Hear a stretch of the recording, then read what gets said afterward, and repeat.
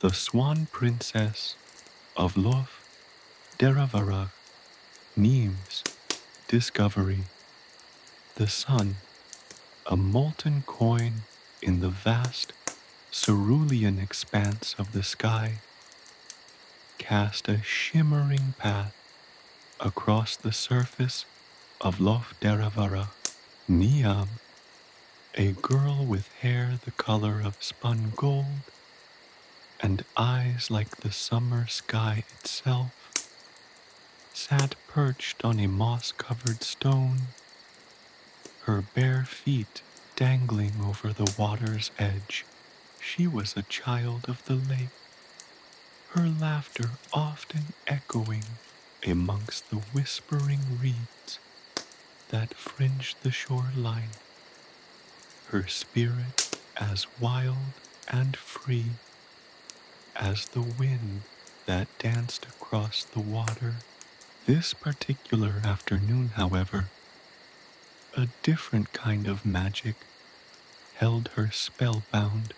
7 swans, magnificent creatures, with feathers the color of fresh snow and eyes like polished ebony, glided effortlessly across the lake. They were unlike any swans Niamh had ever seen before.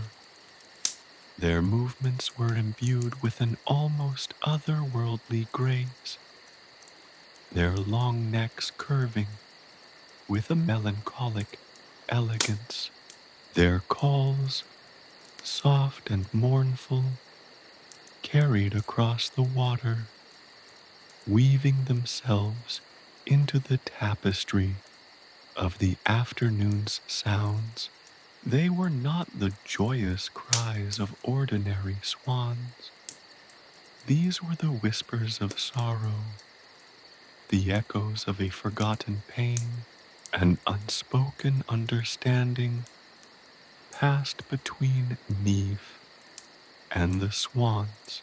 It wasn't a tangible connection, but rather a feeling, a sense of shared sorrow that resonated deep within her young heart.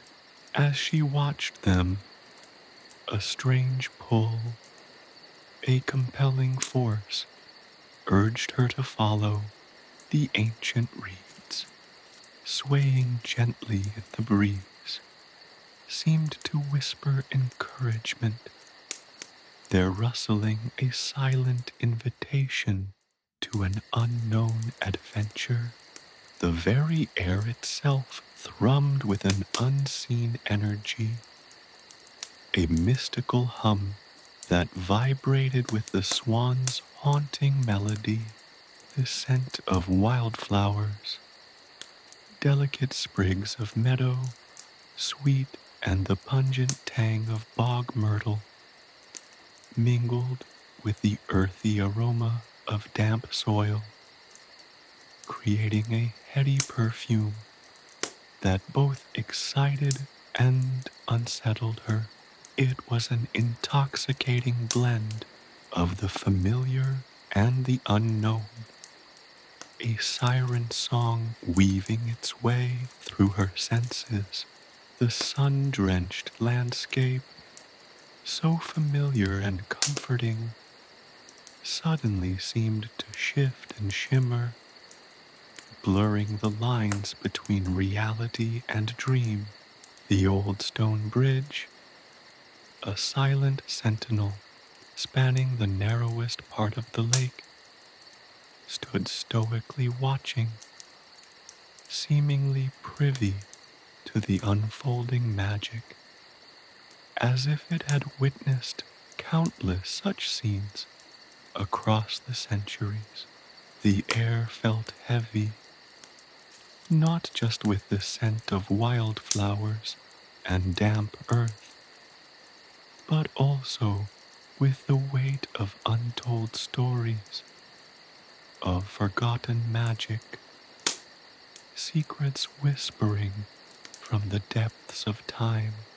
Niamh, though hesitant at first, found herself drawn forward by an irresistible force.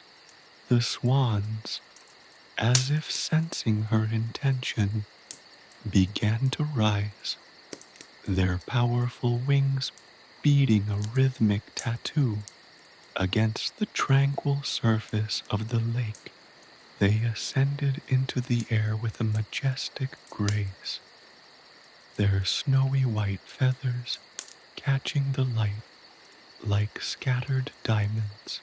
With a mixture of excitement and trepidation, Niamh followed, her small feet padding softly on the mossy path beside the lake, the swan's mournful calls guiding her steps. The path led her through a landscape that seemed to shift and change as she walked. The familiar shoreline morphed and melded, trees growing taller and denser, obscuring the sun and casting the world in a hushed twilight. The air grew colder, and a misty veil began to descend, wrapping itself around her like a gossamer shawl. The feeling of enchantment deepened, growing with every step she took. She imagined that the very earth was sighing under her feet, the ancient stones of the region whispering secrets of long-forgotten times. The journey was not merely a physical one.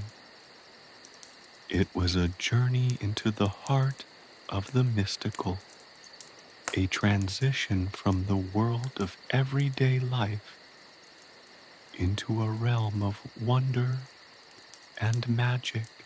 The swans led her deeper and deeper into the heart of Lough Derravaragh, the lake's waters shimmering and reflecting the sky's ever-changing hue.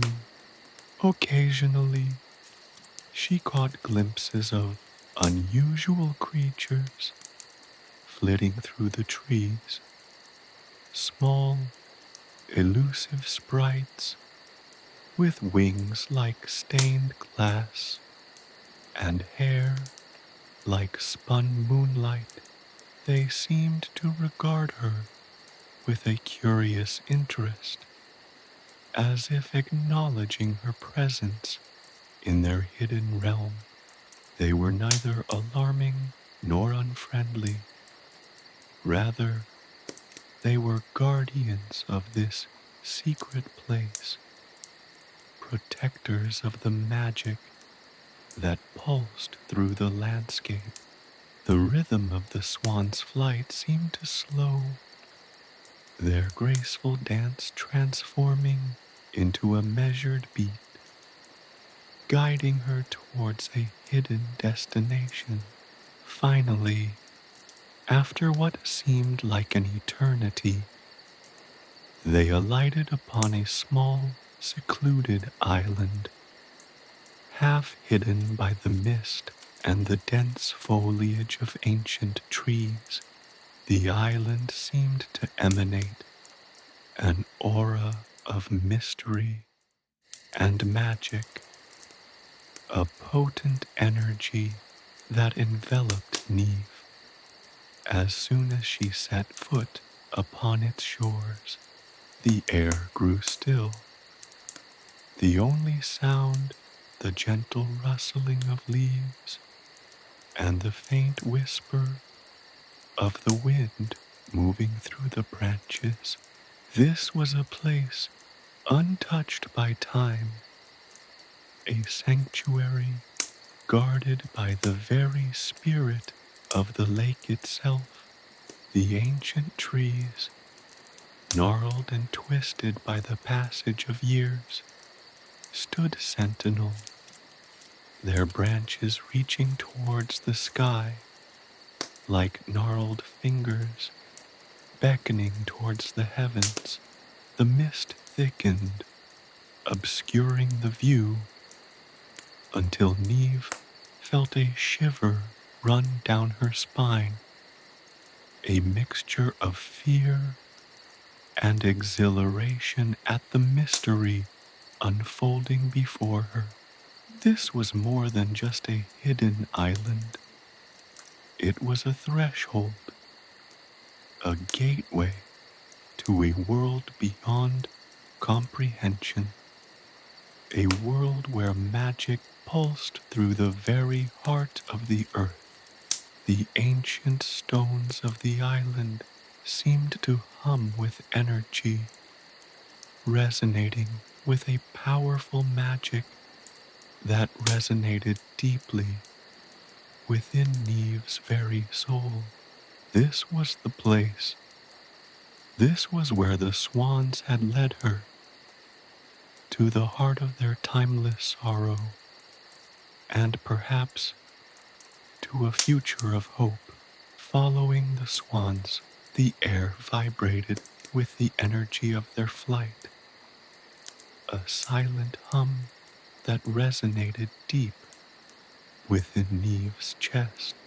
The swans, their wings cutting through the morning mist, were a breathtaking spectacle, their feathers gleaming like freshly fallen snow, caught the light as they effortlessly soared above the shimmering water. Below, the lake mirrored the sky, a canvas of cerulean and gold, reflecting the sun's golden rays in 1,000 sparkling diamonds. Each ripple, each wave seemed to whisper secrets of the ancient lake, secrets that Niamh instinctively understood. As they flew, the familiar landscape of Lough Derravaragh began to subtly shift and change. The shoreline, usually a friendly mixture of familiar fields and whispering reeds, became less distinct, the boundaries blurring as if painted with watercolor. Trees seemed to grow taller and more numerous, their branches intertwining to create a dense canopy overhead, casting long, dancing shadows across the path. The air grew cooler, a subtle shift in temperature that was more than just a change in the weather. It felt as though she was moving between worlds, between the everyday and the magical. The old stone bridge, a steadfast sentinel guarding the narrowest part of the lake, appeared in the distance, standing stoically as it had for centuries, a silent observer of the unfolding enchantment. It seemed to hold its breath as Niamh passed, as if acknowledging the sacred nature of her journey. The ancient stones of the bridge, worn smooth by the passage of time, and the countless feet that had traversed its span, seemed to hum with a quiet energy, a low thrumming that resonated with the swan's ethereal rhythm. They were silent witnesses, keepers of countless secrets whispered on the wind. The path itself seemed to alter, twisting and turning, leading her deeper into the heart of the lake's mysterious embrace. It was as if the very land was guiding her steps, weaving a pathway through the shifting landscape, leading her towards a destiny unknown. Sometimes the path was barely visible, a faint track obscured by the thick undergrowth, requiring her to part the overhanging branches with careful hands. Other times, it was a clearly defined trail, worn smooth by the passage of countless feet, both human and perhaps otherwise. Wildflowers, vibrant in their unexpected colors, sprung up from the earth, their petals a splash of vibrant color against the backdrop of deep green. Meadowsweet, its delicate perfume filling the air, mingled with the pungent aroma of bog myrtle, creating a heady perfume that heightened Niamh's senses, making the air hum with magic. These were not just ordinary flowers. They felt imbued with a sense of ancient power, guardians of the secrets held within this shifting landscape. The sounds of the journey were as enchanting as the sights.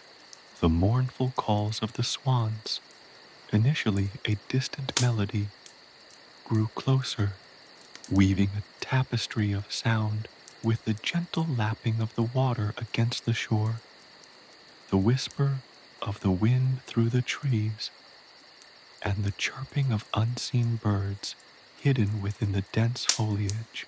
Occasionally, she heard other sounds, a rustle in the undergrowth, a snap of a twig, sounds that hinted at unseen creatures lurking just beyond her vision, watchful guardians of this enchanted realm. The air grew heavier with each step, not with the physical weight of the atmosphere, but with the weight of untold stories, with centuries of ancient magic woven into the fabric of the land. It was a palpable presence, a tangible sense of wonder that settled over Niamh like a warm blanket, enveloping her in a comforting embrace. The very earth seemed to pulse with energy, a silent rhythm that resonated within her very soul. The journey was arduous, testing her strength and stamina, but Niamh never faltered. She was driven by an inner force, an irresistible urge that propelled her forward, guided by the majestic swans and the whispered promise of the unknown. The fear she initially felt was replaced by a growing sense of excitement, a thrill of adventure that invigorated her with each passing moment. Sunlight dappled and filtered through the thick canopy of leaves, painted fleeting patterns on the ground, creating a mystical dance of light and shadow that seemed to guide Niamh's path.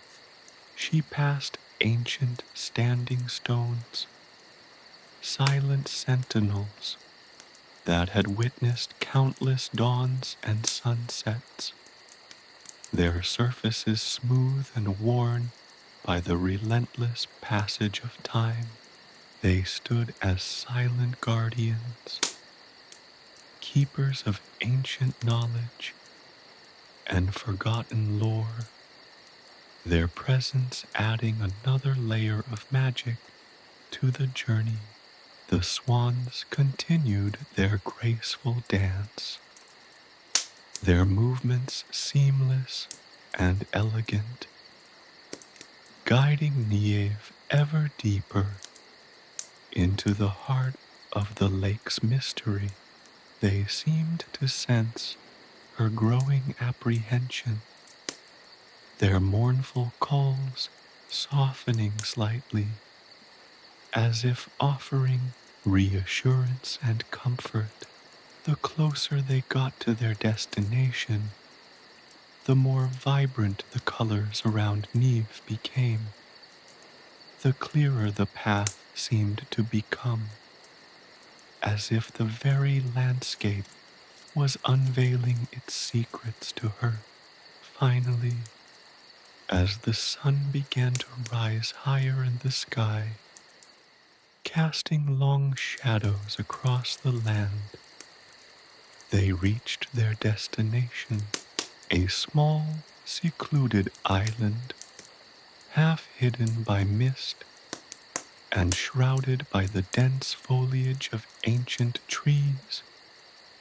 Emerged from the misty depths, it was a place untouched by time, a sanctuary of peace and tranquility, emanating an aura of ancient magic that resonated deep within Niamh's soul.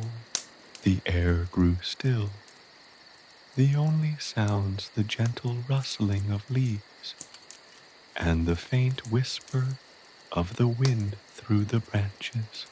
The island seemed to breathe, its ancient stones pulsating with a quiet energy, a life force that was both captivating and slightly unnerving.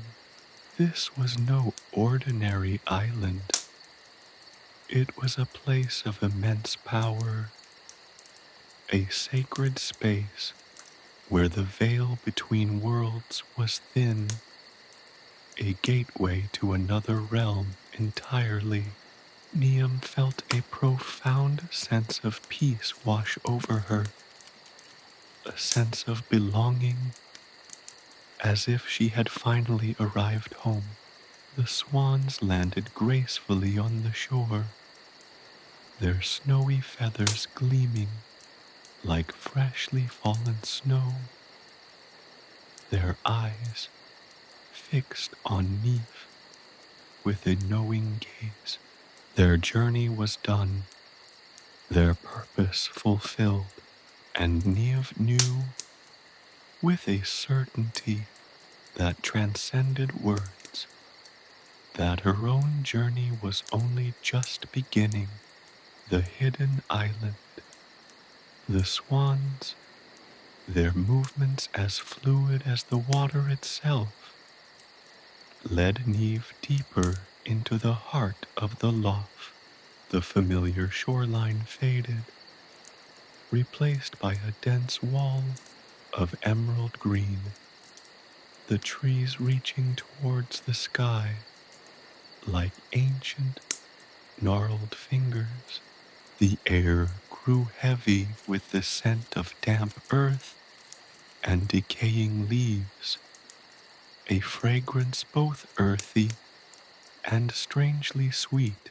It was a scent that spoke of time, of centuries passing unnoticed in this secluded haven, a perfume that hinted at the profound magic held within this hidden place.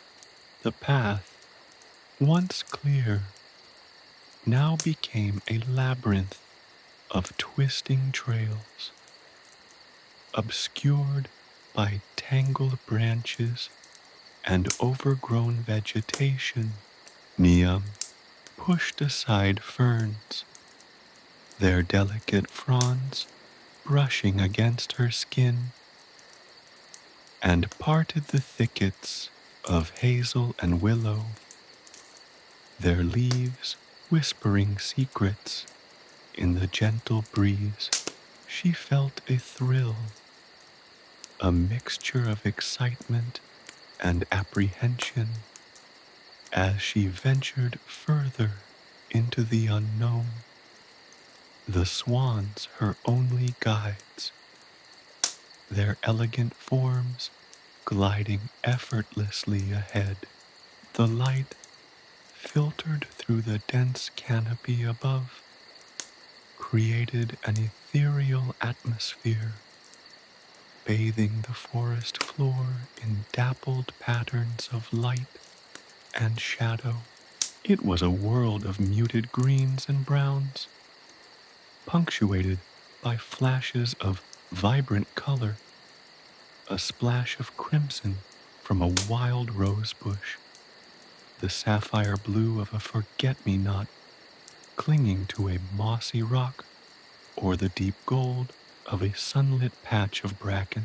These bursts of color, like jewels scattered across the forest floor, hinted at the rich tapestry of life that thrived within this enchanted realm. The sounds of the forest surrounded Niamh, a symphony of whispers and rustling leaves.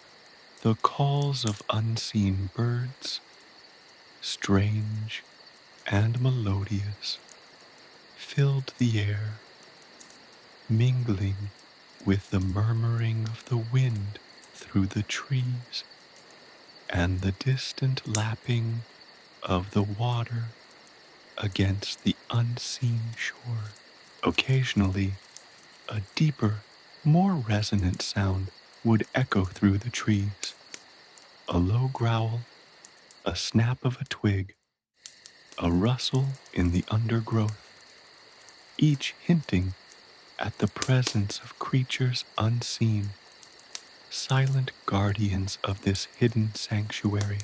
As she moved deeper into the forest, Niamh felt a shift in the very atmosphere itself.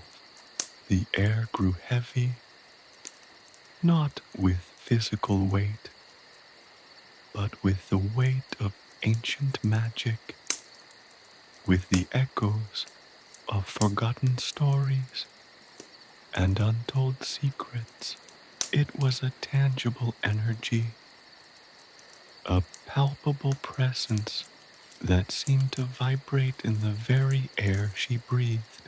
It was a feeling of intense power, a subtle shift between worlds, a sense of being on the threshold of something extraordinary. The island finally emerged from the mist, a small emerald jewel shimmering in the heart of the Lough. It was a place of breathtaking beauty, untouched by time, a sanctuary seemingly preserved from the ravages of the outside world. Ancient trees, their branches intertwined in a silent embrace, stood sentinel around its shores, their leaves a rich tapestry of green, their roots anchoring the island to the earth with a timeless strength. The air itself seemed different on the island, thick with the scent of ancient earth and fragrant wildflowers. The mist, clinging to the trees and the water's edge, created an aura of mystery, enhancing the island's magical quality. A sense of peace, profound and overwhelming, settled over Niamh, a feeling of belonging, as if she had finally arrived at her destined place. The swans, their movements graceful and deliberate, landed on the shore, their white feathers glistening like freshly fallen snow in the dappled sunlight. The path leading into the island's heart was barely visible, a faint track through the undergrowth. Niamh followed it, her footsteps barely disturbing the stillness.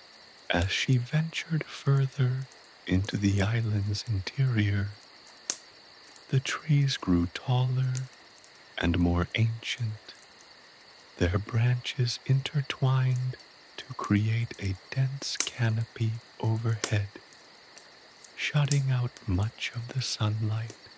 The air grew cooler, the humidity of the lough replaced by a crispness that hinted at the island's isolation.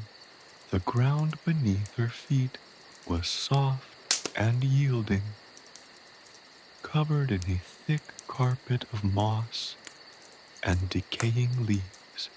Wildflowers, vibrant and unexpected, sprung up from the earth, their colors as vivid as a painter's palette.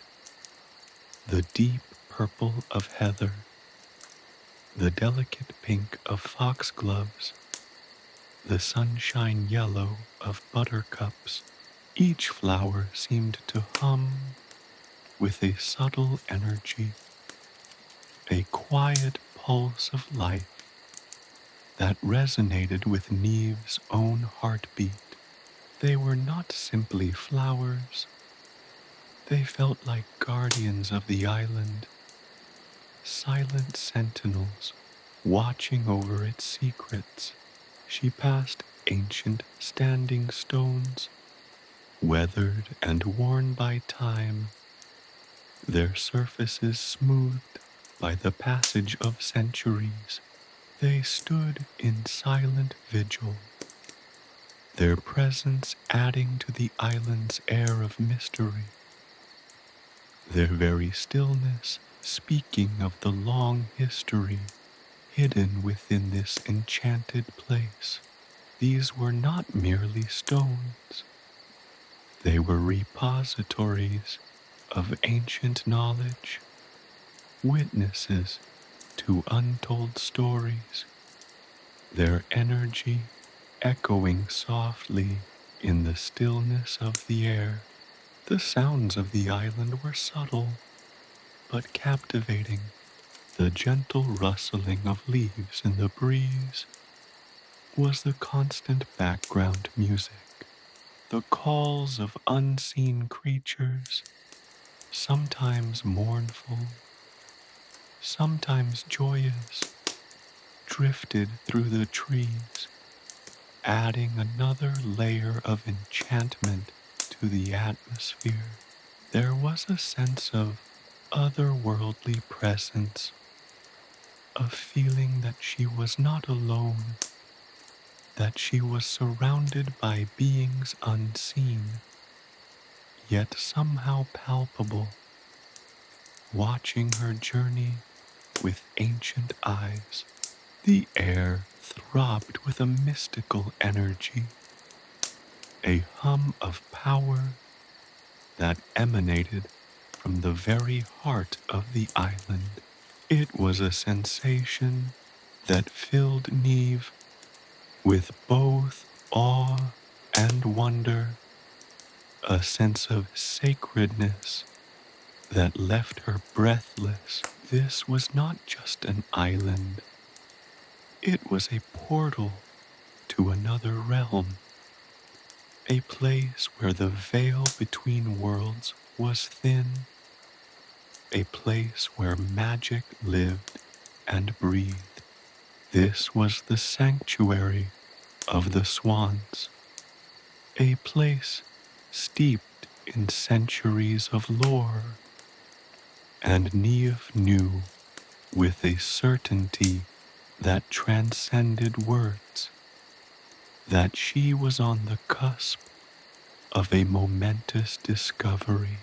She was ready. The swans watched her, their eyes filled with a knowing understanding, their silent vigil a testament to the adventure that lay ahead. The hidden heart of Lough Derravaragh awaited, meeting the queen. The path opened into a sun-dappled clearing, and there, seated upon a moss-covered stone, sat a woman. Her beauty was arresting, ethereal even, but tinged with a profound sorrow that etched itself onto her features like frost on winter boughs. Her hair, the color of spun moonlight, cascaded around her shoulders, framing a face that seemed both ancient and timeless. Her eyes, the color of the twilight sky, held the weight of centuries, reflecting a depth of pain that chilled Niamh to the bone. She wore a gown woven from the shimmering threads of moonlight and mist, its fabric flowing around her like liquid silver. This was no ordinary woman. This was a creature of myth, a being of enchantment. Niamh felt a tremor run through her, a mixture of awe and apprehension. The swans, their heads bowed, stood silently beside her, their watchful presence adding to the solemnity of the moment. The silence between them felt pregnant with unspoken words, with the weight of ancient secrets and untold stories. Niamh felt the magic of this place, the palpable energy that vibrated in the air resonate within her very being. The woman's gaze finally met Niamh's, and a faint smile, tinged with melancholy that seemed to echo the lament of ages, touched her lips. Her voice, when she spoke, was like the whisper of the wind through ancient trees, soft, yet carrying the weight of centuries. "You have come," she said, her voice a melody of sorrow and acceptance. "You have followed the path, crossed the threshold, and found your way to the heart of our sorrow." Niamh, her voice trembling slightly, managed a small nod. She felt a kinship with this woman, an understanding that transcended words, a bond forged in the crucible of shared enchantment. "I am Awaf," the woman said, her voice filled with a gentle sadness, "Queen of the swans. And these," she gestured to the swans with a graceful movement of her hand, "are my children, the children of Lir." The name echoed in Niamh's mind, a whisper from the ancient tales her grandmother used to tell, the tales of the children of Lir, cursed to wander the earth as swans for centuries, their mournful cries echoing across the misty bogs and lonely shores of Ireland. Stories told in hushed tones, stories that spoke of a love lost and a curse that bound them to a sorrowful eternity. Awaf's eyes filled with unshed tears, mirroring the sorrow held within the very fabric of the island, the sorrow etched into the ancient stones and woven into the tapestry of the whispering trees. Our story is a long one, child, Owafe began, her voice heavy with the burden of centuries. A tale of love and betrayal, of jealousy and vengeance. A story spun from the threads of sorrow and woven with the warp of an ancient curse. She leaned forward, her gaze piercing yet compassionate, and began to weave her tale. She spoke of Fionuala, her eldest child, the beautiful princess whose voice once charmed the very birds from the trees. She spoke of her brothers, Aud, Fiacra, and Con, their laughter once as bright and clear as the summer sun. She spoke of their stepmother, the envious and cruel stepmother, who cast a spell upon them and transformed them into swans, their graceful wings forever keeping them from their human form. She spoke of the centuries of sorrow, of the lonely years spent flitting across the vast expanse of Ireland's lakes and waterways. She spoke of their endless longing for human form, for the comforting warmth of hearth and home, the simple pleasures of family and fellowship. She spoke of the silent tears shed in the darkness of night and the quiet whispers of heartbreak carried on the wind. She spoke of the enduring love between the siblings, a bond that transcended time, sorrow, and the curse that bound them. Their love, a fragile thread woven into the fabric of their suffering, remained their constant comfort. Awif's voice resonated with the weight of untold years, each word a testament to her children's pain. Niamh listened, enthralled, her heart aching with the depth of the queen's grief, feeling the centuries of sorrow wash over her like a tidal wave.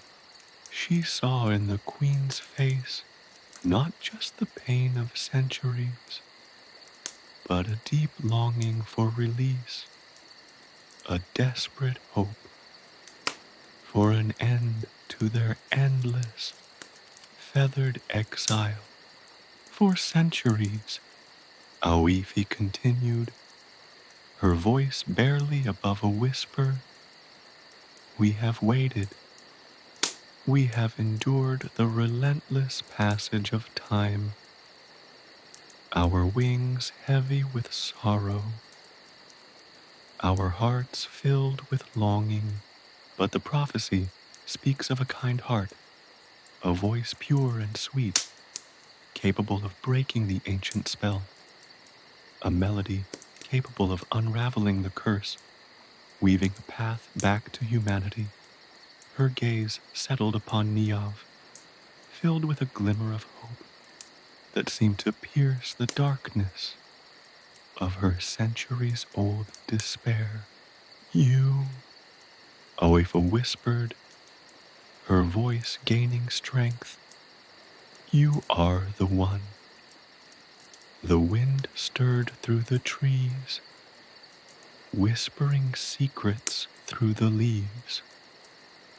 The swans stretched their elegant necks, their eyes fixed on Niamh with an expectant gaze. The weight of the curse, the hopes of centuries, rested upon Niamh's young shoulders. The fate of the children of Lir, the ending of their sorrowful journey, lay in her hands.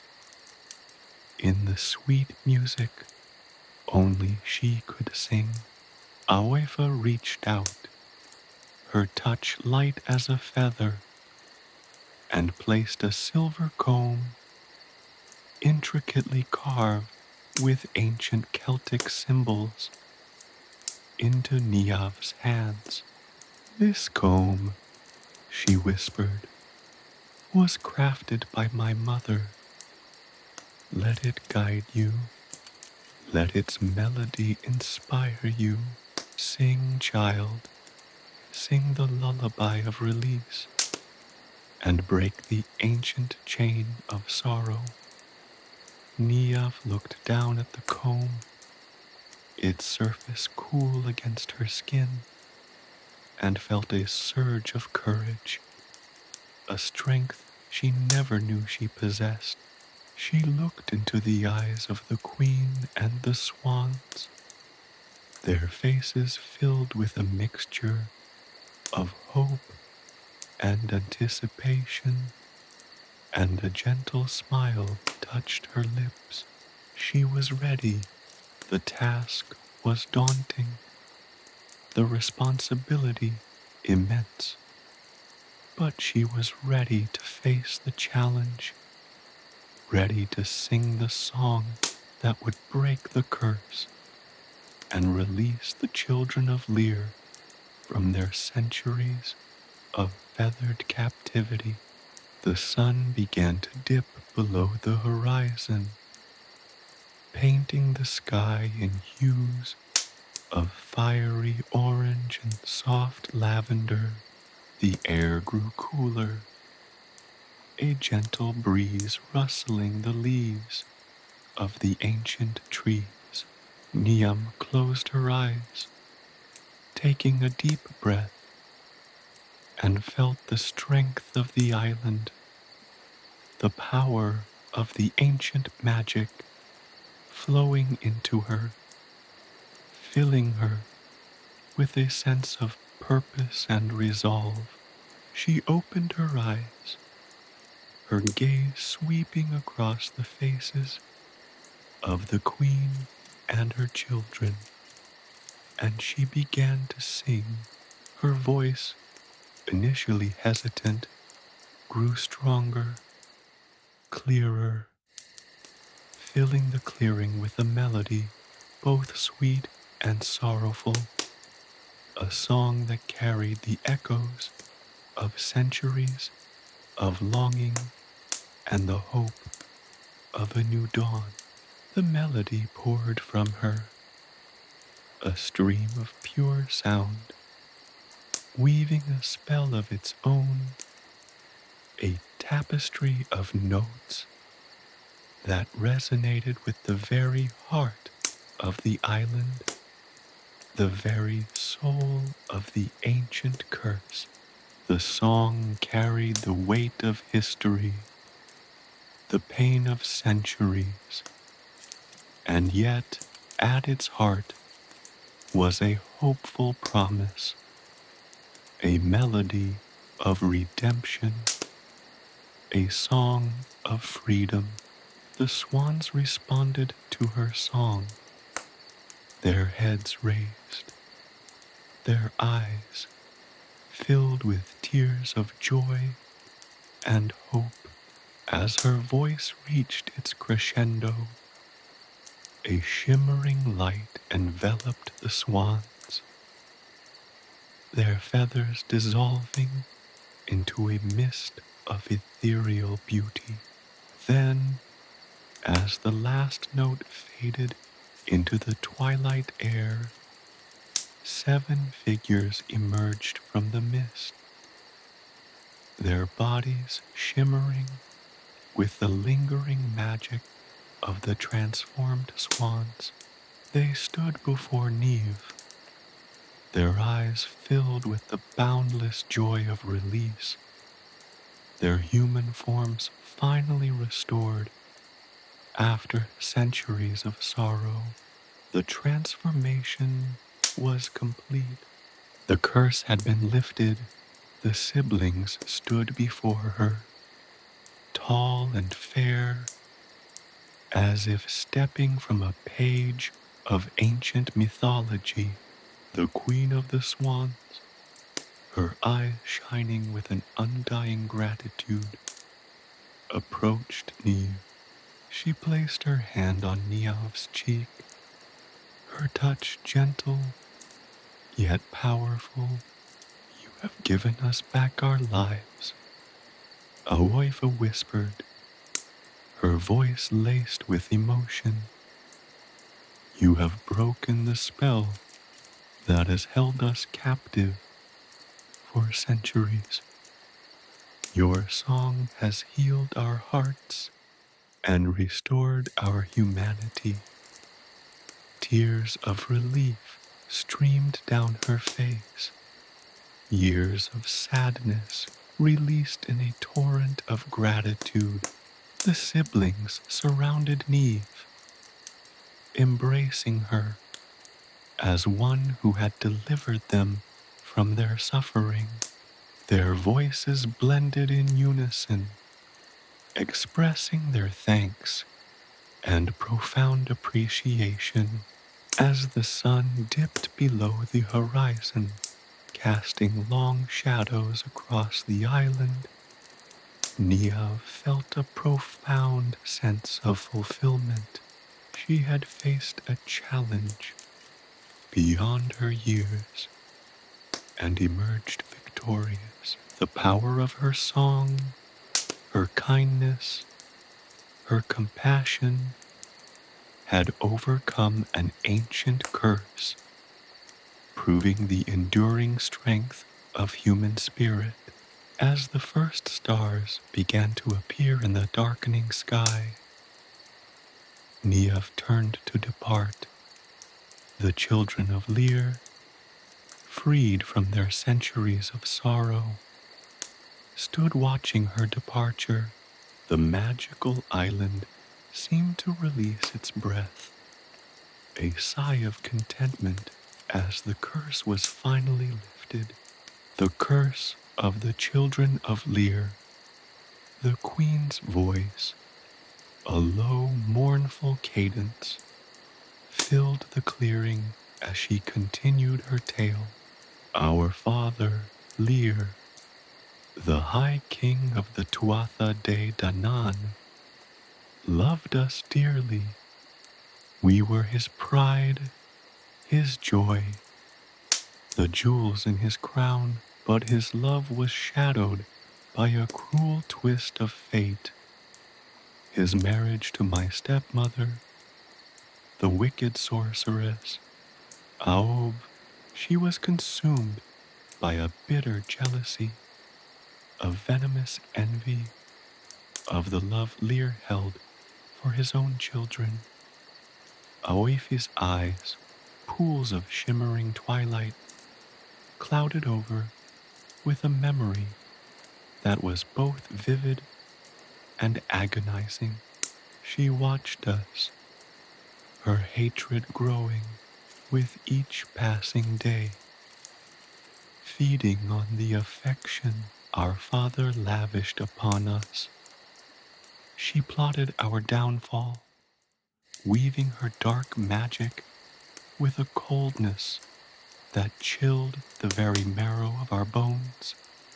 She paused, a shudder passing through her, as if the ancient pain were still fresh, a wound that refused to heal. One day, while our father was away, she lured us to the shore, promising us a wondrous voyage upon the sea. We, innocent and trusting, climbed aboard her enchanted boat, unaware of the cruel fate that awaited us. Awaf's voice dropped to a whisper, each word heavy with the weight of centuries of sorrow. As we sailed across the shimmering waters of Lough Derravaragh, she spoke a terrible incantation, a spell of unimaginable cruelty. A shimmering, iridescent light enveloped us, transforming our human forms into those of swans, our laughter silenced, our voices replaced by mournful cries. The wind stirred through the ancient trees, carrying a low, mournful keening that echoed the sorrow in Awaf's voice. Niamh felt a pang of grief, a sharp, sympathetic pain that mirrored the queen's agony. She could almost feel the sting of the enchantment, the wrench of losing her humanity, the chilling isolation of a cursed existence. We were forced to endure centuries of sorrow, separated from the world of men, our hearts aching for human companionship, for the warmth of a family hearth, for the simple joys that had once been ours. Awafe continued, her voice laced with a melancholic yearning. We soared across the skies, our wings heavy with the burden of our curse. We wept silent tears upon the wind, our cries echoing across the lonely moors and desolate shores of Ireland. She spoke of the vast expanse of the Irish landscape, of the countless lakes and rivers they had traversed. She described the harshness of winter storms, the bitter winds that pierced their feathered bodies, and the gnawing hunger that often left them weak and frail. Yet, through it all, she spoke of the enduring bond between her and her siblings, a love that transcended the cruel magic that bound them. Fionnuala, my eldest, bore the brunt of the curse. Her voice, once so melodious, was transformed into mournful cries that echoed the lament of our suffering.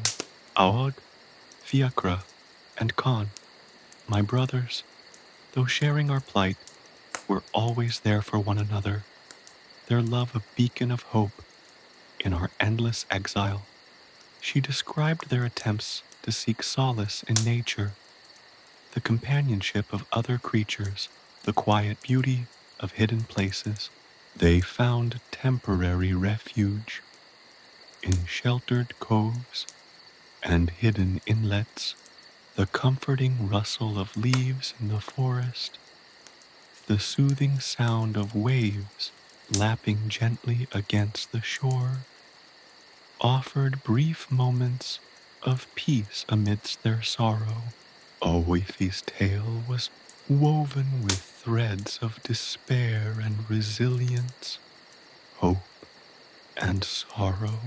She spoke of moments of joy, fleeting glimpses of happiness, memories of past laughter that momentarily pierced the darkness. They shared stories and dreams, their love and laughter echoing across the centuries. A fragile thread in a tapestry of sadness, they cherished every moment of connection, drawing strength and comfort from their shared memories. Niamh listened, her heart heavy with empathy.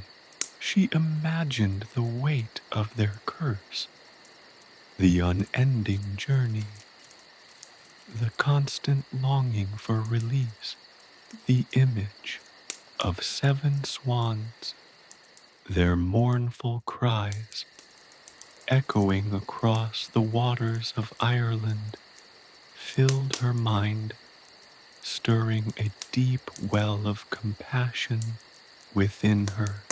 Awifi's voice softened, a hint of hope emerging from the depths of her sorrow. The prophecy, passed down through generations of the Tuatha De Danann, spoke of a child with a pure heart, a voice capable of breaking the curse, a lullaby that could undo the spell, a sweet melody that could unravel the threads of the ancient magic. She looked at Niamh, her eyes shining with a glimmer of hope that had persisted through centuries of despair. You, child, are the one prophesied to free us from our sorrow. Your presence here, your willingness to follow the swans, confirms the truth of this ancient prophecy. Your heart is pure, and your voice, I sense, holds the power to heal us. The weight of expectation settled upon Niamh's young shoulders. The fate of the Children of Lir, their release from centuries of suffering, rested upon her ability to sing a lullaby, a melody capable of breaking the ancient spell. The responsibility was immense, yet the determination to save them filled her with newfound strength. The swans watched her with hopeful eyes, their silent plea echoing the queen's words. Awifi handed Niamh a silver comb, its surface intricately carved with ancient Celtic symbols. This comb, she whispered, belonged to my mother. Let it guide you. Its intricate carvings will inspire you. Its very being sings a song of ancient power. Use it as a focus. Let its melody fill your heart and guide your voice. Niamh held the comb, its coolness a soothing contrast to the warmth of her hands. She felt a surge of courage, a strength that seemed to flow from the comb itself, from the island's ancient magic. She understood that this was not merely a song. It was a spell, a ritual of redemption, a weaving of ancient magic through her voice. The setting sun cast long shadows across the clearing, painting the scene with hues of orange and purple. The wind whispered through the ancient trees, carrying the scent of earth and mist. Niamh closed her eyes, took a deep breath, feeling the power of the island coursing through her veins. She felt the weight of the centuries, the pain of the Children of Lir's exile, and the hope of their release, all converging within her. She felt ready. She opened her eyes, her gaze sweeping across the faces of the queen and her children, and she began to sing. Her voice, initially hesitant, grew stronger, her notes weaving a tapestry of sound, a melody both sweet and sorrowful. a lullaby of release.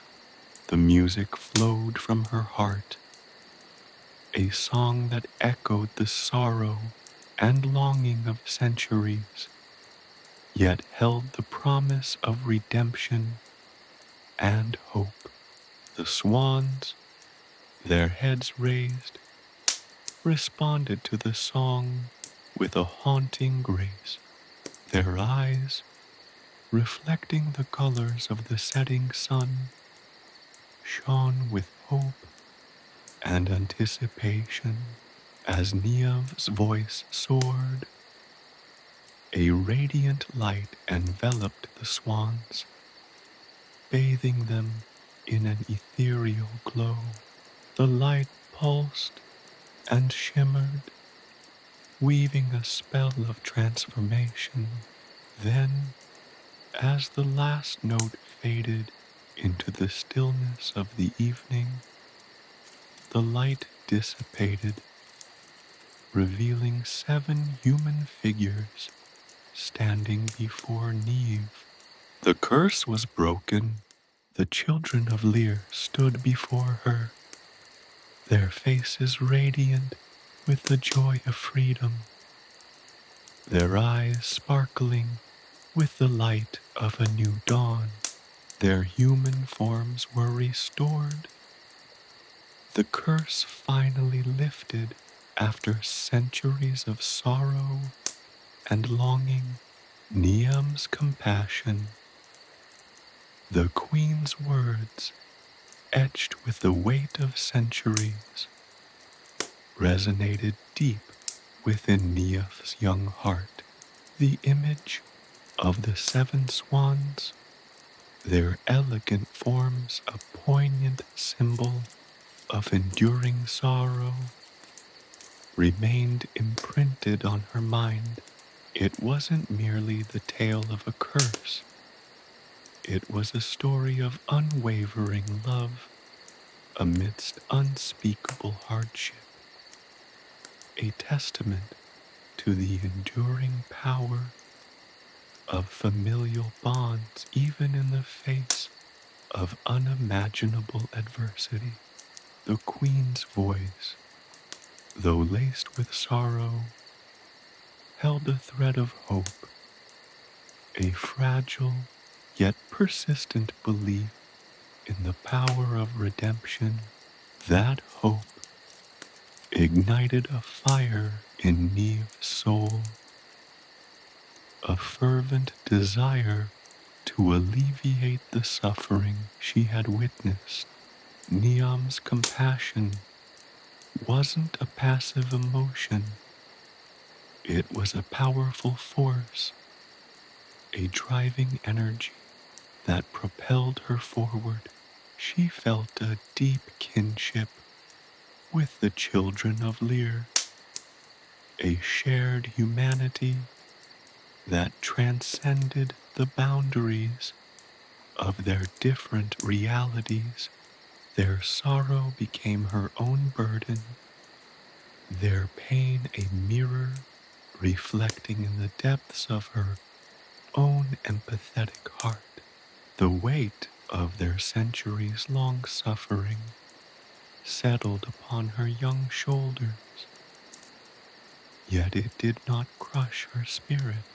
Instead, it ignited a determination so fierce, so unwavering, it fueled her actions. The setting sun cast long shadows across the island, painting the landscape with shades of amber and amethyst. The wind whispered secrets through the ancient trees, a gentle lullaby of the ages. Yet, amidst the natural beauty, the sorrow of the children of Lir hung heavy in the air, a palpable sadness that permeated the very essence of the island. Niamh, however, felt a shift within herself, a transformation of sorrow into resolve. The burden she felt was not one of despair, but of purpose. She spent the remaining hours of daylight exploring the island, her steps light yet purposeful. She wandered through groves of ancient trees, their gnarled branches reaching towards the heavens like supplicating arms. She walked along the shoreline, the cool sand between her toes, the rhythmic crash of waves, a comforting counterpoint to the turmoil in her heart. She sought a connection to the land, to its ancient magic, to the very essence of the island that had sheltered the children of Lir for centuries.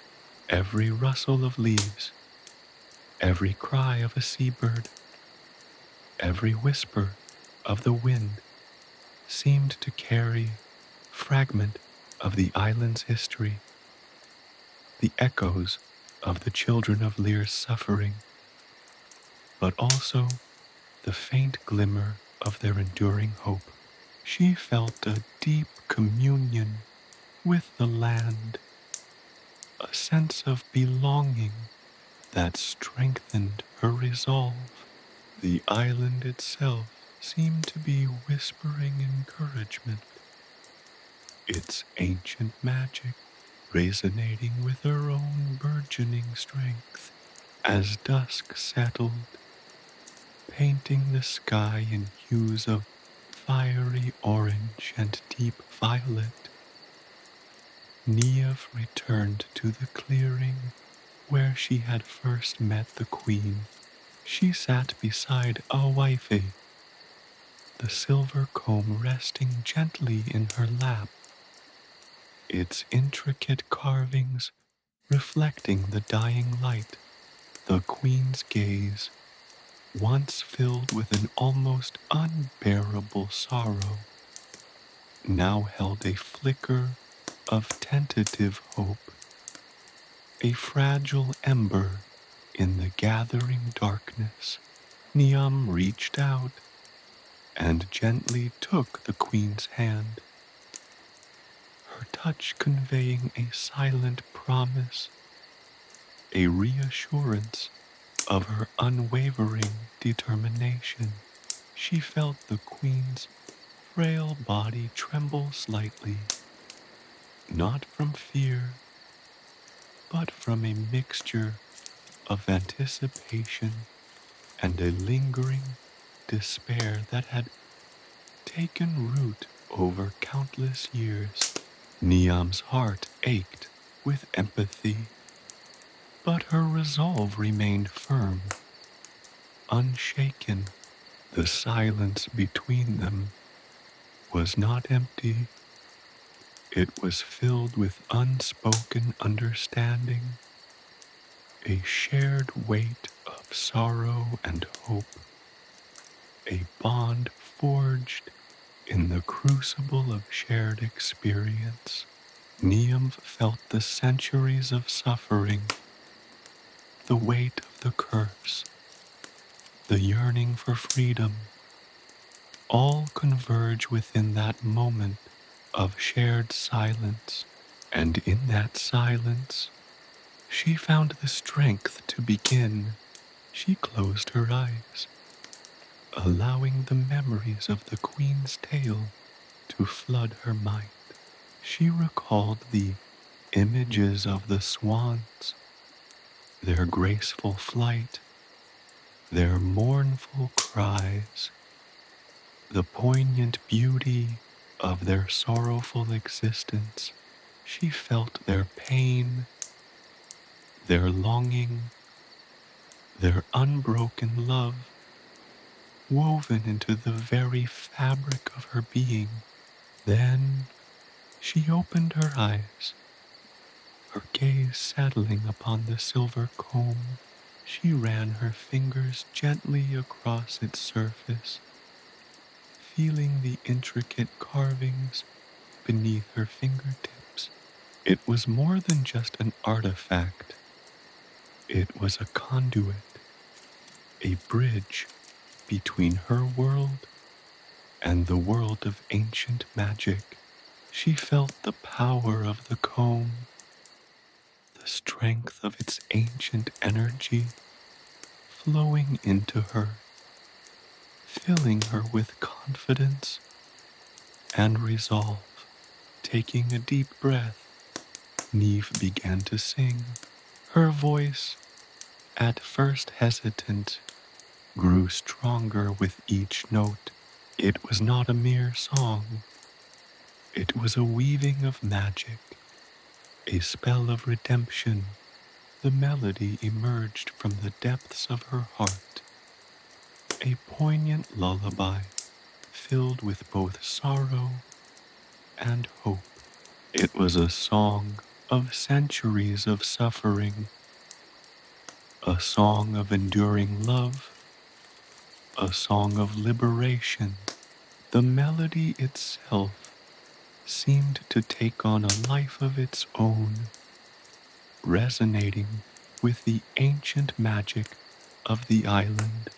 The wind seemed to pause, the waves stilled, the very trees held their breath as her voice soared, weaving a tapestry of sound that touched the heart of the island and of the 7 swans.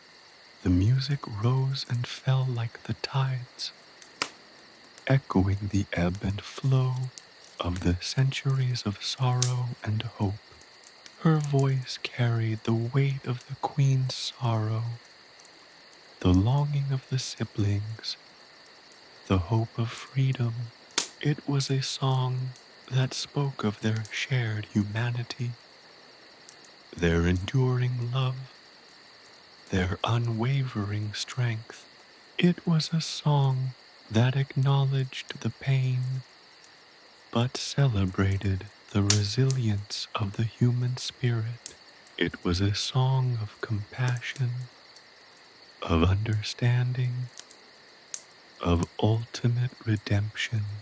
As she sang, a radiant light enveloped the swans, a shimmering, ethereal glow that pulsed and shimmered, growing brighter with every note. The light danced and swirled around them, weaving a tapestry of transformation, a visual manifestation of the magic unfolding. The swans seemed to respond to the music, their forms shifting and changing under the luminous glow. The climax of her song reached a crescendo of pure, unadulterated emotion, a release of both sorrow and joy. Then, as the final note faded into the stillness of the night, the light dissipated, leaving behind 7 figures standing before Niamh. The curse was broken. 7 figures stood where 7 swans had been, their faces radiant with the joy of liberation, their eyes sparkling with the light of a new dawn. The children of Lir stood before her, their human forms restored, their centuries-long exile finally over. Their laughter, once silenced, now filled the clearing, a joyous chorus that echoed across the island, a celebration of freedom hard won, a testament to the enduring power of compassion and the magic found in a single, heartfelt song. Niamh, her heart overflowing with joy, realized the true power of compassion. the transformative strength it possessed, and the enduring magic of a song sung from the heart. The island seemed to sigh in relief, its ancient magic having served its purpose, its spell of redemption complete. Learning the lullaby, the queen of the swans, her voice barely a whisper, yet carrying the weight of centuries, began to teach Niamh the lullaby. It wasn't a simple tune. It was a tapestry woven from sorrow and hope, a melody as ancient as the island itself, echoing the rise and fall of the tides, the whisper of the wind through the ancient trees, the cry of the gulls overhead. Each note held a story, each phrase a memory, each silence a profound acknowledgement of the immeasurable pain and the tenacious hope that had sustained the children of Lir through their long exile. The queen's hands, gnarled and thin but surprisingly strong, guided Niamh's own. Her touch was light but firm, transferring not just the notes of the melody, but the very essence of the song, a centuries-old longing for freedom, a deep-seated love that transcended the harsh reality of their transformation, a resilient spirit that refused to be broken. The air thrummed with an almost palpable energy as the queen sang, the ancient melody weaving its way into the fabric of the night, resonating with the ancient magic of the island. The first notes were hesitant, tentative, mirroring the fragile hope that had begun to bloom in the queen's heart. They were filled with the echoes of centuries of sorrow, a profound lament for a life lost, a family fractured, a freedom stolen. Yet, woven within the sorrow was a thread of unwavering love, a persistent belief in the power of family, the unbreakable bond that had kept the children of Lir together through their trials. It was a love that whispered of patience, of endurance, of a hope that refused to be extinguished, even in the darkest of times. As the queen continued, her voice gained strength, resonating with a growing confidence. The melody unfolded like a story, its progression mirroring the unfolding of the curse itself. Each note painted a vivid picture, recalling the joy of childhood, the pain of transformation, the unending struggle for survival, and the ever-present hope that someday, somehow, the curse would be lifted. The melody was not just a song, it was a journey, a reflection of their lives, their losses, and their enduring love. It was a testament to the resilience of the human spirit, a song of unwavering faith in the face of despair. Niamh, her heart resonating with the music, felt a deep connection to the melody. It wasn't simply learning a song, it was a communion with the souls of the children of Lir, a profound understanding of their suffering and an acceptance of the burden she was about to carry. The notes filled her with a sense of urgency, a profound responsibility to sing this song with the sincerity and power that it demanded. The melody wasn't simply a sequence of notes. It was a living testament to the power of love and enduring hope. The Queen's instructions were not just about the notes themselves.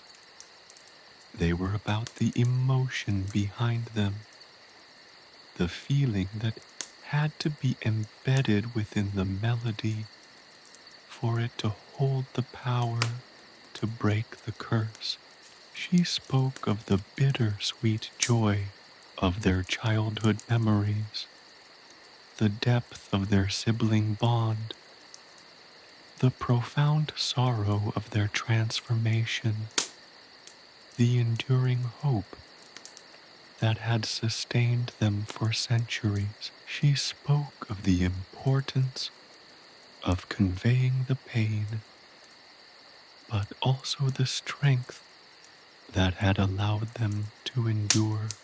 Niamh learned to sing not only the notes, but the stories behind them.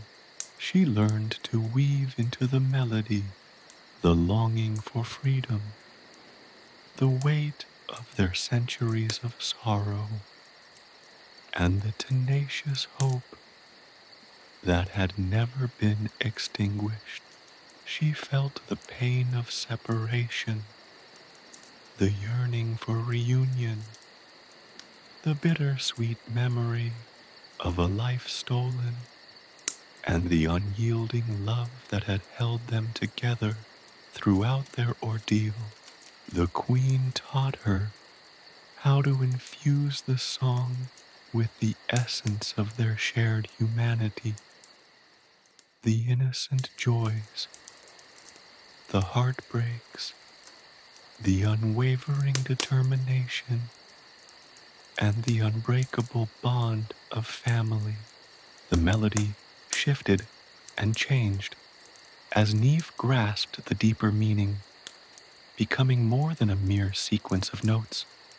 It became a journey through time and emotion, a testament to the resilience of the human spirit, and a powerful expression of love and hope. As the hours passed, the moon climbed higher in the night sky, casting a silvery light upon the clearing. The Queen's voice grew weaker, yet her commitment to Niamh's learning remained unwavering.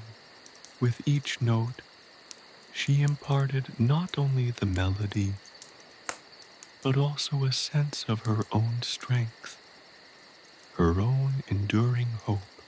The melody resonated deeply within Niamh's soul, becoming as much a part of her as her own heartbeat. The teaching wasn't merely vocal instruction, it was a transference of spirit. The Queen poured her heart, her soul, and the accumulated wisdom of centuries into the song, each note imbued with the weight of their shared experience. Niamh felt not only the melody, but the emotions that fueled it, the pain, the longing, the enduring love, and the hope for redemption. The island itself seemed to hold its breath, the very air alive with anticipation, as Niamh absorbed the ancient lullaby. By the time the first rays of dawn touched the horizon, painting the sky in hues of rose and gold, Niamh had mastered the lullaby. She no longer just sang the notes. She embodied the song. It pulsed within her, a living testament to the enduring power of love and hope. It was a song that reflected not only the sorrow of centuries, but also the unyielding strength of the human spirit, a melody that could reach even into the heart of ancient magic. The queen, her face etched with exhaustion, but also a profound peace, smiled faintly at Niamh. The burden of centuries had been passed on, a testament to the power of hope and the enduring strength of a single heart. The responsibility now rested on Niamh's shoulders, a weighty task, but one imbued with the power of love and the magic of song. The dawn was breaking, promising a new beginning, a chance for redemption, and the sweet promise of a new day. The air hummed with anticipation, the island itself seeming to hold its breath, waiting for the song that would break the centuries-old curse, preparing to sing. The weight of the queen's gaze settled upon Niamh, a silent transfer of responsibility as profound as any spoken word. The air crackled with unspoken understanding, a palpable sense of anticipation hanging heavy in the pre-dawn stillness. Niamh, her heart thrumming in time with the fading echoes of the lullaby, felt the full weight of the centuries pressing down on her. This wasn't simply a song. It was a legacy, a prayer, a desperate plea woven into the fabric of ancient magic. It was the hope of 7 souls, imprisoned in feathered forms for centuries, resting entirely on the strength of her young voice. The island itself seemed to hold its breath, its ancient stones hushed and expectant, the whispering reeds along the water's edge stilled, the waves lapping gently against the shore, their rhythm mirroring the slow, steady beat of Niamh's own heart. Even the wind, usually a mischievous sprite dancing through the trees, fell silent, as if bowing before the immensity of the task ahead. The dawn was approaching, painting the eastern sky with strokes of pale rose and softest gold, mirroring the delicate balance between hope and despair that now resided within Niamh's soul. She closed her eyes, allowing the melody to flow through her, a river of sound coursing through her veins. It was more than just the notes, the rhythm, or the structure. It was the essence of centuries of sorrow, the quiet persistence of hope, the unwavering strength of a family bound by an ancient curse. She felt the icy grip of their transformation, the lonely centuries spent as swans, the constant yearning for human touch, the bitter-sweet memory of childhood laughter. the unyielding love that had sustained them.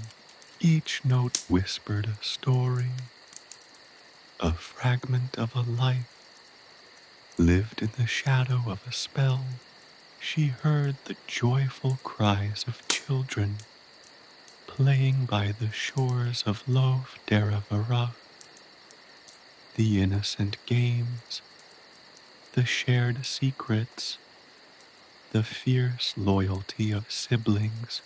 She felt the chilling shock of transformation, the tearing away of humanity, the loss of voice, of touch, of human connection. She lived their despair, their isolation, their unending longing for freedom, but interwoven with the pain was the enduring thread of love, a love that transcended the harsh reality of their existence. It was the love of a brother for his sisters, a sister for her brothers, a love so profound, so resilient, it had sustained them through centuries of sorrow. It was a love that whispered of hope, of unwavering faith, a love that refused to be extinguished, even in the face of unimaginable hardship. Niamh understood now the depth of the Queen's teaching. It wasn't just about the perfect pitch, the precise rhythm, or the accurate notes. It was about the soul, the heart, the sheer force of emotion poured into every syllable. It was about singing not merely the notes, but the very essence of their existence, their struggle, their pain, and their enduring love. It was about channeling the very magic of the island, the ancient power of the lullaby itself, and weaving it into the fabric of her own being. She felt the weight of expectation, the silent plea of the 7 swans reflected in the glassy surface of the lake. She understood that the fate of the Children of Lir rested on her shoulders, a responsibility that felt both terrifying and exhilarating. The power of the lullaby wasn't just in the music itself, it was in the sincerity, the empathy, the sheer force of emotion that she, a young girl from the mainland, would pour into the song. As the first rays of dawn kissed the horizon, bathing the island in a soft, golden light, Niamh opened her eyes. The Queen of the Swans watched her, her gaze filled with a mixture of hope and weariness, a silent prayer hanging in the air. Niamh took a deep breath, feeling the cool morning air fill her lungs, cleansing her of doubt and fear. The melody filled her, not just in her mind, but in her very soul. She was ready. She stood by the water's edge. The 7 swans gathered before her, their eyes mirroring the centuries of pain, the centuries of waiting.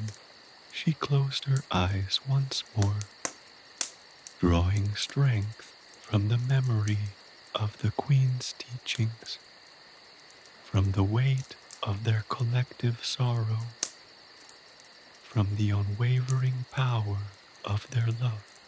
Then With a voice clear and strong, she began to sing the lullaby unfurled, a tapestry of sound woven from sorrow and hope, from loss and redemption.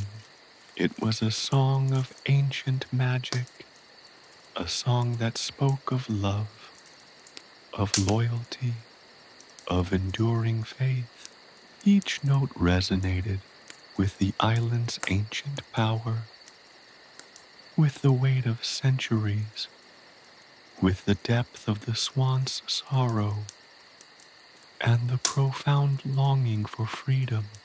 The song soared over the lake, carrying the centuries of pain, the weight of the curse, and the unwavering hope for release.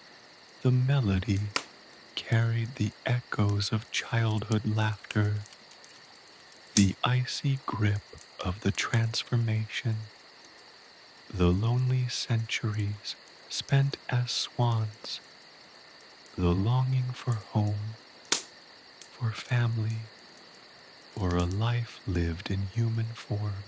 It echoed the unwavering bond of siblings, the strength of their love, their resilience, their unwavering hope.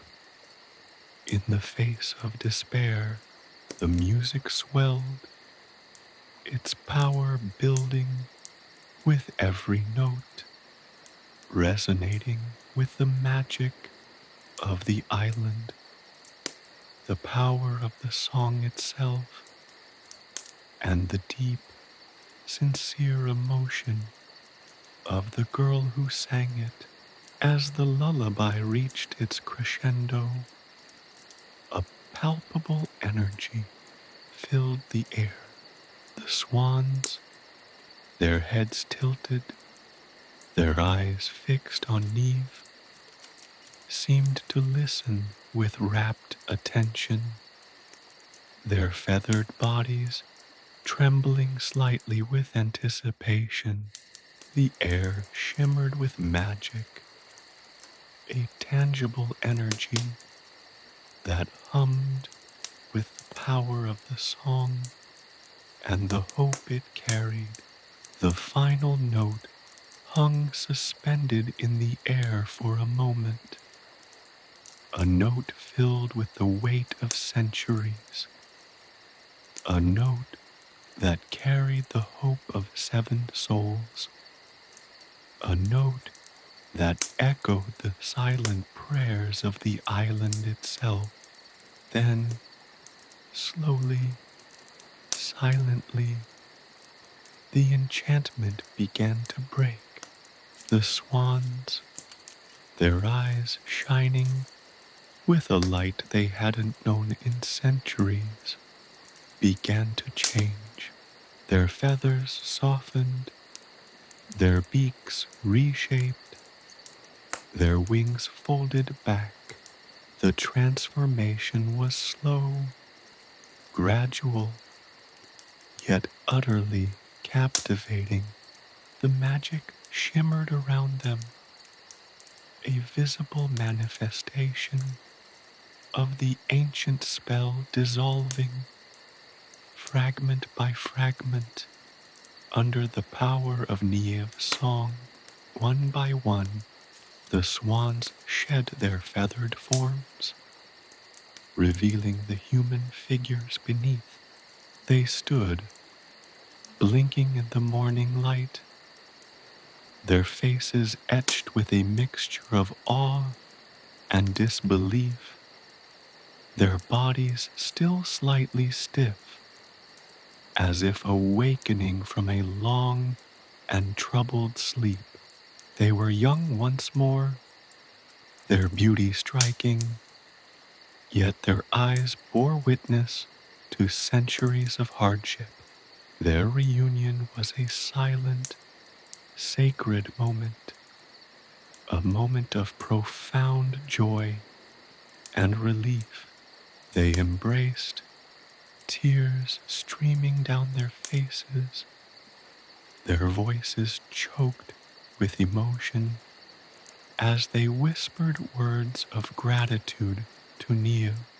The curse was lifted, their long exile was over, the ancient magic of the lullaby had worked, the power of song had prevailed, the dawn, bright and hopeful, broke fully upon the scene, illuminating the reunited siblings, their faces reflecting the dawn of a new beginning. The magic of the moment was palpable, a testament to the enduring power of hope, love, and the healing strength of music. The island, its burden released, seemed to breathe a collective sigh of relief. The air thrummed with joy, a celebration of freedom and the enduring triumph of the human spirit over ancient curses. Niamh, her heart overflowing with a joy as boundless as the sky above, knew she had done what she was meant to do. Her song was a melody of hope and redemption, echoed in the joyful cries of the newly freed Children of Lir. The dawn was breaking not only on the island, but on their lives, and the promise of a new beginning shone brightly for all to see. The curse was broken. The song had triumphed. The song's beginnings. The air hung heavy with expectation, a palpable silence broken only by the gentle lapping of the waves against the shore. Niamh stood poised at the water's edge, a slender figure silhouetted against the burgeoning light of dawn. The 7 swans, their elegant forms mirrored in the still water, watched her with an intensity that spoke volumes. Their eyes, pools of ancient sorrow and nascent hope, held centuries of waiting, a testament to the enduring power of love and the unwavering belief in the magic of the lullaby. Each feather, each curve of their graceful necks seemed to vibrate with the unspoken plea for freedom. The island itself, steeped in the mists of time and whispered secrets, felt alive with anticipation. The ancient stones, worn smooth by centuries of wind and wave, seemed to radiate a subtle energy, a magical hum resonating deep within the earth. It was as if the very stones themselves were holding their breath, waiting for the first note, the first tremor of the melody that would break the centuries-old curse. The whispering reeds, usually alive with the murmur of the wind, stood still, their green stalks bowing in silent deference to the power about to unfold. Even the air itself, usually alive with the scent of salt and wild grasses, felt charged with magic, pregnant with the promise of a new dawn. Niamh felt the weight of their gaze upon her, a silent communion that transcended words. She understood that this was not simply a song. It was a bridge between worlds, a conduit for ancient magic a lifeline flung across the chasm of time. She was no longer just a young girl from the mainland. She was a vessel, a conduit for the island's magic, for the swan's hope, for the power of a lullaby that had echoed through centuries. Her heart pounded a rhythm against her ribs, a frantic tattoo that mirrored the turmoil of emotions within. Nervousness warred with determination, fear battled with hope, and the weight of expectation threatened to crush her.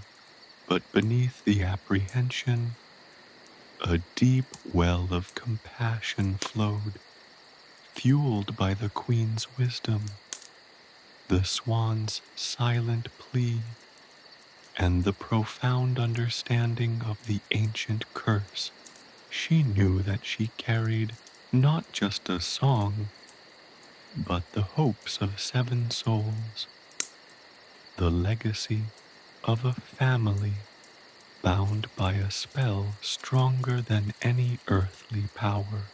She closed her eyes, drawing strength from the memory of the Queen's instructions, from the weight of the centuries pressing upon her shoulders, from the unspoken love that bound the siblings together. She pictured their childhood, their innocent games on the shores of Lough Derravaragh, the shared laughter, the fierce loyalty, the unbreakable bond that had sustained them through centuries of pain. She felt the chilling transformation, the loss of human form, the agony of separation, the unending longing for home. She experienced their isolation, their silent vigil, their unwavering faith in the power of the lullaby, a faith that had sustained them across the vast expanse of time. The melody bloomed within her, a flower unfurling its petals in the dawn light. It was not simply a series of notes. It was a tapestry woven from centuries of sorrow, from the icy grip of the curse, and from the unwavering thread of love that had held the family together. Each note carried the weight of their experiences, the laughter of childhood, the horror of transformation, the loneliness of centuries spent in feathered forms, the unyielding strength of their sibling bond, the hope that had never died. The melody echoed the island's own history, its ancient magic, its connection to the other world, its capacity for both sorrow and redemption. It was a song of longing, a song of loss, a song of unwavering hope, and a song of triumphant freedom. It was a song that spoke of the enduring power of love, of the unbreakable bonds of family, and the restorative power of forgiveness. It was a song that bridged the gap between the human world and the world of fairy, a song that resonated with the deepest echoes of the soul. With a deep breath, Niamh opened her eyes. The dawn light painted the sky in vibrant hues of rose and gold.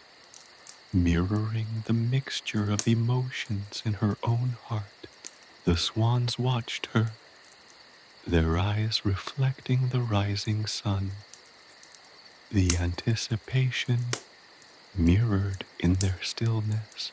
And then, with a voice that carried the weight of centuries, yet possessed the clarity of a newly awakened soul, she began to sing.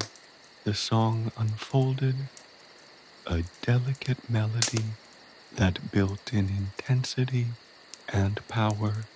It started softly, a whisper of sorrow, a lament for the lost years, a recognition of the pain endured. Slowly, the melody gained strength, echoing the unwavering resilience of the children of Lir, their stubborn refusal to succumb to despair. The notes danced and soared, reflecting the magic of the island, the power of the lullaby, the depth of their love, and the hope of liberation. The ancient stones seemed to resonate with the music, the very fabric of the island, vibrating with the power of the song. The air crackled with energy, a tangible manifestation of the ancient magic, responding to the emotional intensity of Niamh's performance. The waves, once gentle, now surged towards the shore, each wave echoing the rising power of the melody. The reeds swayed in time with the music, their whispers weaving into the song, adding their ancient wisdom to the magic. Niamh's voice carried the hopes of 7 souls, the weight of centuries of sorrow, and the profound yearning for freedom. Her voice was no longer just her own. It was the voice of the children of Lir, the voice of the island itself, the voice of ancient magic, speaking of pain and hope, of loss and redemption, of enduring love and triumphant release. The melody swelled, reached a crescendo, and then, as slowly as the dawn had broken, began to fade. The final note, a lingering echo of hope and release, hung in the air, a testament to the enduring power of music, of love, and of belief in the impossible. As the last note faded, a palpable shift in the air occurred. The magic that had held the children of Lir captive for centuries began to unravel. A shimmering light surrounded the swans, a visible manifestation of the ancient spell dissolving. The transformation was gradual, yet breathtaking. Feathers softened, beaks reshaped, wings folded back. One by one, the swans shed their feathered forms, revealing the human figures beneath, young, beautiful, yet bearing the silent witness of centuries of hardship in their eyes. They blinked in the light of dawn, their bodies stiff from years of confinement, their hearts swelling with a joy so profound it bordered on disbelief. Tears flowed freely as they embraced, a silent reunion, brimming with a joy only those who have endured unimaginable suffering could fully comprehend. They whispered words of gratitude to Niamh, their voices choked with emotion, their eyes overflowing with gratitude for the young girl whose song had freed them. The curse was broken. The long exile was over. The lullaby had triumphed. The dawn of a new beginning shone brightly upon the shores of Lough Derravaragh, illuminating the faces of the reunited siblings. Their happiness, a radiant testament to the enduring power of love, hope, and the magic of a single, heartfelt song. The island, released from its ancient burden, breathed a sigh of relief, the air itself resonating with the echoes of their joyous reunion. The curse was lifted, the song had prevailed, the triumph of hope over despair, of love over hardship, and of music over magic, echoed across the waters, a testament to the enduring power of the human spirit. Niamh, her heart overflowing with a joy as vast as the sky above, stood watching, bathed in the golden light of a new day, knowing she had done what she was meant to do. Her song, a melody of redemption, resonated in the happy cries of the newly freed Children of Lir.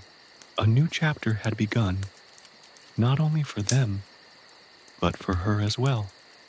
A chapter etched in the annals of Irish folklore, a reminder of the enduring power of hope, love, and the magic woven into the very fabric of a simple yet powerful lullaby. The melody unfolds. The first note trembled from Niamh's lips, a hesitant whisper carried on the gentle morning breeze. It was a note of sorrow, a lament for the centuries of suffering endured by the Children of Lir, a recognition of the pain etched onto their very beings. The swans, their eyes fixed on Niamh, seemed to lean forward, their elegant necks stretching as if to drink in every syllable. The air itself shimmered, the morning mist parting slightly to allow the melody to flow freely. The second note was stronger, infused with a quiet strength that mirrored the enduring resilience of the siblings.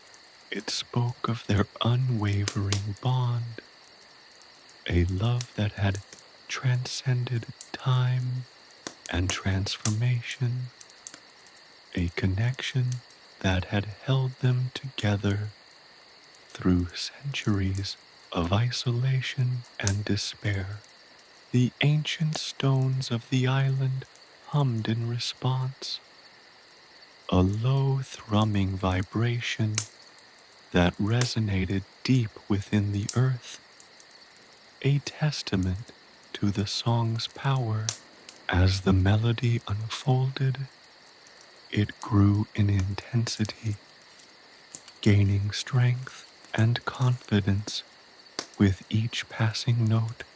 Niamh's voice, initially hesitant, now soared, clear and strong, carrying across the waters of Lough Derravaragh.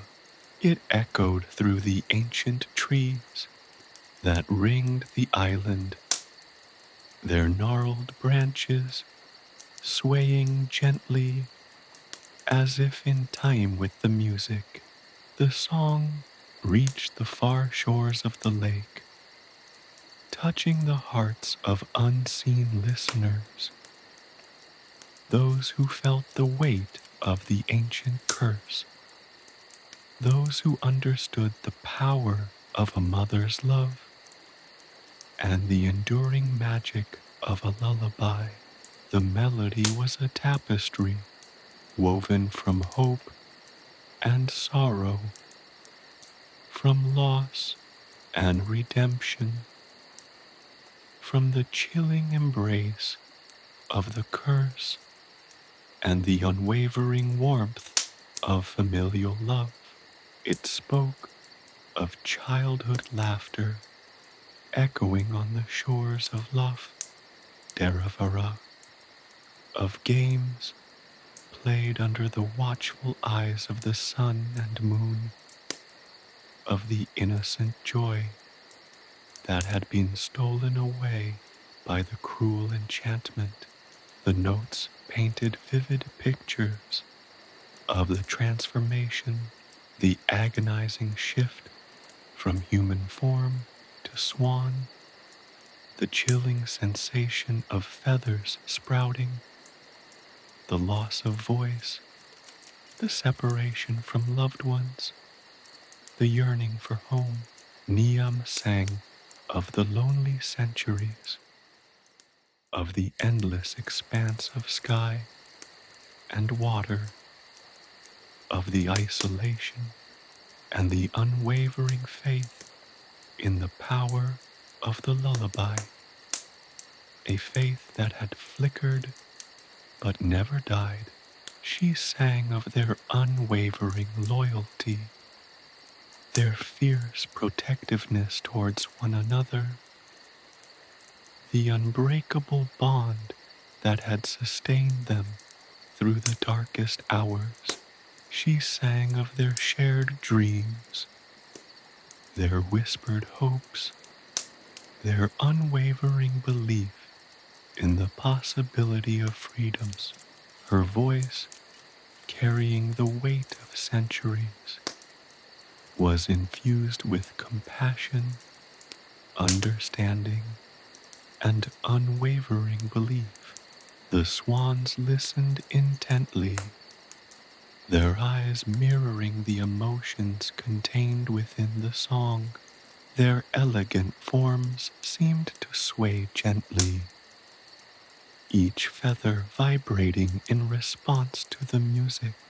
The queen of the swans, her expression filled with a mixture of hope and apprehension, watched Niamh with rapt attention, her heart echoing the yearning within the melody. Each note was a drop of healing balm, soothing the ancient wounds, dissolving the icy grip of the curse. As the song progressed, the island itself seemed to come alive. The ancient stones pulsed with a soft, warm light. The reeds whispered secrets into the melody. The wind carried the music across the lake, creating ripples that echoed the rhythm of the lullaby. The very air crackled with energy, a visible manifestation of the magic that was slowly responding to the powerful song. Even the waves seemed to listen, their gentle lapping transforming into a rhythmic surge, mirroring the rising power of the music. The melody reached a crescendo, a powerful wave of sound that engulfed the island, washing over the swans, cleansing them of the centuries-old curse.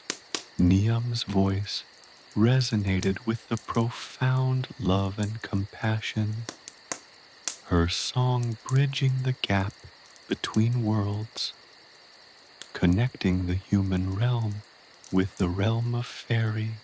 She sang of forgiveness, of redemption, of the enduring power of family bonds, and of the triumph of hope over despair. The final note hung in the air, a lingering echo of hope and release. A palpable shift in the atmosphere occurred as the magic that had held the children of Lir captive began to unravel. A shimmering light enveloped the swans, a tangible manifestation of the curse dissolving. The transformation was gradual, yet breathtaking.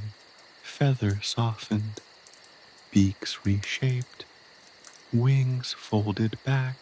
One by one, the swans shed their feathered forms, their bodies trembling slightly as they regained their human shapes. As the last vestiges of the swan forms faded, 7 young figures stood on the shores of Lough Derravaragh, their eyes blinking in the bright morning light. They were beautiful, yet weary, bearing the silent witness of centuries of hardship. They stood together, brothers and sisters, reunited after an eternity of separation. Tears streamed down their faces, tears of joy, relief, and gratitude. They embraced each other, a silent communion of love and forgiveness, their bodies trembling with the sheer power of their reunion. The years of loneliness, of isolation, of longing for home were finally over. They turned towards Niamh, their eyes shining with gratitude and wonder. Words were inadequate to express their feelings, yet their silence spoke volumes.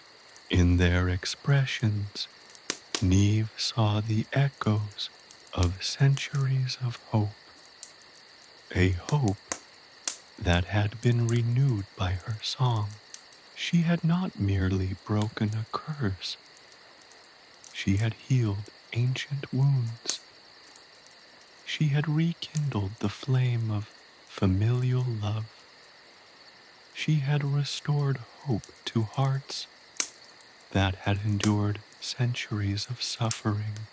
The air crackled with unspoken gratitude, the silence charged with emotion. The island itself seemed to exhale, the ancient stones radiating warmth and serenity, the reeds whispering tales of redemption. The dawn light, once tinged with the chill of centuries-old sorrow, now bathed the scene in the warm glow of a new beginning. The sun rose higher, its golden rays illuminating the reunited siblings. Their laughter, once a distant memory, now filled the air, echoing across the still waters of Lough Derravaragh. The echoes of their joyful reunion resonated through the ancient landscape, carrying the message of hope and redemption far and wide. The curse was broken, the song had prevailed, and the dawn of a new era had begun. Niamh, standing on the shores of Lough Derravaragh, watching the reunited siblings embrace, knew she had fulfilled her destiny, her heart overflowed with a joy as vast as the sky above, as radiant as the rising sun. She had witnessed the power of music, the strength of love, and the magic woven into the very fabric of a simple lullaby. Her song, a melody of redemption, would forever echo in the hearts of those who heard it, a reminder of the enduring power, hope, faith, and the unwavering strength of the human spirit. The magic of the lullaby had woven itself into the very fabric of the land, a testament to the enduring power of song, a legacy whispered on the wind, a story that would be carried across generations, a tale of redemption and hope forever intertwined with the whispering reeds and the ancient stones of Lough Derravaragh. The swan's freedom was a testament to the healing power of music, a victory of love and hope over the crushing weight of centuries-old despair. The story of the Children of Lir, once a tale of sorrow, had become a ballad of triumph, sung on the breezes, whispered on the waves, remembered in the hearts of all who heard Niamh's song.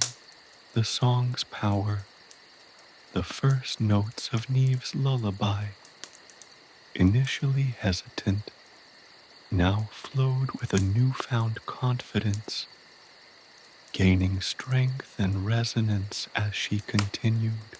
The air around the island shimmered, not with heat, but with a cool, ethereal light, a silvery luminescence that danced and swirled around the swans. It was as if the very fabric of the air itself was responding to the song, vibrating with the same gentle rhythm. The ancient stones that ringed the shores of the island pulsed with a soft, warm glow, their surfaces seeming to breathe with an inner light. They were no longer cold, unyielding rocks, but living entities, resonating with the magic woven into Niamh's melody. The reeds that grew in profusion along the water's edge swayed gently, their whispers weaving themselves into the fabric of the song, adding their own ancient wisdom to the lullaby. It was as if they were singing along, their delicate voices adding layers of texture and depth to Niamh's powerful melody. The wind, which had previously carried only the mournful cries of the swans, now shifted, becoming a gentle caress, carrying the lullaby far across the waters of Lough Derravaragh. The waves themselves seemed to respond, their rhythmic lapping transforming into a gentle surge, mirroring the rising and falling melody.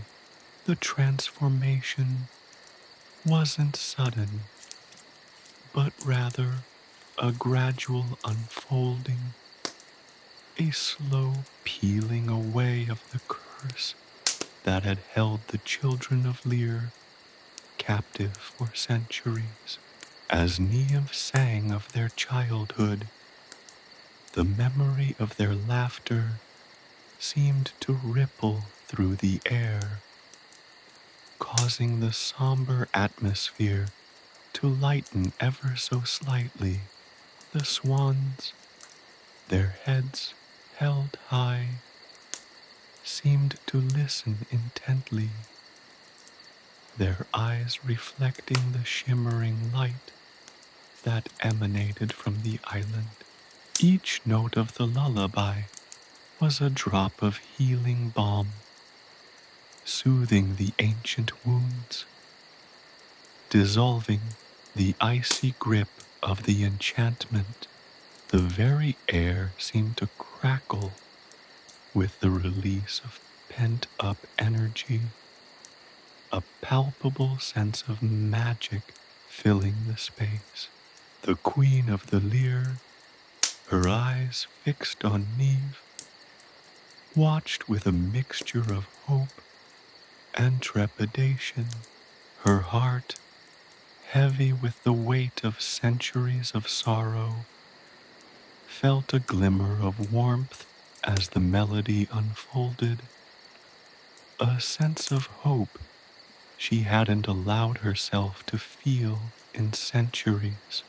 The song held within it the essence of compassion, understanding, and unwavering faith, resonating deeply with the Queen's own profound sorrow and longing. She saw in Niamh's clear eyes and unwavering voice a reflection of her own youthful innocence, a reminder of the joy that had been stolen away. As the melody continued, the colors of the dawn deepened. The sky, previously a pale, washed-out gray, began to paint itself with the vibrant hues of sunrise. The pale light gradually shifted to shades of rose and gold, mirroring the hope that began to bloom in the hearts of the swans. The ancient magic of the island responded in kind, the stones glowing brighter, the reeds whispering more insistently, the wind carrying the lullaby further afield. The transformation was visible, tangible, a breathtaking spectacle of light and energy. The feathers of the swans began to shimmer, their once dull surfaces reflecting the ethereal glow of the island. The gray of their plumage started to fade, replaced by hints of the colors they had once possessed, muted but nonetheless present. Their beaks, once sharp and hooked, began to soften, their features subtly shifting, hinting at the human forms they were slowly regaining. The transformation was not instantaneous, but rather a gradual, delicate process, as if nature itself were carefully unwinding the threads of the curse. One by one, the swans, once symbols of sorrow and isolation, started to display subtle movements that suggested the return of their human emotions. Their eyes, previously filled with a haunting emptiness, began to reflect their inner feelings, a delicate shift from despair to hope, from sorrow to anticipation. Their heads, once bowed in resignation, began to lift, their graceful necks stretching as if to drink in the melody's potent magic. With each note, the swans seemed to grow lighter, their bodies becoming less rigid, their movements more fluid. The transformation was a dance of light and shadow, a mesmerizing spectacle that mirrored the shifting emotions woven into Niamh's lullaby. The ancient magic of Lough Derravaragh responded in kind, the landscape itself seeming to participate in the unveiling of the spell. The air pulsed with energy, the very ground beneath their feet vibrating with a subtle hum. The lullaby reached its crescendo, a powerful wave of sound that washed over the swans, enveloping them in a cocoon of pure magic. Niamh's voice, infused with compassion and unwavering faith, carried across the waters, touching the hearts of all who heard it, regardless of whether they were physically present or merely felt the ripples of the enchantment. The melody, a tapestry woven from hope and sorrow, from loss and redemption, reached its zenith, a testament to the power of love and the enduring magic of a lullaby. The final note hung suspended in the air, a lingering echo of hope and release. A silence descended, but it was not an empty silence. It was filled with a palpable sense of expectancy, a waiting for the unveiling of the miracle.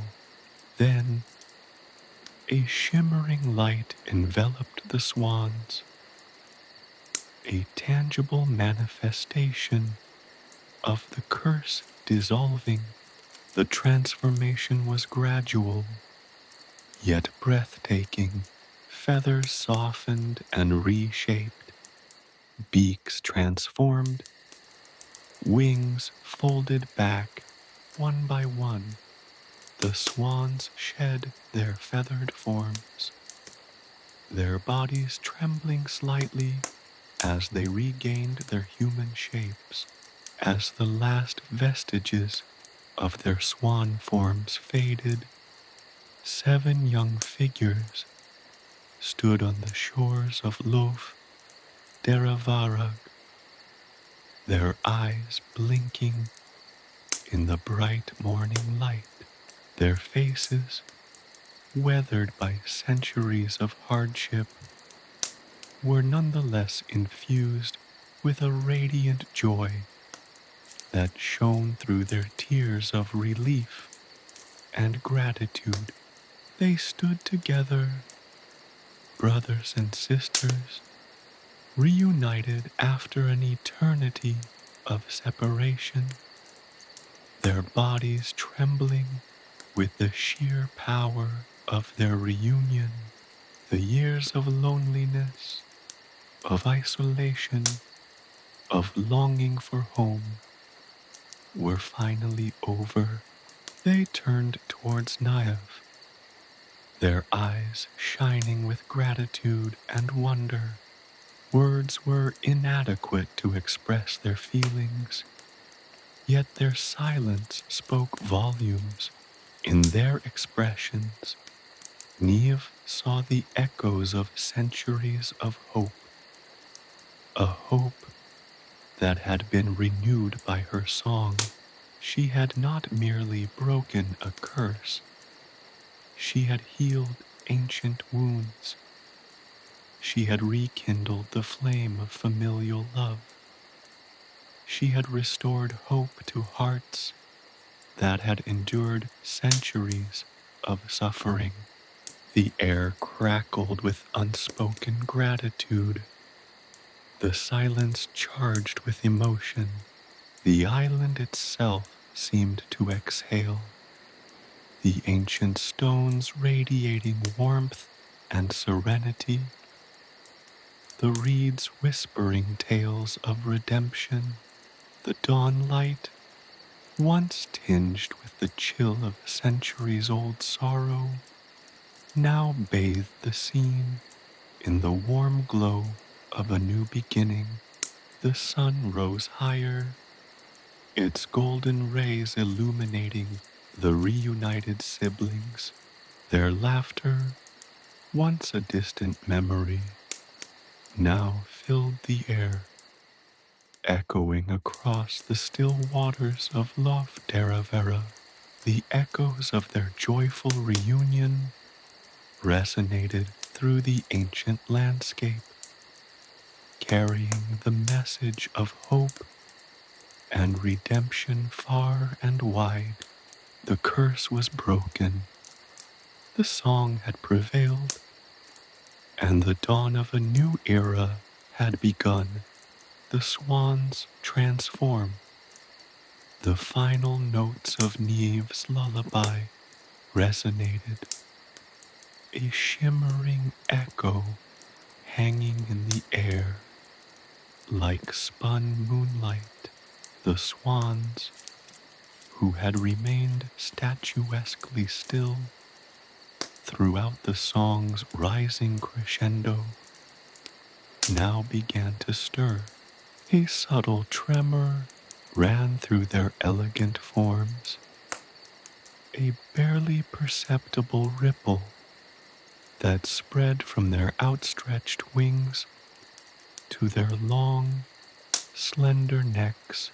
Their eyes, previously pools of ancient sorrow, now flickered with a nascent light, like embers rekindled after a long winter. The air around them shimmered with an intensified luminescence, a kaleidoscope of silver and gold that danced and pulsed in time with the fading melody. This wasn't the gentle, ethereal glow that had accompanied the earlier verses. This was a radiant energy, vibrant and potent, a tangible manifestation of the magic at work. The very ground beneath their feet seemed to vibrate, a low hum resonating through the ancient stones of the island, a symphony of release from centuries of enchantment. The transformation began subtly. A single feather loosened from the sleek plumage of one of the swans, drifted gently to the ground, a tiny, iridescent flake that seemed to dissolve into the shimmering air. Then another and another, until a soft, almost imperceptible rain of feathers fell around the swans, a gentle shedding of their avian guise. The feathers themselves were not simply falling, they were changing, their gray and white hues shifting and swirling, blending into shades of human flesh. The change wasn't uniform. It was a mosaic of movement and metamorphosis. Some areas of their bodies transformed more quickly than others, leaving a fleeting patchwork of swan and human features. A leg, smooth and scaled, would suddenly sprout human knees and ankles. A wing, once powerful and capable of flight, would fold back, its bones subtly shifting and reforming into the structure of an arm. Their beaks, once sharp and curved, softened and rounded, the hard keratin slowly yielding to the supple flesh of lips. Their eyes, initially reflecting the shimmering light, gradually cleared, revealing the depths of emotion long suppressed, the centuries of sorrow slowly giving way to a dawning hope. The process wasn't painful, not as one might imagine a breaking of a curse to be. It was more a gentle unraveling, a careful unwinding of the enchantment that had held them captive for so long. It was as if an unseen hand, guided by the purity of Niamh's lullaby, was patiently and meticulously reshaping their bodies, piecing together the fragments of their human forms. The light surrounding them intensified, bathing them in a warm, golden glow that seemed to nurture and nourish the transformation. The queen of the swans, her gaze fixed on Niamh, watched with a mixture of awe and disbelief the weight of centuries of sorrow lifted from her shoulders, replaced by a lightness she hadn't felt since her childhood. Tears streamed down her face, tears not of sadness, but of profound relief and joy. She could feel the familiar contours of her human body returning, the bones and muscles that had been hidden beneath feathers, slowly taking their rightful places. As the transformation progressed, the siblings began to stir more actively, their movements clumsy at first, but gradually becoming more coordinated. They reached out to each other, their outstretched hands brushing against feathers that were rapidly turning to skin. They murmured softly, their voices barely audible, a chorus of whispered reassurances and shared anticipation. The sound of their voices, faint at first, grew stronger, clearer, gradually regaining their human resonance. The ancient magic of the island pulsed with their returns, the stones glowing with renewed energy, the reeds whispering their ancient stories of transformation and hope. The light surrounding the swans intensified, casting long, shimmering shadows that danced across the island's ancient stones. The very air throbbed with energy, a tangible vibration that could be felt deep within one's chest. It was a magical spectacle, a breathtaking display of nature's power, a testament to the unwavering strength of love and compassion. The dawn was breaking over Lough Derravaragh, painting the sky in vibrant hues of rose and gold, mirroring the radiant joy of the transformation. One by one, The swans shed their feathered forms, revealing the young men and women they once were.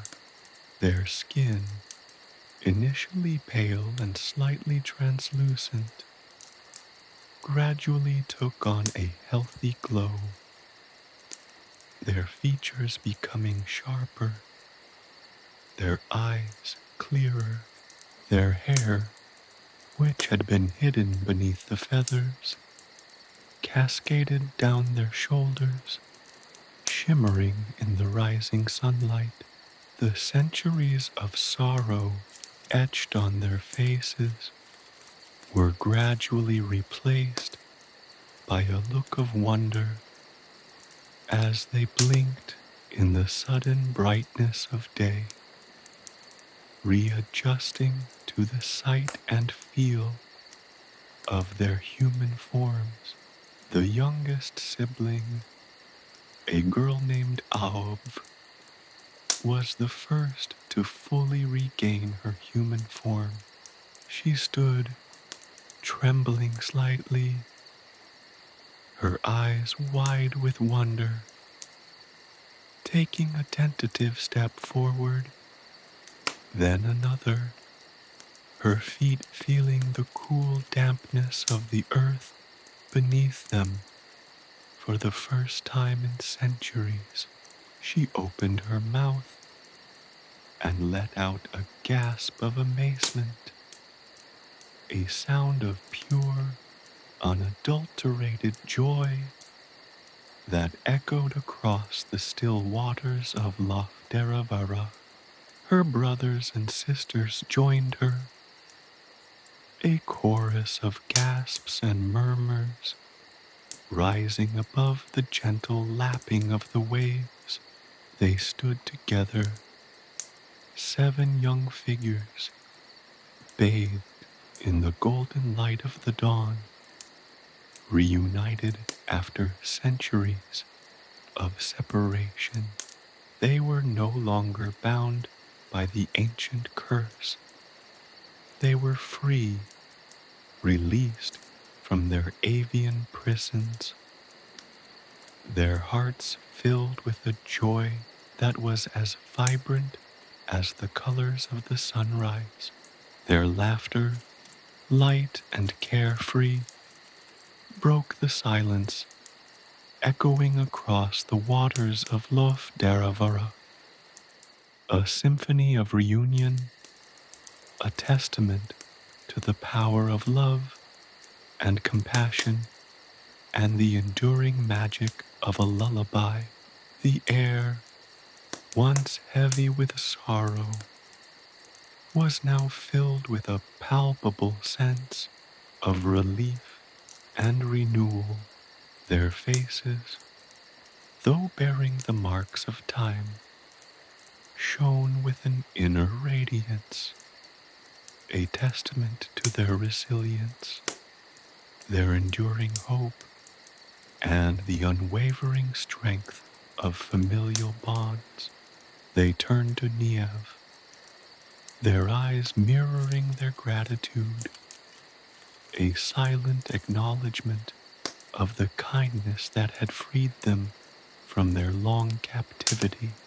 They approached her slowly, each step filled with respect and reverence for the girl who had saved them. As they drew closer, Niamh saw, reflected in their eyes, not only gratitude, but also a deep understanding of the profound magic that had taken place on this island, this sacred place. They had been transformed not only physically, but spiritually, their hearts cleansed by the purity of Niamh's song. The ancient curse had not simply been broken, it had been dissolved, erased, replaced by the light of hope and the warmth of newfound freedom. Niamh, her heart overflowing with joy and relief, embraced them one by one, her own tears mingling with theirs, a silent testament to the bond that had formed between them. The ancient stones of the island seemed to hum with approval, the reeds whispering tales of their redemption. The sun climbed higher in the sky, its golden rays casting a warm, welcoming embrace over the reunited siblings, bathing them in the light of a new dawn, a new beginning, a new life free from the curse. The magic of the lullaby had prevailed, a testament to the enduring power of love, compassion, and the unwavering belief in the impossible. The curse was broken, the swans had returned, and a new chapter in their lives and Niamh's had begun. The air was alive with the promise of untold stories, the echoes of their laughter rippling across the tranquil waters of Lough Derravaragh, a celebration of their freedom, their unity, and the extraordinary magic that had brought them together. The memory of this day would forever be etched in the hearts of all who were present, a testament to the enduring power of hope and the transformative magic of a lullaby. The breaking of the curse. The last note of Niamh's lullaby hung in the air, a shimmering, ethereal thread connecting the world of mortals to the realm of fae. It vibrated with the potent magic woven into its melody, a magic so ancient and powerful it resonated with the very heart of the island. As the sound faded, a profound silence descended, broken only by the gentle lapping of the waves against the shore. This was not the silence of emptiness, but the pregnant pause before a momentous unveiling, a hush before the storm of joy. The light, which had pulsed and shimmered around the swans throughout the song, intensified, coalescing into a brilliant golden aura that enveloped the seven figures. The air itself seemed to crackle with energy, a palpable hum that vibrated through the ancient stones of the island, a tangible testament to the power of the lullaby. Within this radiant glow, the swans underwent their final metamorphosis. The transformation, far from being abrupt or violent, unfolded with a grace and fluidity that was both breathtaking and awe-inspiring. It was as if time itself slowed, allowing each detail of the change to be observed, cherished, savored. The feathers, iridescent and shimmering just moments before, dissolved like mist, revealing the smooth, unblemished skin beneath. The long, elegant necks elongated, the beaks softened into human lips, curved and full of promise. Wings, once powerful instruments of flight, folded and rearrange themselves into the familiar form of human arms, strong scaled legs reshaped, their digits lengthening and separating into the distinct form of human feet. The change wasn't a mere shedding of skin, it was a profound and intricate rearrangement of matter, a testament to the magic's delicate and masterful hand. One by one, each swan's human features solidified, the eyes, previously reflecting the sorrow of ages, now cleared, reflecting the wonder and disbelief of their newfound freedom.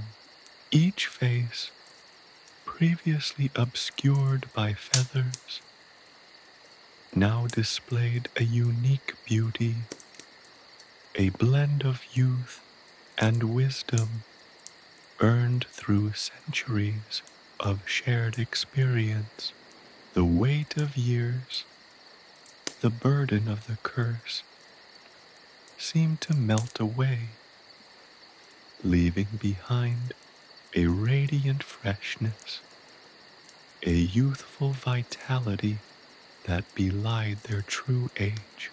Their hair, hidden beneath the feathers for so long, cascaded down their shoulders in waves of gold, chestnut, and raven, catching the rising sunlight like strands of spun gold.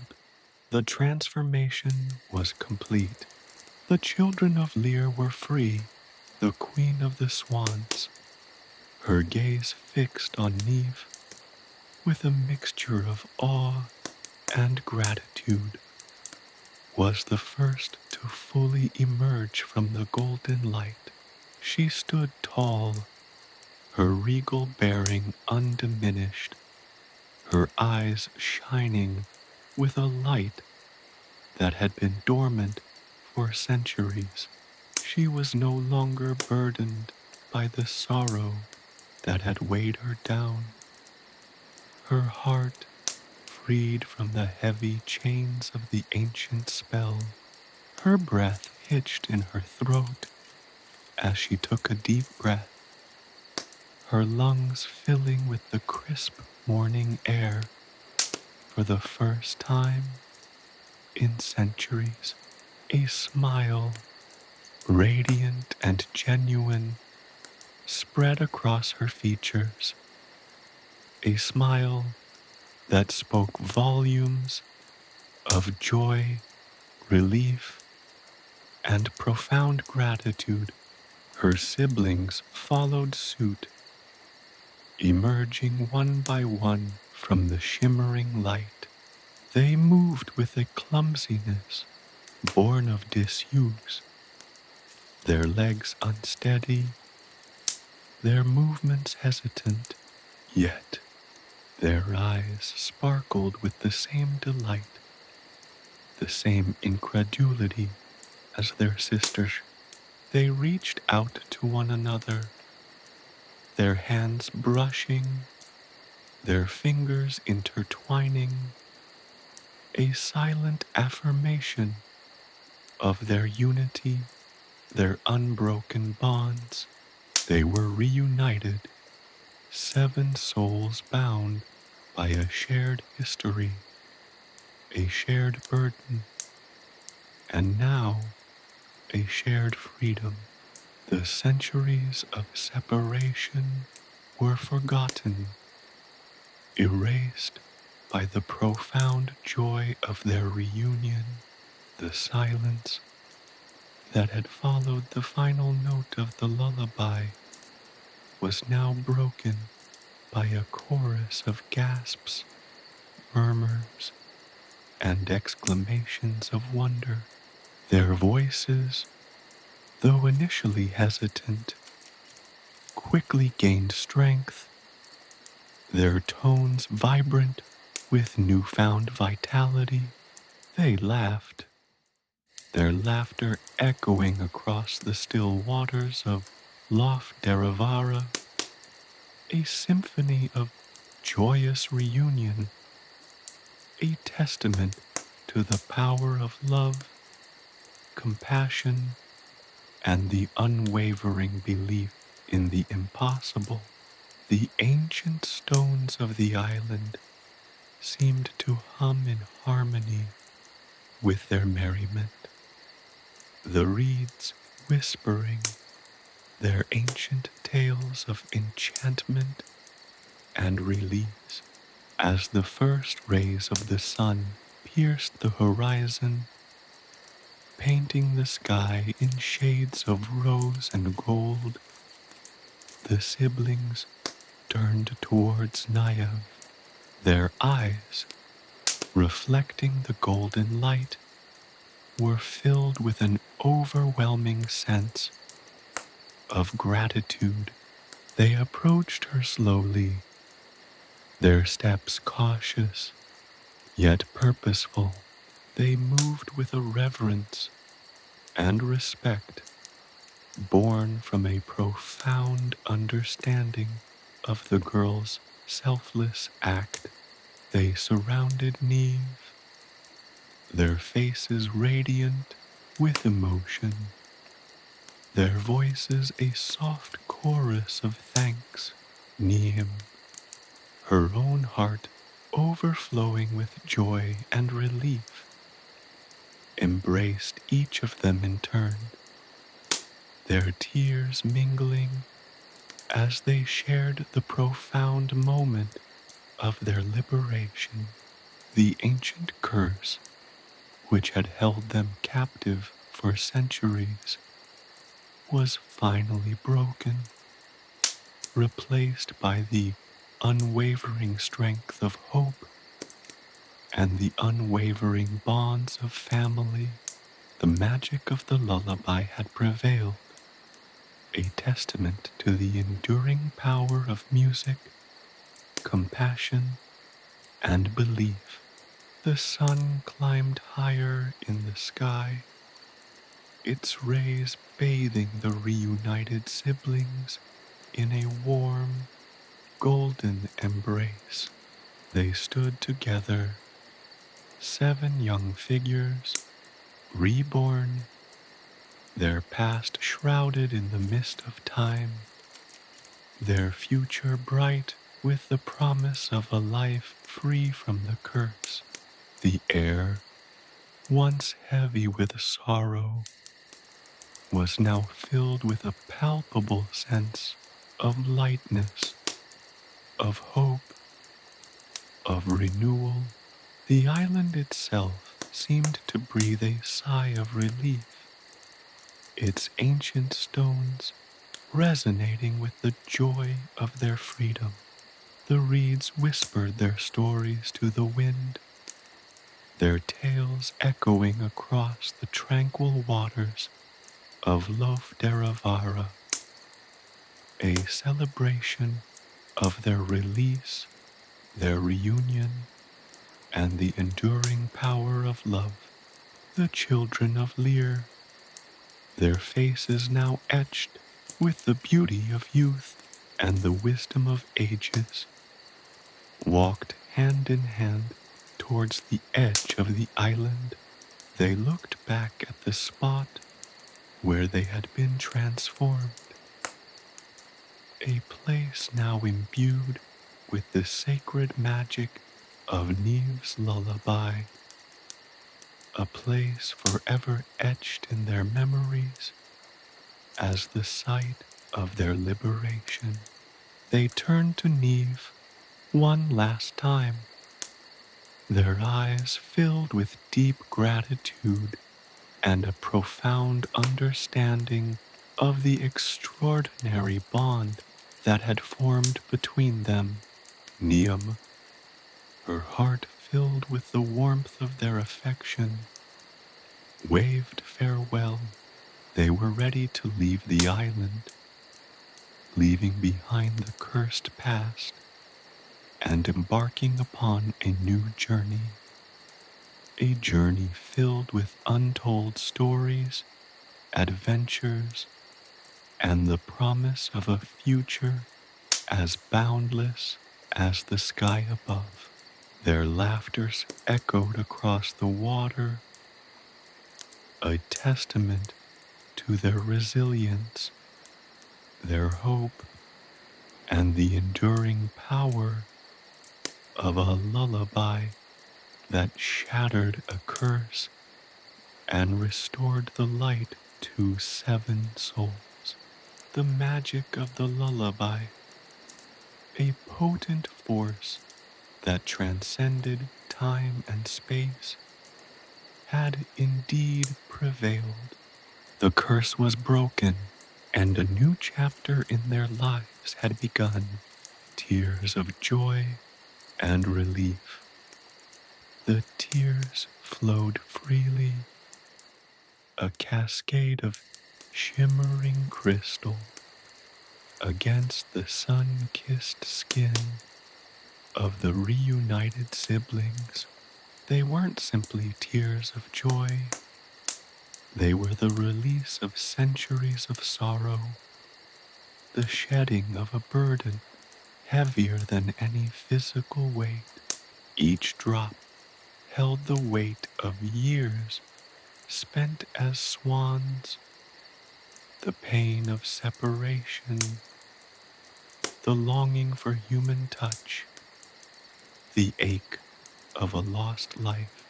Now, those tears were transformed, cleansed by the potent magic of Niamh's lullaby, becoming tears of pure, unadulterated relief. They were tears of freedom, of redemption, of a homecoming long overdue. Ain, the eldest, her hair the color of spun gold, knelt before Niamh, her voice thick with emotion. "Little one," she whispered, her voice trembling, "you have given us back our lives. You have freed us from a curse older than the hills themselves." Her embrace was gentle, yet powerful, conveying the depth of her gratitude, the weight of centuries compressed into a single, heartfelt hug. Fionuala, known for her fiery spirit, even in swan form, let out a joyful sob, burying her face in Niamh's shoulder. The centuries of silent sorrow gave way to unrestrained emotion, a torrent of relief washing over her. We never thought we'd feel the sun on our skin again," she choked out, her words broken by the force of her tears. Her touch, once only a feather-light caress as a swan, now held a human warmth, a comforting pressure that resonated deep within Niamh's soul. One by one, each of the siblings embraced Niamh, their gratitude radiating outwards in waves of warmth and affection. Each hug carried the weight of a shared history, a shared suffering, and a shared triumph. Their bodies, still slightly unsteady from their transformation, radiated a vibrant energy, a testament to their newfound freedom. Their laughter, initially hesitant and choked with emotion, blossomed into a joyful chorus, echoing across the tranquil waters of Lough Derravaragh. The air itself seemed to hum with the released magic, a tangible energy that vibrated through the ancient stones of the island. The queen of the swans, her regal bearing undiminished by the years of transformation, stood apart for a moment, her eyes fixed on Niamh with an expression of profound respect and awe. She held Niamh's gaze for a long moment, her heart overflowing with gratitude. The power of the young girl's song, her selfless act, had not only restored their human forms, but had also mended the broken threads of their shared past. The centuries of separation, the pain of their curse, had been erased, replaced by the potent unity of their shared experience and their shared liberation. She stepped forward, extending her hand to Niamh. Her touch was light but firm, imbued with a wisdom that spanned centuries. Niamh, she said, her voice resonant with a power that came not from dominance, but from deep-seated compassion. You have shown us the true meaning of hope. You have proved that even the most ancient curses can be broken by the power of kindness, compassion, and a song born from the heart. Niamh, her heart overflowing with a love that transcended the boundaries of species and time, felt herself enveloped by a warmth that went beyond the physical embrace of the siblings. The ancient magic of the island pulsed around her, a tangible force resonating with the echoes of their song. She was no longer merely a mortal girl. She was a conduit for a potent, life-giving magic, a connection between the mortal and fey realms. The siblings gathered around Niamh, forming a protective circle of gratitude and love.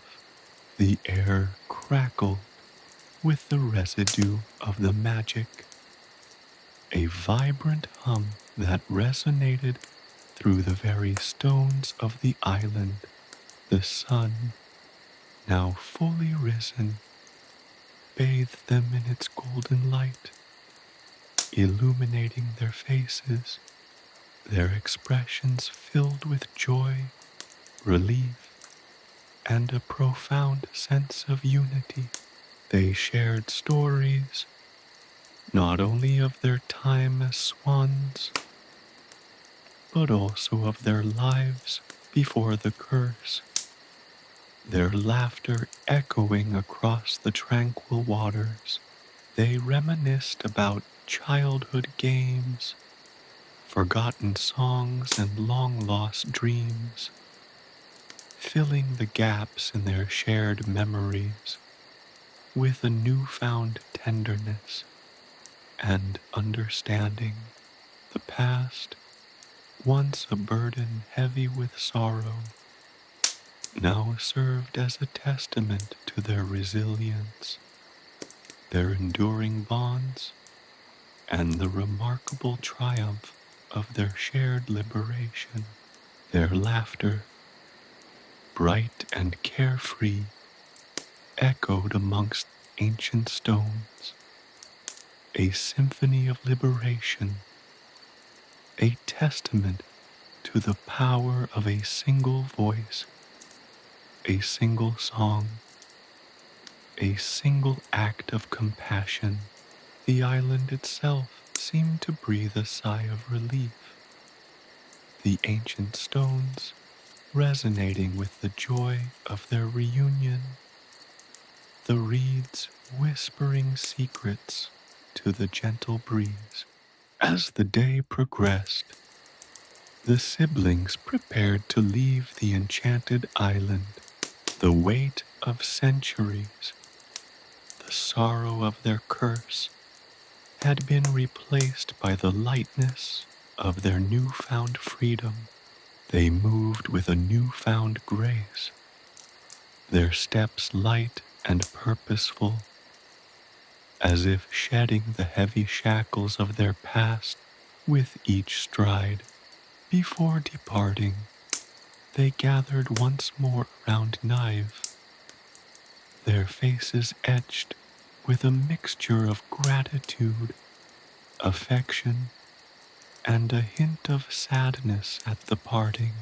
Aina, her eyes shining with a mixture of tears and laughter, presented Niamh with a delicate silver pendant shaped like a swan, its wings spread in flight.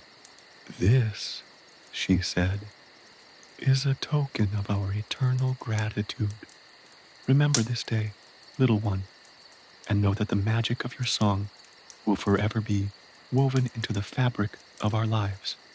Each sibling, in turn, bestowed a gift upon Niamh, tokens of their appreciation, symbols of their gratitude, tangible reminders of their shared journey, their shared suffering, and their shared triumph. These weren't mere trinkets. They were imbued with the ancient magic of the island, infused with the echoes of the lullaby, each carrying a fragment of their shared history, a testament to the enduring bond that now existed between them. The farewell was not a goodbye, but a promise of continued connection. Niamh's heart was filled with a love that went beyond the ordinary, a profound connection with these extraordinary beings. She had touched the lives of the children of Lir in a way that transcended words, a bond forged in the crucible of magic, sorrow, and redemption. She watched as they stepped onto the shore, their laughter echoing across the water, their figures framed against the rising sun, a testament to the enduring power of hope, compassion, and the magic of a lullaby. The 7 siblings disappeared into the mist, leaving Niamh alone on the shore, her heart overflowing with emotion. She carried with her not only the memories of this extraordinary encounter, but also the profound understanding that even the darkest of curses could be shattered by the power of love, compassion, and unwavering belief in the impossible.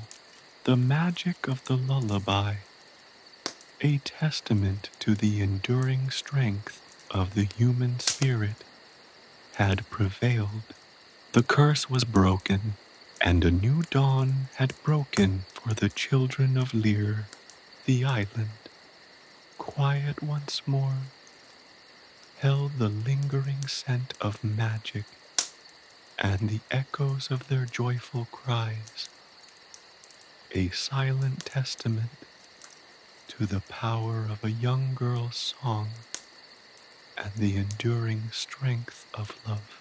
Niamh turned and walked away, her heart filled with a profound sense of peace and the knowledge that she had been touched by something truly extraordinary, a magical encounter that would forever shape her life A new dawn, a new dawn painted the sky over Lough Derravaragh in hues of rose and gold, a breathtaking spectacle mirroring the transformation that had taken place on the enchanted island.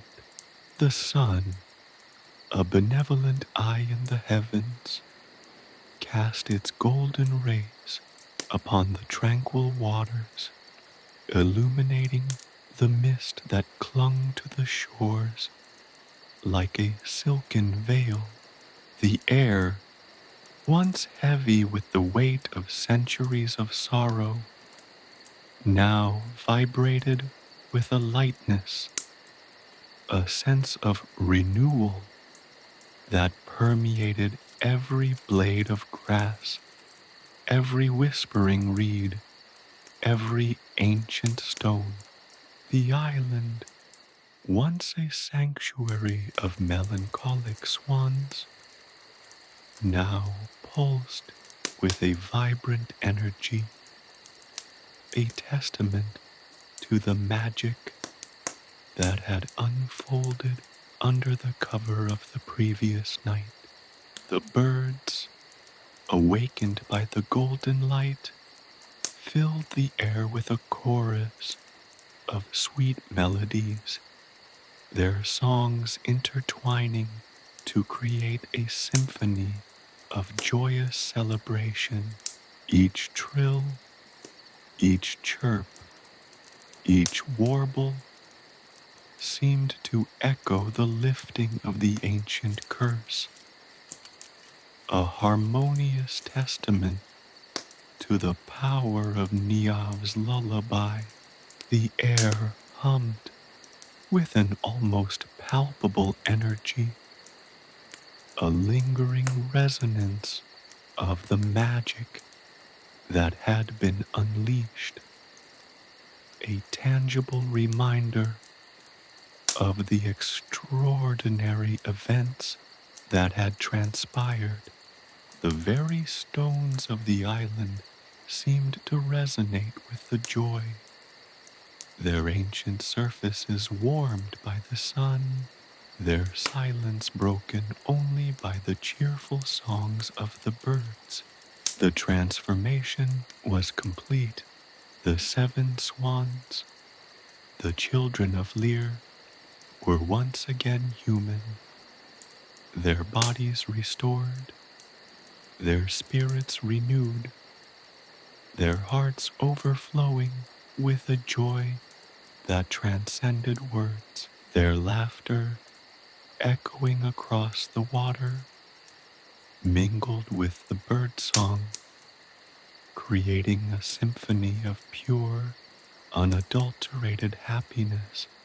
Their laughter was not merely the sound of released tension, it was a celebration of resilience, a testament to the enduring power of hope, a joyful chorus that resonated with the very essence of the island. Each laugh held the memory of centuries of sorrow, a weight now shed, replaced by the lightness of freedom. Ain, her golden hair catching the morning light, moved with a grace that belied her age. The years spent as a swan had not diminished her regal bearing, but rather they had added to it a depth of wisdom, a quiet strength that radiated from her very being. Her eyes, once filled with a deep sadness, now sparkled with an unrestrained joy. Reflecting the radiant dawn, she stretched her arms towards the sky, breathing deeply, savoring the warmth of the sun on her skin, a sensation she had almost forgotten. Fionuala, her fiery spirit still evident in her eyes, twirled joyfully, her movements as fluid and graceful as the dance of a willow in the breeze. Her laughter was unrestrained, a cascade of pure, unadulterated joy, a testament to her newfound freedom. She skipped along the shore, her feet barely touching the ground, her steps as light and airy as a butterfly's flight. She gathered wildflowers, their vibrant colors mirroring the joy in her heart, weaving them into a crown to place upon Niamh's head. Each of the siblings, in their own way, expressed their profound gratitude, their shared experience, their centuries of hardship, their final liberation, had forged an unbreakable bond between them. They embraced each other, their laughter echoing through the stillness of the morning, their tears a testament to their joy and relief. They spoke of their time as swans, sharing memories that had been locked away for centuries, their voices filled with a newfound depth of understanding and affection. Their stories painted a picture of their lives as swans, the hardships, the longings, and the unexpected moments of beauty and grace found within their feathered existence. They told of breathtaking flights over mountains and valleys, of quiet moments spent beside tranquil lakes, of the strange companionship they'd found within their flock. The queen of the swans, her regal demeanor unwavering, observed them with a mixture of pride and affection. Her eyes, wise and knowing, held a deep appreciation for Niamh's selfless act. She approached Niamh, her steps slow and deliberate, and knelt before her. "Little one," she said, her voice soft yet resonant, "you have shown us that even the oldest of curses can be broken by the power of a kind heart and a song sung from the soul. Your lullaby was not just a melody, it was a bridge between worlds, a conduit of hope, a testament to the enduring power of love." Niamh, overwhelmed by their affection and gratitude, felt a wave of warmth wash over her. The ancient magic of the island still pulsed around her, a gentle hum that resonated deep within her soul. She had not only broken a curse, she had forged a profound connection with these extraordinary beings. The bond she shared with the Children of Lir extended beyond the realm of the ordinary. It was a connection woven with the threads of magic, compassion, and shared triumph. As the sun climbed higher in the sky, casting long shadows across the island, the siblings began to prepare for their departure. Their farewell was not a goodbye, but a promise of continued connection, an unspoken vow to always remember the miracle that had unfolded on this sacred shore. They gifted Niamh with tokens of their gratitude, small treasures imbued with the magic of the island, each carrying a piece of their shared history and a fragment of the enduring power of their newfound freedom. The departure was bittersweet. As they stepped onto their awaiting boat, their laughter mingled with a touch of sadness, a poignant reminder of their shared journey and the profound bond they now shared with the young girl who had freed them. Niamh watched as they sailed away, their figures growing smaller against the vast expanse of Lough Derravaragh, their laughter fading into the distance, a testament to the enduring power of hope and the miracle of a lullaby. The island, once shrouded in sorrow, now basked in the golden light of a new dawn. The air, once heavy with the weight of centuries of suffering, now hummed with the vibrant energy of joy and renewal. The echoes of the lullaby, a symphony of hope and liberation, lingered in the air, a silent testament to the power of the young girl's song and the enduring strength of the human spirit.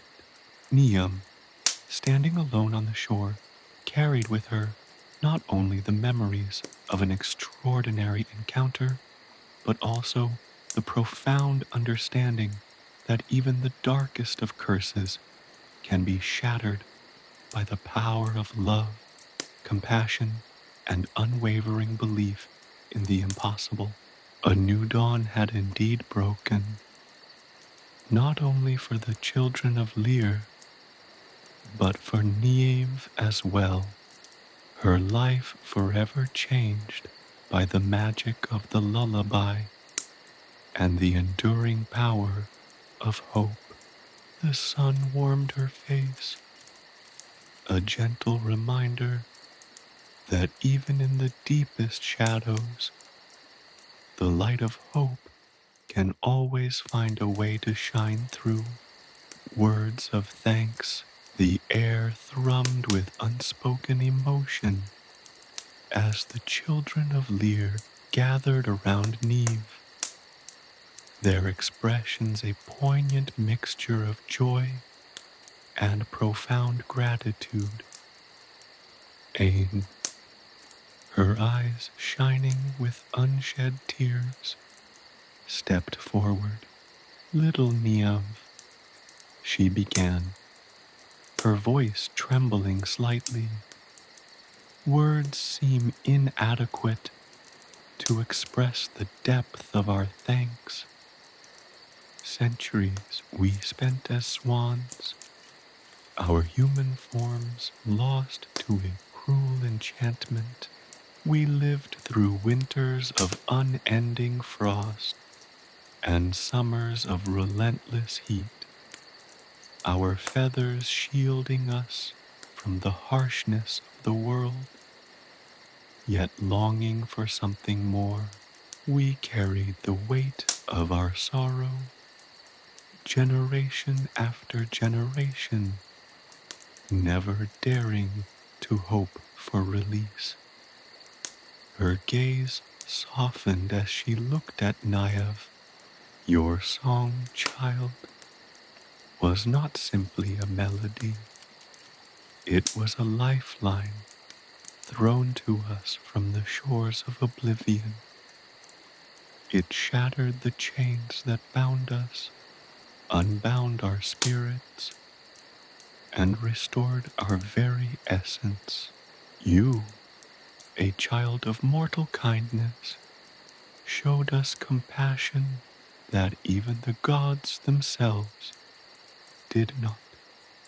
Fionuala, ever the impulsive one, embraced Niamh impulsively, her laughter bubbling up like a spring. We thought hope was a lost thing, a faded memory, a dream impossible to reach. But you, with your clear voice and gentle heart, proved us wrong. You showed us the unwavering power of compassion. We were lost in a bleak landscape of sorrow. For too long, your melody was a sunrise breaking through an endless night. Khan, with the quiet dignity of the eldest brother, spoke next. His voice, though reserved, held a depth of feeling that resonated deeply. Your act of kindness, Niamh, echoes with ancient magic. It is a testament to the enduring power of the human spirit, a beacon of hope that shines brightly against the darkness. We, who have known only sorrow, now know the sweet balm of joy, thanks to your courage and empathy. Fiacra, ever the playful one, his eyes twinkling, reached for a small, smooth gray stone. Take this, little one, he said, extending it to her. This stone was a companion during our lonely hours as swans.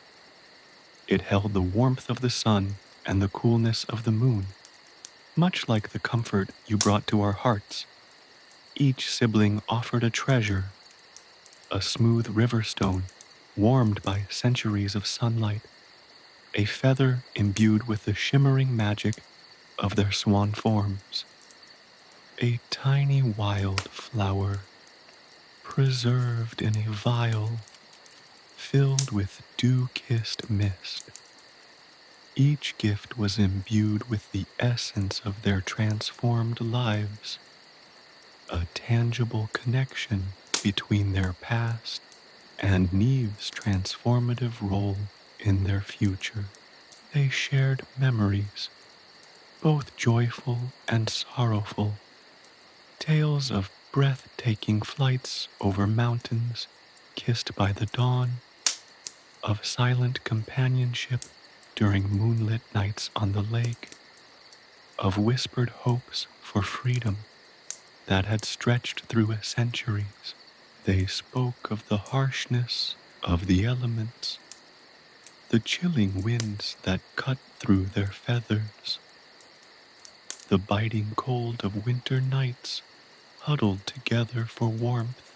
They described the lonely beauty of their existence, the solitary joy of soaring through the heavens, the melancholy sunsets that painted the sky with hues of sorrow. They recounted the subtle changes in the seasons, the whispering of the wind through the reeds, the gentle lapping of the waves against the shore, the silent observation of the natural world from their unique perspective. They detailed the quiet companionship they found within their own family, the silent understanding that passed between them, their shared burden, and their shared dreams.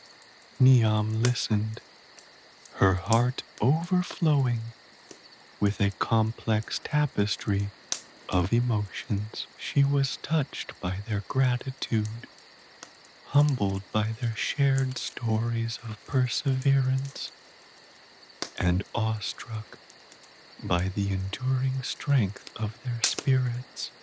Their words were not just words of thanks, but a testament to the power of compassion, a confirmation of the magic that had unfolded before her eyes. She understood now, with profound clarity, the weight of their centuries-long curse and the profound lightness of their liberation. The stories spun like a shimmering thread of ancient magic, woven with the threads of sadness and hope, resilience and faith. They spoke of their longing for human connection, for the simple joys of laughter, love, and family, and the bitter sweetness of knowing their previous lives were lost. They had carried the weight of their curse, not just physically, but emotionally and spiritually, and it was evident in the depth of their gratitude. Their words laced with the raw emotion of newfound freedom. They shared their dreams for the future, their plans to rebuild their lives, to reconnect with the world they had left behind centuries ago. Aine spoke of re-establishing the ancient family traditions, of weaving stories of their journey into the tapestry of their history. Fionnuala envisioned a life of adventure, a quest to explore the world they had only glimpsed from the sky. Con, ever the responsible one, planned to mend the frayed bonds of family and community, restoring the broken ties of time. Fiatra spoke of the joys of sharing his music, bringing the melodies of his heart to those who had never heard them. Their dreams, like the colors of a rainbow after a storm, painted a vibrant picture of their hopes for a future filled with joy, love, and the simple beauty of a life reclaimed. As the sun climbed higher, casting a brilliant light across Lough Derravaragh, the siblings prepared for their departure. The farewell was bittersweet, a mixture of joy, gratitude, and a hint of melancholic nostalgia. They promised to visit Niamh, to share their new lives with her, to keep their bond alive, a testament to the magic that had brought them together. Niamh watched as their boat disappeared across the water, the echoes of their laughter fading into the distance. The island, bathed in golden sunlight, felt different now, lighter, imbued with a renewed sense of joy and peace. The lingering magic of their transformation permeated the air, a silent witness to the miraculous events of the night. Niamh carried the weight of their gratitude, the shared memories, and the profound understanding of the power of compassion, hope, and the enduring magic of a lullaby. The sun warmed her face as she walked towards home, forever changed by her encounter with the Children of Lir, her heart overflowing with the joyful knowledge that even the oldest of curses could be undone with a song sung from the soul. The memory of their voices, their laughter, their tears, their stories, and the profound love shared would remain forever etched in her soul, a beacon of hope, a testament to the enduring magic of compassion and the profound connection between humans and the mythical world. The journey had come to an end, but the magic and the memory would live on, a lasting testament to the power of a young girl's courage and the transformative magic of a heartfelt lullaby. Gifts of gratitude.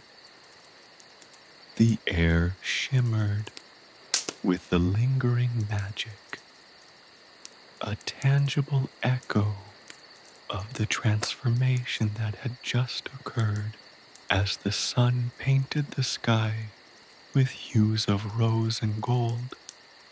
The Children of Lir, once again human, stood before Niamh, their faces radiating a warmth that surpassed the sun's own embrace. They were no longer the sorrowful figures she had first encountered, but vibrant beings, their eyes shining with the light of newfound freedom, their gratitude, profound and overwhelming, hung in the air like a fragrant mist. Aim, the eldest sister, her eyes still glistening with unshed tears, stepped forward.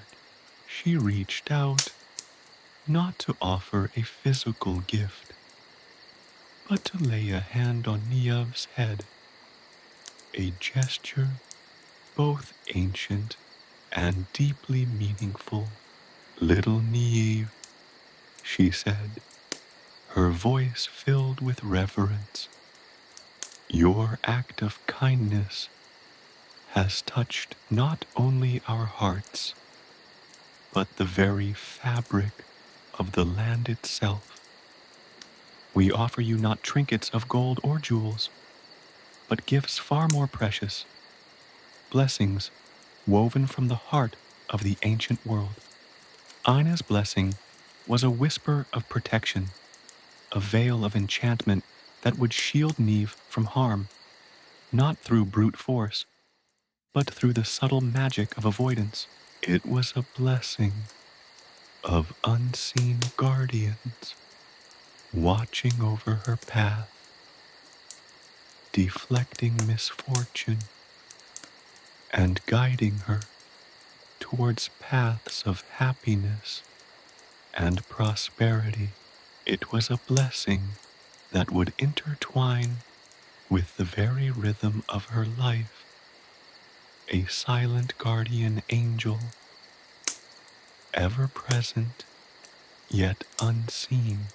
It would be a quiet strength, a gentle hand guiding her through life's storms.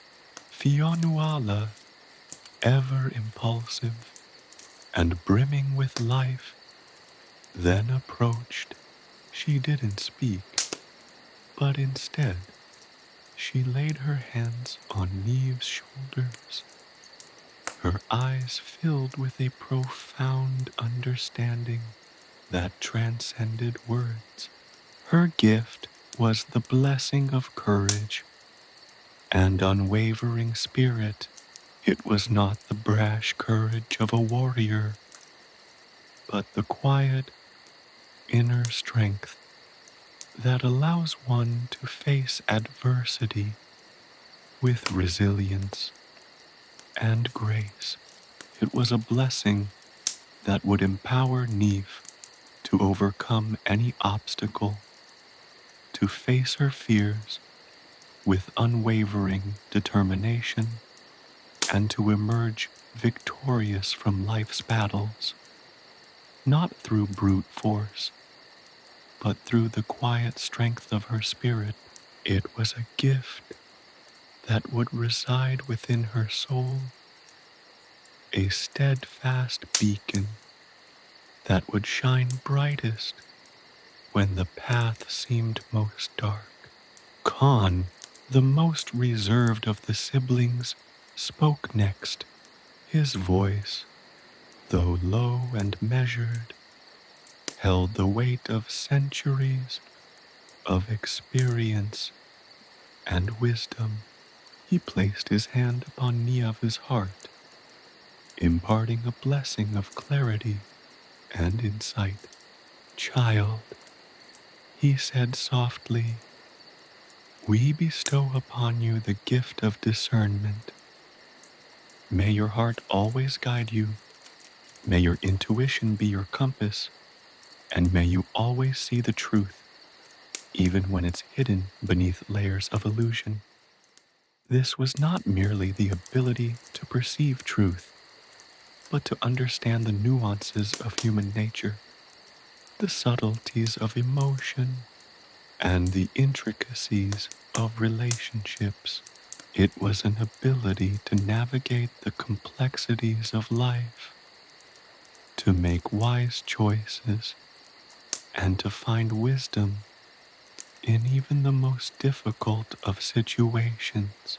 It was a blessing that would empower her to see the world with clarity, to make well-informed decisions, and to understand the true heart of others. Fiacre, ever the playful one, approached last, his eyes twinkling with mischievous light. He didn't touch Niamh, but instead he raised his hands, and a soft, ethereal melody filled the air. It was a melody of enchantment, a lullaby that echoed the song that had broken the curse. "This," he said, his voice light yet powerful, "is the gift of inspiration. May your heart always be filled with creativity. May your spirit always soar, and may your life always be filled with the music of dreams." This was a blessing not just of musical talent, but of creative expression in all its forms. It was the gift of finding beauty in the everyday, of translating feelings into words, images, and stories, of seeing the magic in the mundane and transforming it into something extraordinary. It was an inner wellspring of creativity, an unending source of inspiration, fueling her imagination and empowering her to create and share her own magic with the world. Each blessing was unique, tailored to Niamh's spirit, a testament to the siblings' deep understanding of her character. They had witnessed her compassion, her courage, her gentle heart, and they gifted her with blessings to enhance those very qualities. The gifts were not material possessions that could be lost or stolen, but intangible blessings that would stay with her throughout her life. The sun climbed higher in the sky, its light warming the ancient island, bathing it in a golden glow. The air was alive with magic, with the lingering echoes of their gratitude and the whispers of their blessings. Niamh stood there, awestruck by their generosity, her heart overflowing with emotion. She understood now, more deeply than ever before, the power of kindness, the transformative potential of compassion, and the enduring magic that connected the human and mythical worlds. The children of Lir, their curse lifted, prepared to leave the enchanted island, their hearts filled with a joy that was as radiant as the sun itself. They promised to return to share the stories of their lives anew, to weave their experiences into the tapestry of their future, and to maintain a strong connection with Niamh, the young girl who had saved them as their boat sailed away, leaving behind only shimmering ripples on the surface of Lough Derravaragh. Niamh felt a profound sense of peace settle over her. The journey had been arduous, the encounter miraculous, and the farewell bittersweet, but the magic remained, a tangible reminder of the transformative power of kindness and the enduring connection between the human and supernatural realms. The blessings bestowed upon her, protection, courage, clarity, and inspiration, felt like a warm embrace, a comforting presence woven into the fabric of her being.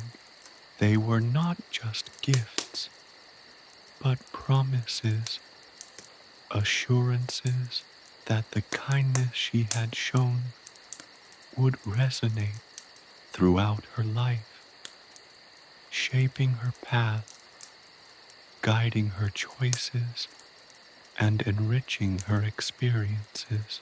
The memory of the children of Lir, their sorrow, their transformation, and their gratitude would forever be etched in her soul, a constant reminder of the magic that resided within the human heart and the power of compassion to break even the most ancient of curses. As Niamh walked back towards her home, the sun warmed her face, the blessings of the children of Lir surrounding her like a protective aura. She felt lighter, stronger, and more inspired than ever before. The gifts were not just for her, they were a ripple effect, a chain reaction of goodness that would spread outwards, touching the lives of those around her, a testament to the power of empathy, the strength of kindness, and the enduring magic that blooms when a pure heart meets a desperate need. The world around her seemed brighter, sharper, and more alive, imbued with a vibrant magic that stemmed from the extraordinary events of the day. She carried with her not just the memories, but the very essence of their gratitude, a constant reminder of the transformative power of a single act of kindness, a testament to the enduring magic that connected her to the mythical world and the extraordinary power of a heartfelt lullaby. The journey had ended, but the magic, the blessings, and the memories would forever remain, a potent reminder of the extraordinary power of compassion and the enduring legacy of a girl who dared to follow 7 swans, saying goodbye. The salty air carried the scent of brine and seaweed, a familiar fragrance that mingled with the lingering magic of the island. As the sun dipped lower, casting long shadows across the tranquil waters of Lough Derravaragh, the moment of parting arrived. It was a moment both joyous and melancholic, a tapestry woven with threads of relief, gratitude, and a touch of lingering sadness. The children of Lir, their human forms restored, stood on the shore, their eyes reflecting the fiery hues of the sunset. Aine, the eldest, offered Niamh a small, smooth stone, cool to the touch. "Keep this, little one," she said, her voice a soft whisper carried on the gentle breeze. "It is a piece of this island, a piece of our story, a tangible reminder of our shared journey. Hold it close and remember us when the world feels cold." The stone was not merely a pebble. It held within it the echoes of centuries of sorrow and the triumphant joy of their liberation. It was a tangible link to the magic they had shared, a silent promise that their connection would endure.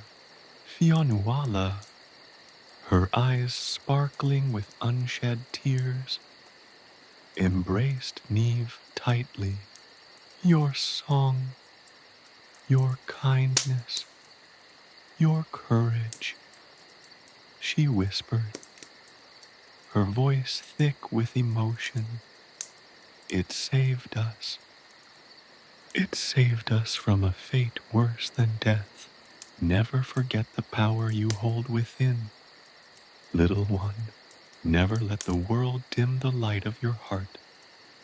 Her embrace was a silent pledge of enduring friendship, a promise that their bond, forged in the crucible of magic and compassion, would transcend the boundaries of time and space.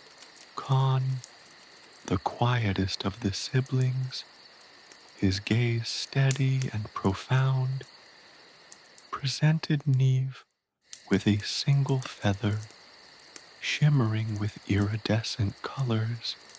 "This feather," he said, his voice resonating with ancient wisdom, "represents the freedom we have regained. Carry it as a reminder that even in the darkest of times, hope can take flight. Let it remind you that the world is full of wonders waiting to be discovered, if only you dare to seek them." The feather was more than just a memento. It was a symbol of hope, a tangible representation of the transformative power of compassion. Fiacre, his smile as bright as the setting sun, presented Niamh with a small, intricately carved wooden flute. "Play this," he said, his voice light yet filled with emotion, "and let its music carry our story to others. Let your song be a beacon of hope, a testament to the enduring power of kindness." The flute was a vessel for the preservation of their tale, a means by which Niamh could share their story with the world, ensuring that their legacy would not fade into the mists of time. Its melody would become a lullaby of hope, a reminder that even the most ancient curses can be broken with the power of compassion.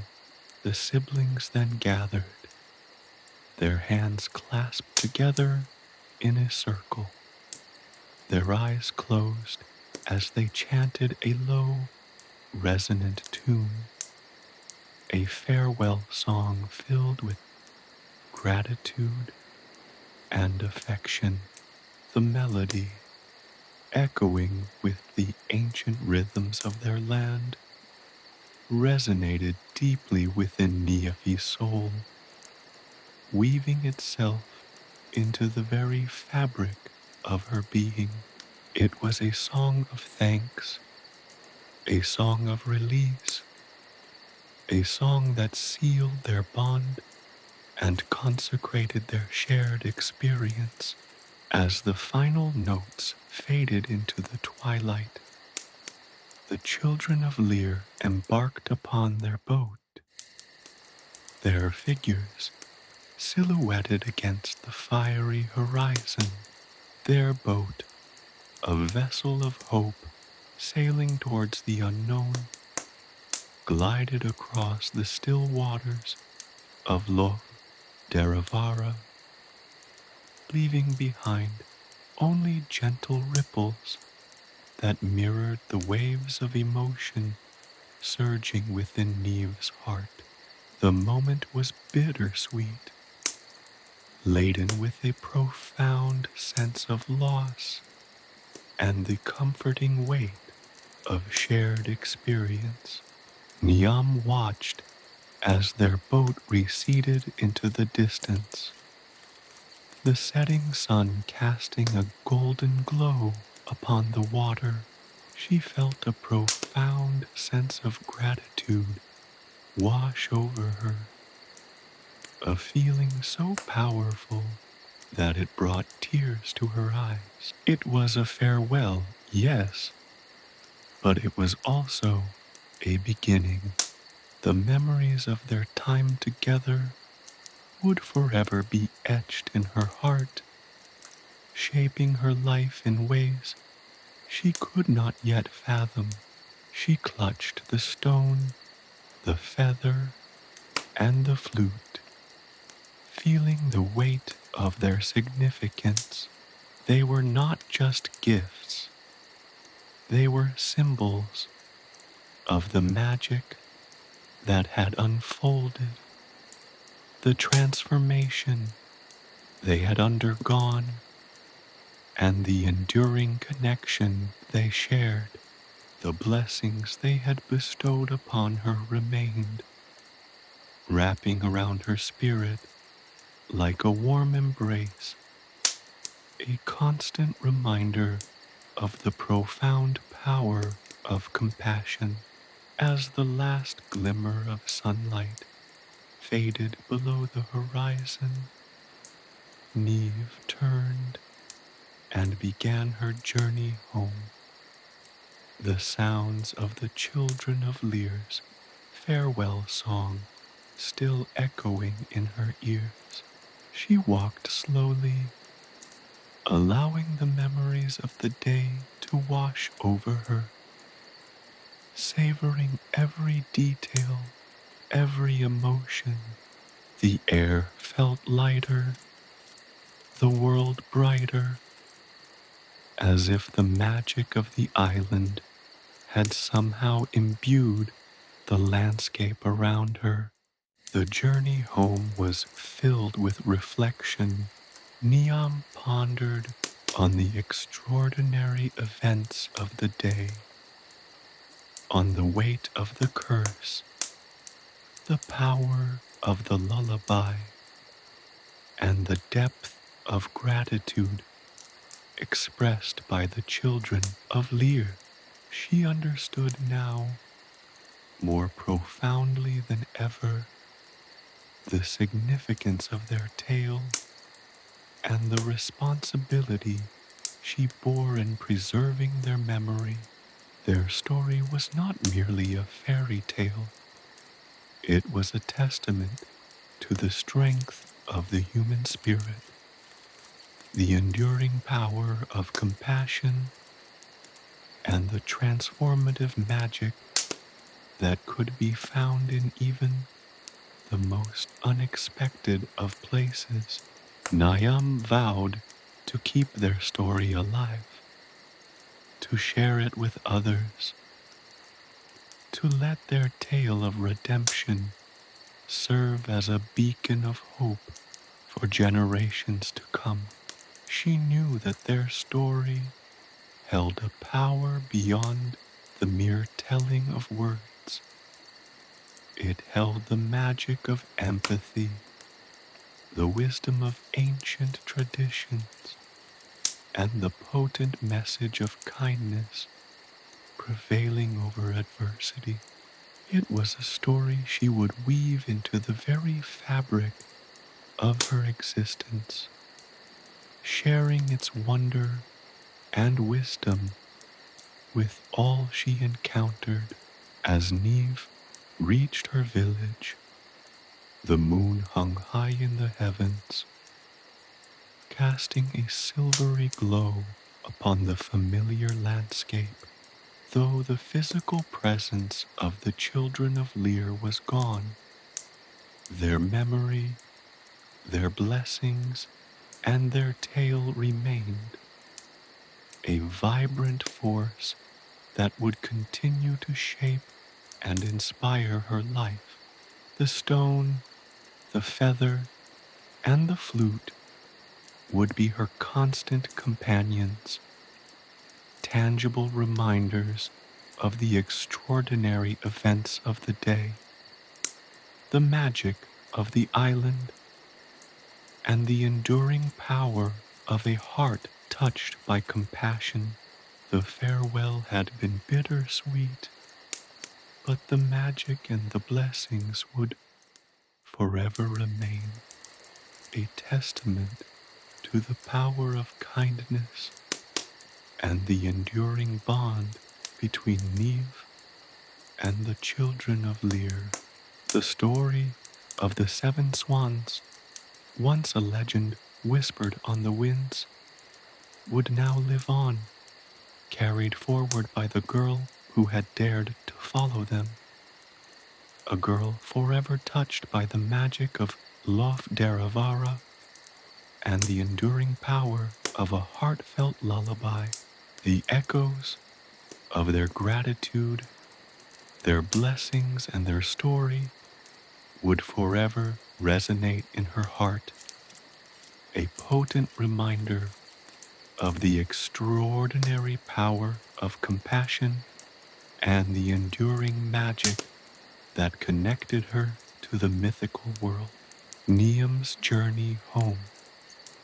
The small wooden boat, barely larger than a bathtub, bobbed gently on the still waters of Lough Derravaragh.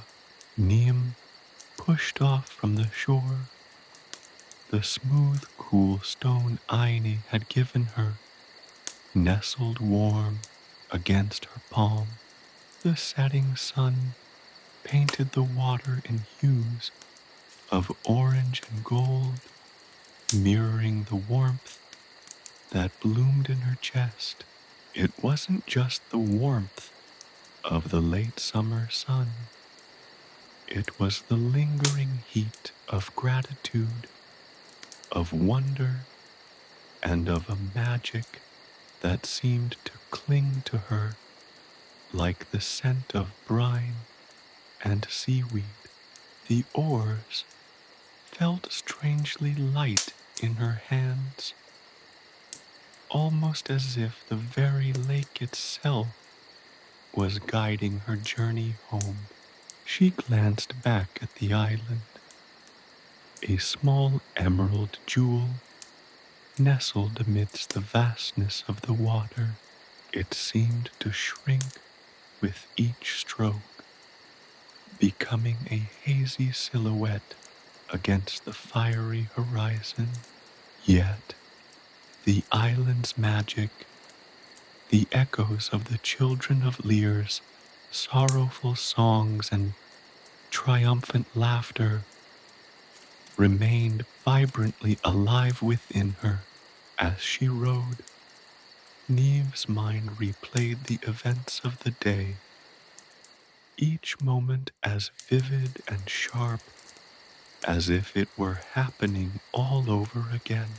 She saw Fionuala's tears, the quiet wisdom in Khan's eyes, the bright, infectious joy radiating from Fiatra's smile, and the serene strength in Aina's presence. They were not simply figures from a legend. They were real, their humanity etched deeply in her memory, their centuries-long suffering, their resilience, and their overwhelming gratitude had touched her soul in a way she never thought possible. The feather, a delicate whisper of iridescent color, nestled against the stone in her hand. It felt strangely alive, a tiny symbol of the freedom they had regained, a reminder that even the most ancient curses could be broken. The flute, smooth and cool under her fingers, promised the continuation of their story, a song of hope and redemption that she would carry forth. The journey home was not just a physical one, it was a journey of self-discovery. Niamh had always been a quiet, observant child, content in the shadows of her village life. But this day had changed her. She had been plunged into a world of ancient magic, faced with centuries of sorrow, and emerged bearing the weight of a profound responsibility. She was no longer just a girl who had followed 7 swans.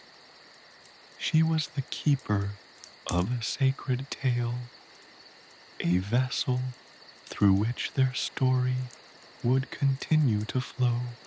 The sun began its descent, casting long shadows across the water, painting the sky in shades of deep crimson and fiery orange.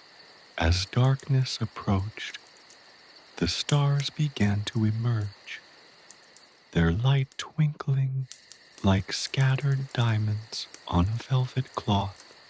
The moon, a pearl in the inky sky, cast a silver path across the lake, guiding Niamh towards the distant glimmer of her village. With each stroke of her oars, Niamh felt a growing sense of peace. The weight of responsibility did not crush her. Instead, it infused her with a newfound purpose. She understood now that the magic she had encountered was not confined to the enchanted island. It was woven into the very fabric of the world, waiting to be discovered by those who dared to open their hearts and listen. The air grew cooler as she neared the shore, the familiar scent of wood smoke and damp earth comforting her. As she landed her small boat, the silence of the night enveloped her, Only the gentle lapping of the waves against the shore and the chirping of crickets broke the stillness. Walking towards her village, Niamh felt the magic of the day linger around her like a shimmering veil. The stone, the feather, and the flute were not mere gifts. They were talismans, tangible reminders of the profound transformation she had undergone. They held the echoes of ancient songs, the weight of centuries of sorrow, and the triumphant joy of liberation. Reaching her home, Niamh found her family asleep. She tiptoed inside, her heart overflowing with a quiet joy. She knew that she could not simply tell her tale in a few sentences. It deserved to be shared with reverence, with the understanding that every note, every word, carried the echoes of centuries of magic and sorrow, the unwavering courage of the children of Lir, and the grace of a selfless act. The following days were a blur of activity. Niamh carefully cleaned and polished the flute, its smooth wood feeling warm under her fingers. She practiced playing it, her melodies a blend of sorrow and hope, a reflection of the tale she now carried within her. The simple tunes echoed the ancient chants of the children of Lir, blending the joy of their liberation with the weight of their past. She started sharing pieces of their story, carefully choosing her words, mindful of the sacredness of their tale. She spoke of the swans' beauty, of their sorrow, of the ancient curse, and the power of her song. She told of their gratitude and their blessings, weaving in the details of the gifts she carried: the smooth, cool stone, the iridescent feather, and the song-filled flute. Her story was not simply a tale of magic. It was a testament to the power of compassion, the strength of the human spirit, and the enduring magic that connects us all. It was a tale of redemption, of hope, and of the transformative power of a single act of kindness. As the seasons changed, Niamh's story spread, whispered from village to village, carried on the wind. The children of Lir were no longer just figures of legend. They became symbols of hope, their tale a beacon of light in the darkness.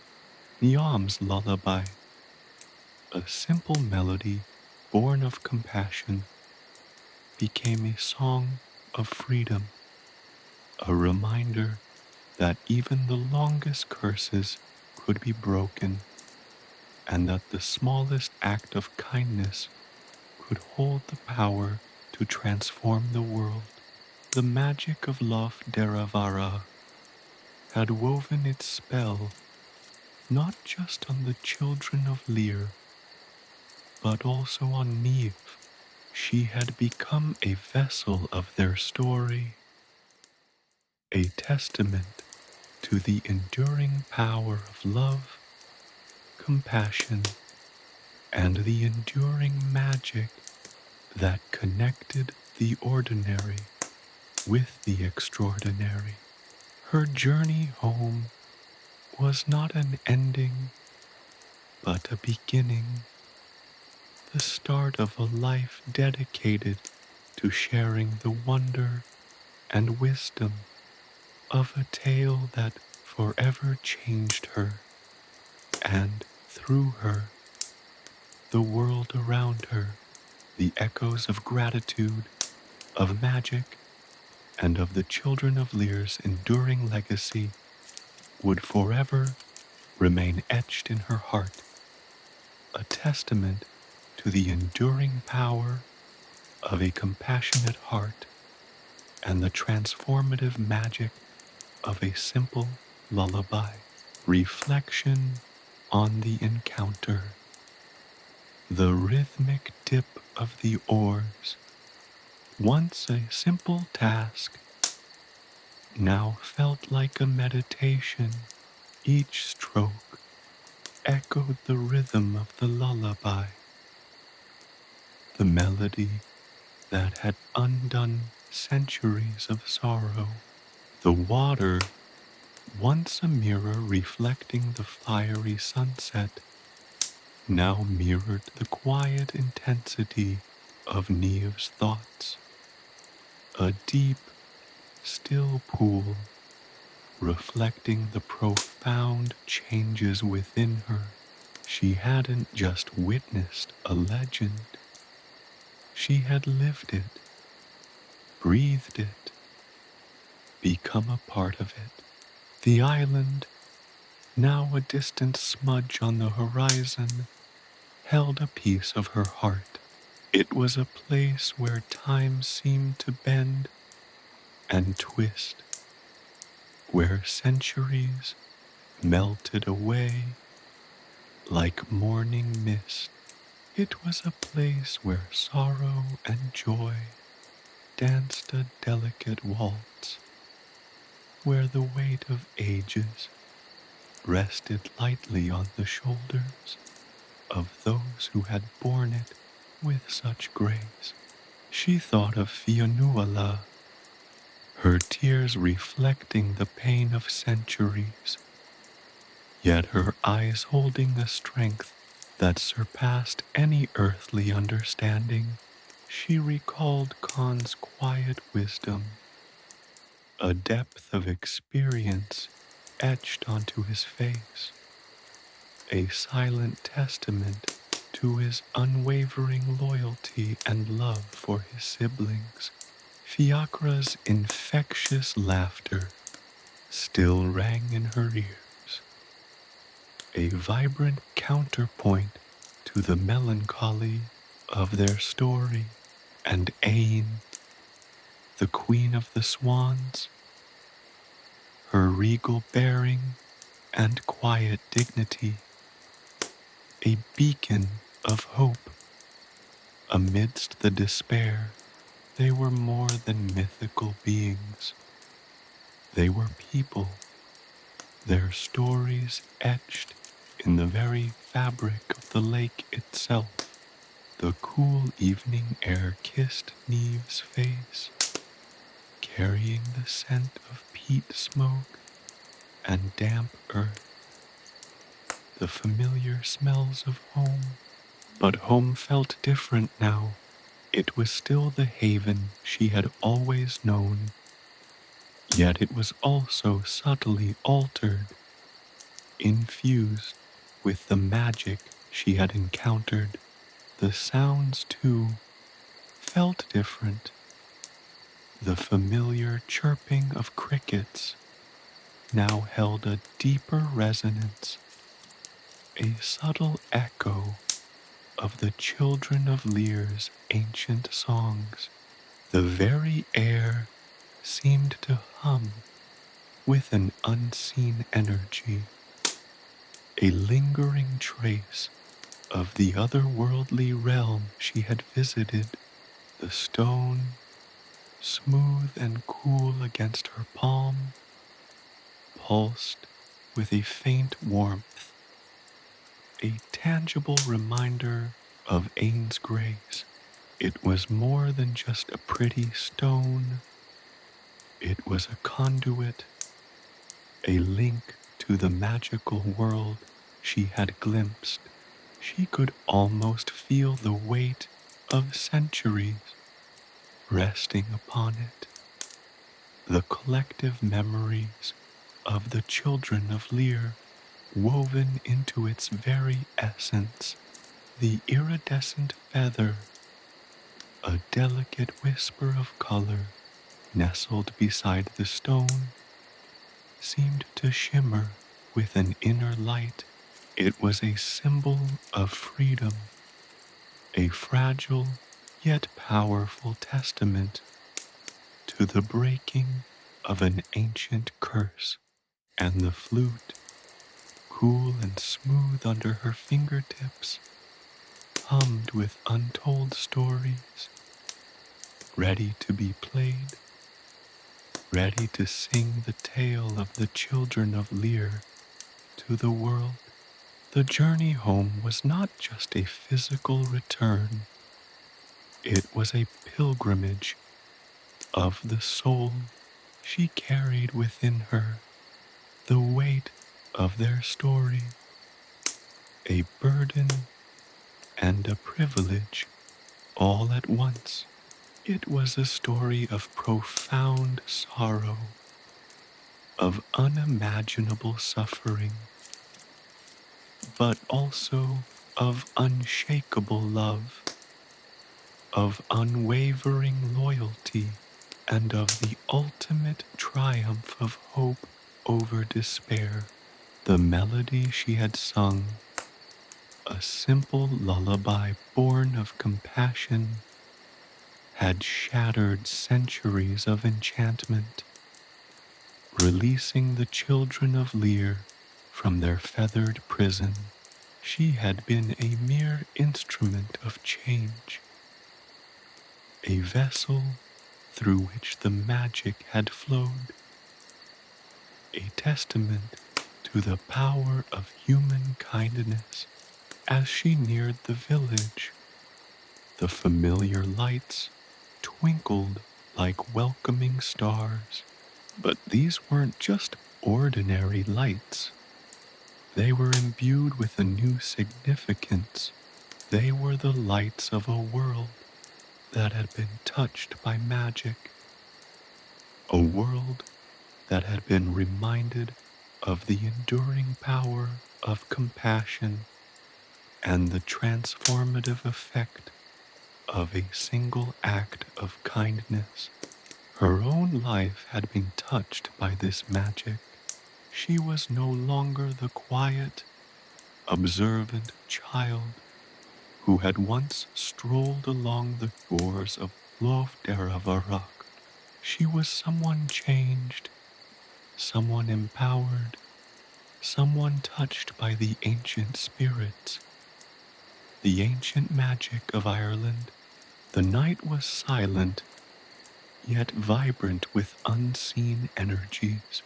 The moon cast a silvery path across the water, a guide leading Niamh back to the comforting embrace of her village, a village that now held a secret, a sacred story shared between Niamh and the whispers of the wind. She could feel the weight of this secret, the responsibility of sharing this ancient tale. Yet it did not feel like a burden, but rather a sacred honor. It was a tale of hope, of resilience, of the enduring power of love, and the strength of the human spirit, capable of breaking even the most ancient of curses. The following days were spent in a quiet reflection, a period of absorbing the profound experiences she had lived. The flute became her constant companion, her fingers dancing across its surface, coaxing forth melodies imbued with sorrow and joy, echoing the tale of the children of Lir, their ancient songs blending seamlessly with her own. It was a song of freedom, a song of liberation, a song of hope. Sharing her story wasn't easy. It required careful words, measured tones, a reverent approach that honored the sacred nature of the tale. She spoke of the swans' ethereal beauty, their grace, their suffering, and their resilience. She spoke of the weight of centuries, of the unbreakable bonds of sibling love, and of the power of compassion that had ultimately broken the ancient curse. She described their gratitude, their blessings, weaving in the details of her gifts, the stone, a tangible link to their magic, the feather, a symbol of their regained freedom, and the flute, a vessel for their song. Her tale was not confined to the magical realm of Lough Derravaragh. It transcended boundaries, speaking to the human heart, resonating with experiences of loss, longing, and the unwavering strength of the human spirit. It was a story of transformation, of healing, of redemption, and of hope, a testament to the enduring power of love and the transformative magic of a simple lullaby. It was a story that spoke to both children and adults, a story that would linger in their hearts and minds long after the last word was spoken. And so the story spread, whispered from village to village, carried on the wind, touching hearts and lives, a testament to the enduring magic of Irish folklore and the enduring power of compassion. The legacy of the Children of Lir, once confined to legend, was now woven into the fabric of everyday life, a beacon of hope in the world, a symbol of resilience, and a testament to the power of a single act of kindness. And Niamh, the young girl who followed the swans, became the keeper of their story, the vessel through which their legacy would live on, forever linked to the magic of Lough Derravaragh, the gratitude, the magic, the memory of the Children of Lir. These would forever remain etched in her heart, a beautiful reminder of the transformative power of compassion and the enduring enchantment of the Irish soul. Niamh's revelation. The hearth fire crackled merrily, casting dancing shadows on the walls of Niamh's family home. The scent of freshly baked bread mingled with the peat smoke, creating a comforting aroma that usually soothed her after a long day. Tonight, however, the familiar comforts felt charged with an almost palpable energy, a lingering echo of the magic she had encountered on the shores of Lough Derravaragh. Her heart thrummed with a mixture of excitement and apprehension. She had to tell them. She had to share the incredible story, the breathtaking tale of the Children of Lir, her parents, their faces etched with the familiar lines of worry and work, sat expectantly, her younger siblings, eyes wide with a curious anticipation, clustered around them, their small hands gripping each other tightly. Niamh felt a wave of warmth wash over her, a profound sense of love and belonging. This was her family, her safe haven, the perfect audience for a tale so extraordinary. She began slowly, her voice barely a whisper at first, choosing her words carefully, mindful of the sacred nature of the story she was about to share. She spoke of the 7 swans, their ethereal beauty captivating her from the moment she first laid eyes on them.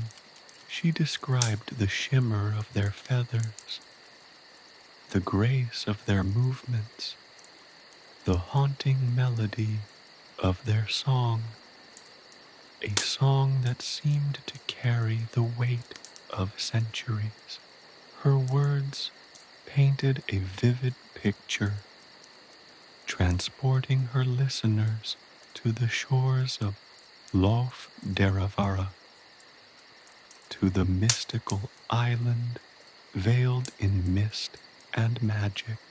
As she described her journey, her voice gained strength, fueled by the intensity of her experience. She spoke of the sorrowful queen of the swans, Ain, her voice filled with the pain of centuries of enchantment, yet her eyes holding a glimmer of unwavering hope. She described Fionnuala, her tears reflecting the anguish of their cursed existence, yet her spirit unbroken, her love for her siblings a beacon of resilience. She spoke of Khan's quiet wisdom, a testament to his unwavering loyalty, and Fiakra's infectious laughter, a poignant reminder of their shared joy despite their suffering. The children listened, mesmerized, their imaginations ignited by her worst.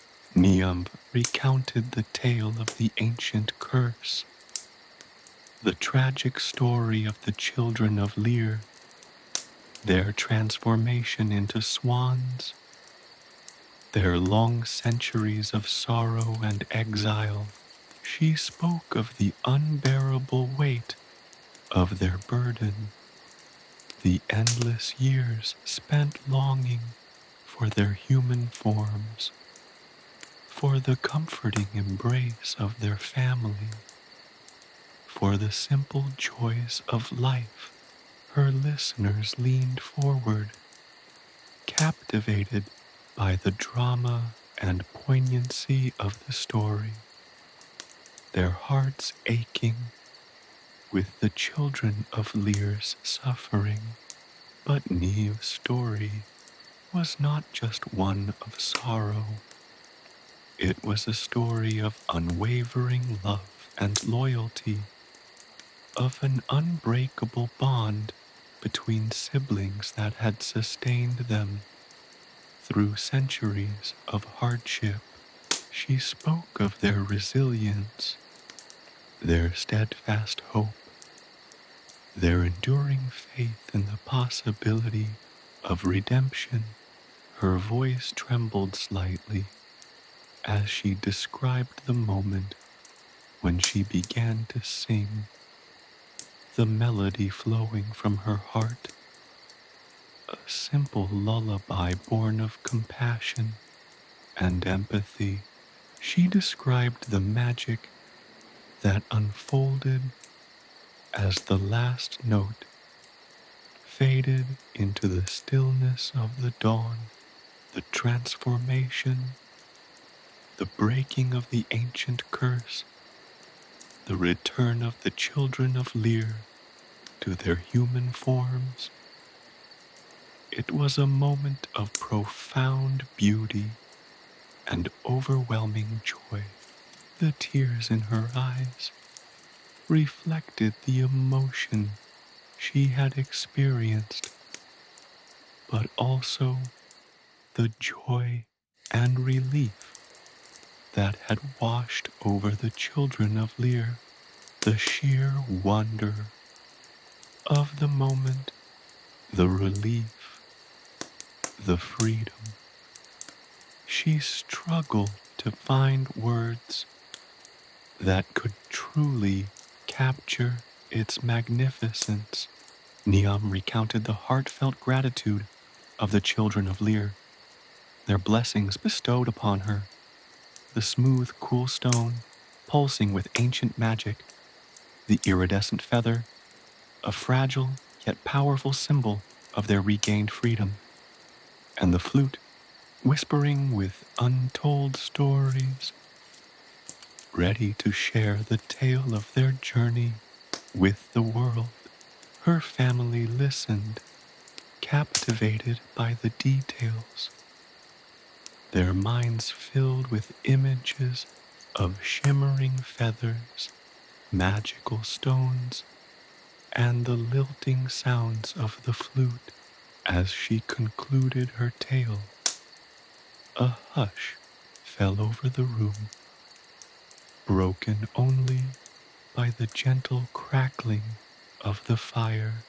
Her parents exchanged a look of awe and wonder, their faces reflecting the profound impact of her story. Her siblings, their eyes shining with wonder, reached out to touch the stone and feather she held, their small fingers tracing the delicate patterns. The flute, resting gently in her lap, seemed to hum with a soft, ethereal melody, a lingering echo of the magic it held.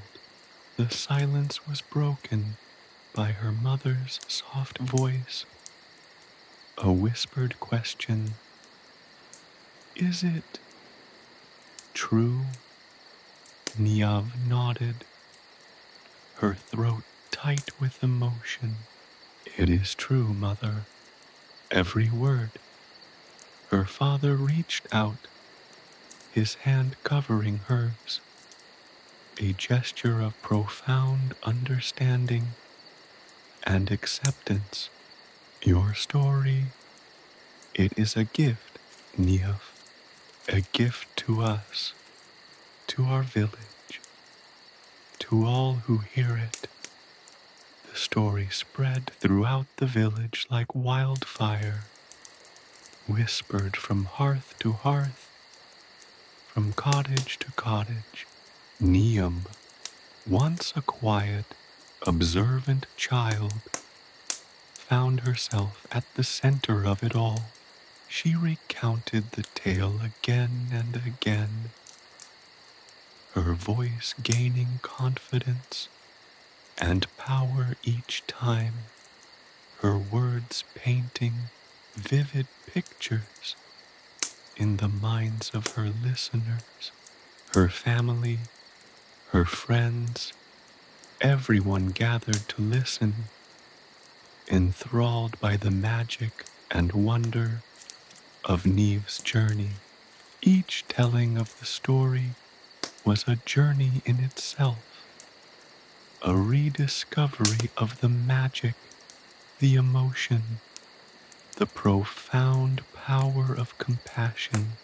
The stone, the feather, and the flute became sacred objects, tangible links to the realm of ancient magic, symbols of the enduring strength of the human spirit and the extraordinary power of love. And so, the legend of the Children of Lir, once confined to the whispers of folklore, began to intertwine with the lives of the villagers. Niamh's tale became a living testament to the magic of Ireland, to the power of compassion and music, and to the timeless strength of sibling love. It was a story of hope, resilience, and redemption, a story that would echo through generations to come, a reminder that even the most ancient of curses can be broken by the simple yet profound power of a loving heart. The melody Niamh had sung, the lullaby that freed the children of Lir, became a symbol of hope, a testament to the magic that dwells within the human spirit, the power of kindness, and the enduring enchantment of Irish folklore. And Niamh, the young girl who followed the swans, would forever be remembered as the keeper of their story, the one who shared their tale, transforming a legend into a living beacon of hope and inspiration, sharing with others. The village of Ballinahone, nestled beside the whispering reeds of Lough Derravaragh, had never known a tale quite like Niamh's. News of the rescued Children of Lir, freed from their centuries-long enchantment, spread faster than the wind rustling through the barley fields. Initially, it was a hushed murmur, a secret shared between neighbors over steaming mugs of tea by crackling hearths. Then, it became a shared song, a melody woven into the very fabric of village life. Niamh, initially shy and hesitant, found herself transformed. The weight of the secret, once a heavy burden on her young shoulders, now felt like a mantle of responsibility, a sacred trust. Her initial recounting of the story, hesitant and full of wonder, blossomed into a performance, a captivating narrative that held her audience spellbound. She spoke not just of the swans, but of the shimmering light on their feathers, the way the wind whispered secrets through their wings, and the profound sorrow that emanated from their haunting song. She described the island not just as a place, but as a living entity, pulsating with ancient magic, its very stones imbued with centuries of whispered sorrow and silent hope. Her descriptions were evocative, painting pictures in the minds of her listeners, transporting them to the misty shores of the Lough, to the heart of the enchanted island. She spoke of Ain, the queen of the swans, her voice laced with the wisdom of ages, her eyes reflecting the unending cycle of sorrow and hope. She described Fionuala's tears, not just as tears, but as pearls of anguish, each one reflecting a century of longing. She spoke of Khan's quiet strength, the unwavering loyalty in his gaze, and Fiatra's infectious laughter, a bittersweet memory of joy amidst the sorrow. The children of Balina Hone, their eyes wide with wonder, hung on her every word. They imagined themselves gliding over the water on swan-like wings, their laughter echoing across the still surface of the lough. They felt the weight of the curse, the centuries of transformation, the endless yearning for freedom, and then they experienced the breathtaking moment of release, the breaking of the spell, the triumphant return to human form. The adults, too, were captivated. Their initial skepticism melted away as Niamh spoke, replaced by a profound sense of awe and wonder. They saw in her story a reflection of their own lives, the challenges they faced, the hope they held on to, the unwavering strength of the human spirit. Niamh's tale became a shared experience, a testament to the enduring power of love and compassion, a reminder of the magic that lay dormant within their everyday lives. The smooth, cool stone, pulsing with ancient energy, became a sacred relic, passed from hand to hand, its cool touch a comforting reminder of the magical encounter. The iridescent feather, a fragile symbol of freedom, was treasured, a delicate reminder of the swan's transformation and the resilience of the human spirit. And the flute, a whispering instrument carrying the echoes of centuries, became a symbol of hope, its haunting melody resonating with the ancient magic of the lough. The older women of the village, keepers of the ancient traditions, recognized the significance of Niamh's story. They saw in her tale a powerful reminder of the enduring power of Irish folklore, a living testament to the myths and legends that had shaped their lives for generations.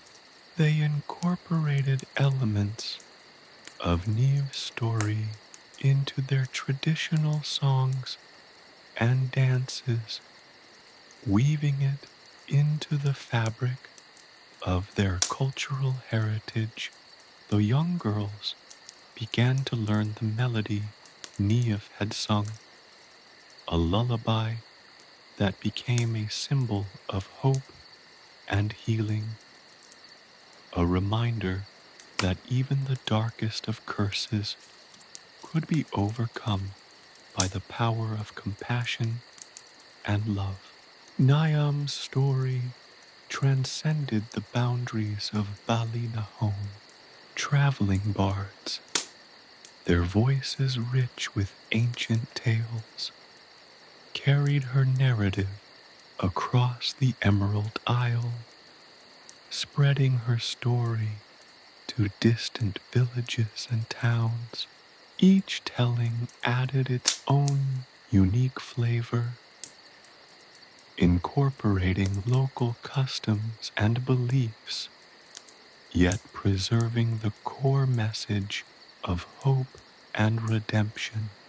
The legend of the Children of Lir, once a whispered secret, became a powerful force, shaping the lives of those who heard it, inspiring acts of kindness and empathy, fostering a stronger sense of community and shared identity. The villagers of Ballinahone, once separated by their individual struggles, found themselves united by Niamh's story. It became a source of strength, a reminder that even in the face of adversity, hope endures. The ancient curse, once a symbol of despair, was transformed into a testament to the resilience of the human spirit. Niamh's lullaby, a simple melody born of compassion, became a powerful anthem of hope, echoing across the Irish landscape, a reminder of the enduring power of love, kindness, and the magic that still resides in the heart of Ireland. The annual Harvest Festival, once a simple celebration of bounty, took on new significance. Niamh, now a respected elder of the village, led the festivities, her flute's haunting melody weaving a spell of joy and gratitude. The children, dressed in swan-like costumes, danced and sang, their voices echoing the ancient lullaby, their movements mirroring the grace and beauty of the 7 swans. The villagers, their hearts filled with gratitude and joy, shared food, stories, and laughter, celebrating the enduring power of hope, the resilience of the human spirit, and the transformative power of a young girl's courage and compassion. And so, the legend of Niamh and the Children of Lir became an integral part of Irish folklore, a timeless tale passed down through generations, a reminder that even the most ancient of curses can be broken by the power of love, compassion, and a simple, heartfelt song. The story served as a beacon of hope, a testament to the enduring strength of the human spirit and the unwavering power of kindness in a world that often needs it most. The magic, once confined to the shores of Lough Derravaragh, now extended to every corner of Ireland, inspiring acts of bravery, kindness, and understanding, resonating with the ancient heartbeat of the land. The melody of Niamh's lullaby continued to echo, a symbol of hope and redemption, whispering tales of courage, compassion, and the enduring magic of Ireland's ancient heart. The tale of Niamh and the Children of Lir became a timeless testament to the transformative power of kindness, a beacon of hope shining brightly on the Emerald Isle. The power of storytelling. The years that followed saw Niamh's story woven into the very fabric of Irish folklore.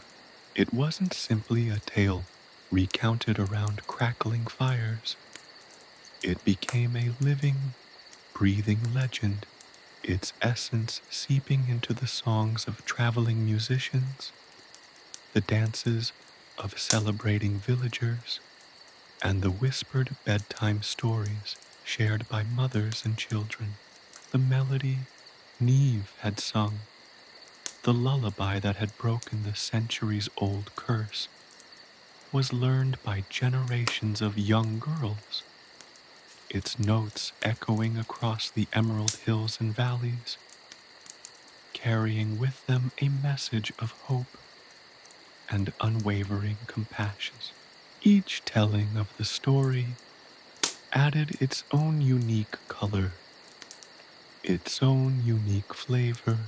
In the coastal villages, the swan's flight was described as a shimmering ballet against the backdrop of the turbulent Atlantic, their wings catching the light like a thousand scattered gems. In the mountainous regions, the island was portrayed as a mystical sanctuary, shrouded in mist and guarded by ancient spirits, its very air resonating with the power of ancient magic. Yet, through all the variations, the core essence of Niamh's tale remained unchanged. The enduring power of kindness, the unwavering strength of hope, and the magic that resides in the human heart. The traveling bards, those keepers of ancient lore, became the primary custodians of Niamh's story. Their voices, seasoned by countless journeys and infused with the wisdom of ages, carried her narrative across the length and breadth of Ireland, embellishing the tale with vivid descriptions and intricate details that captivated audiences of all ages.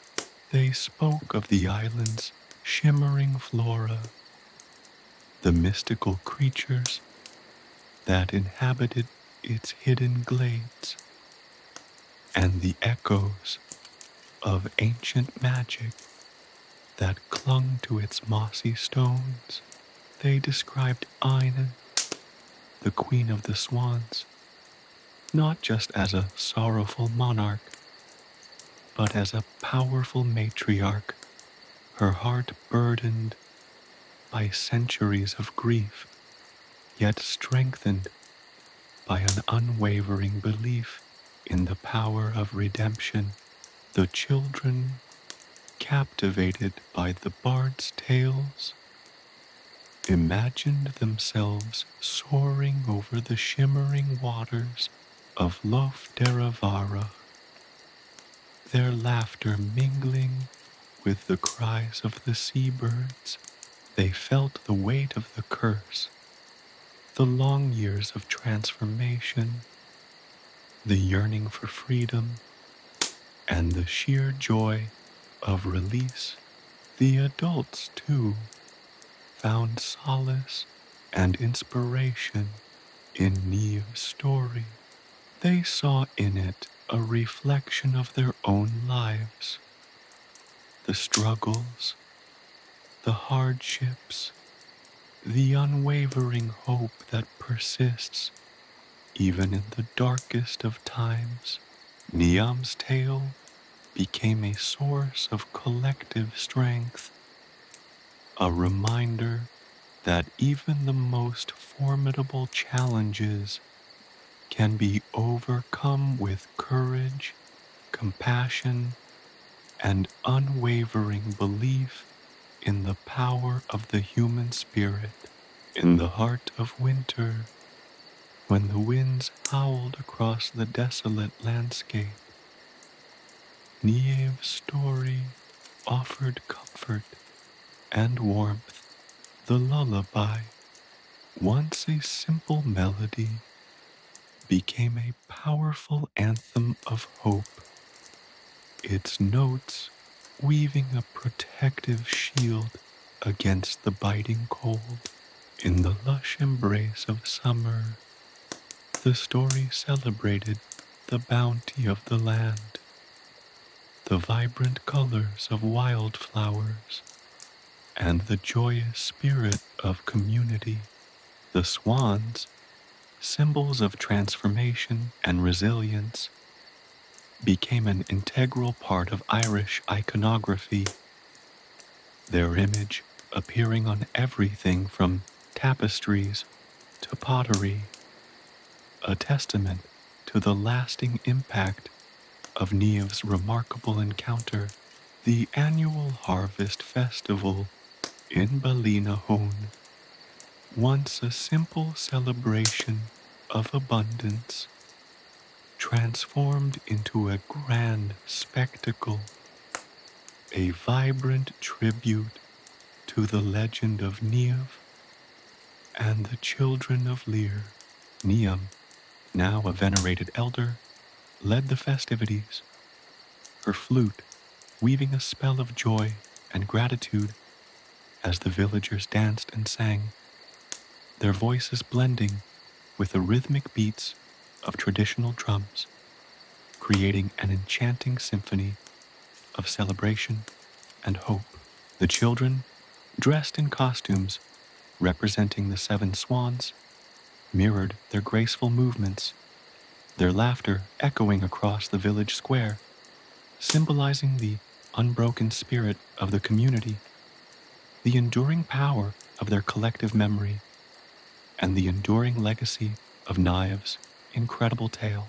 Generations passed, and the story continued to evolve, adapting to the changing times, yet retaining its core message of hope and redemption.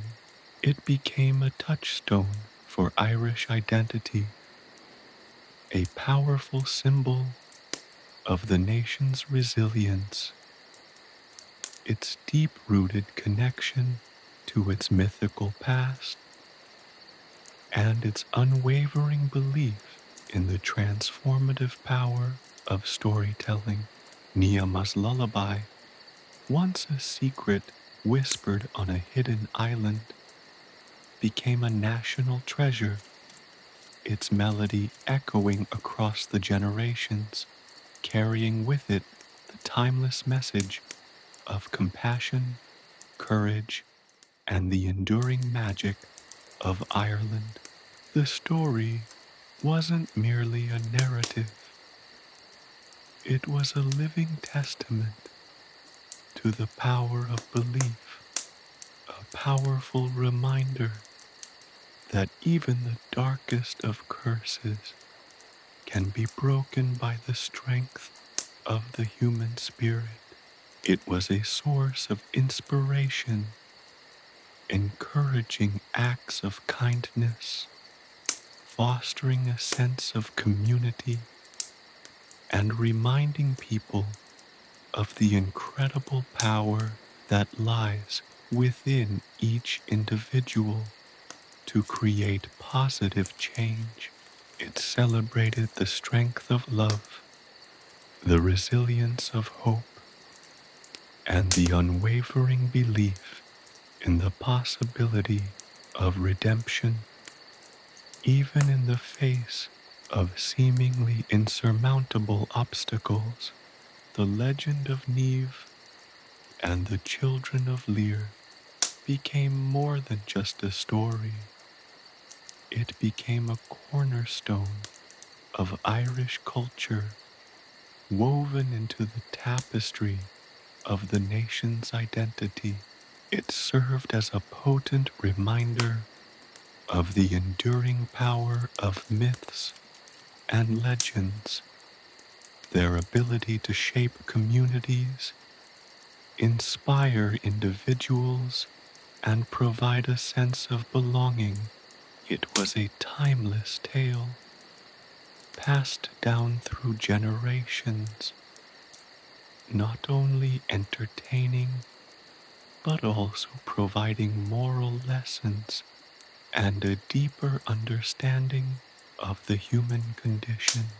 The story was a living, breathing testament to the enduring power of love, compassion, and the magical world that lies just beyond the veil of everyday reality.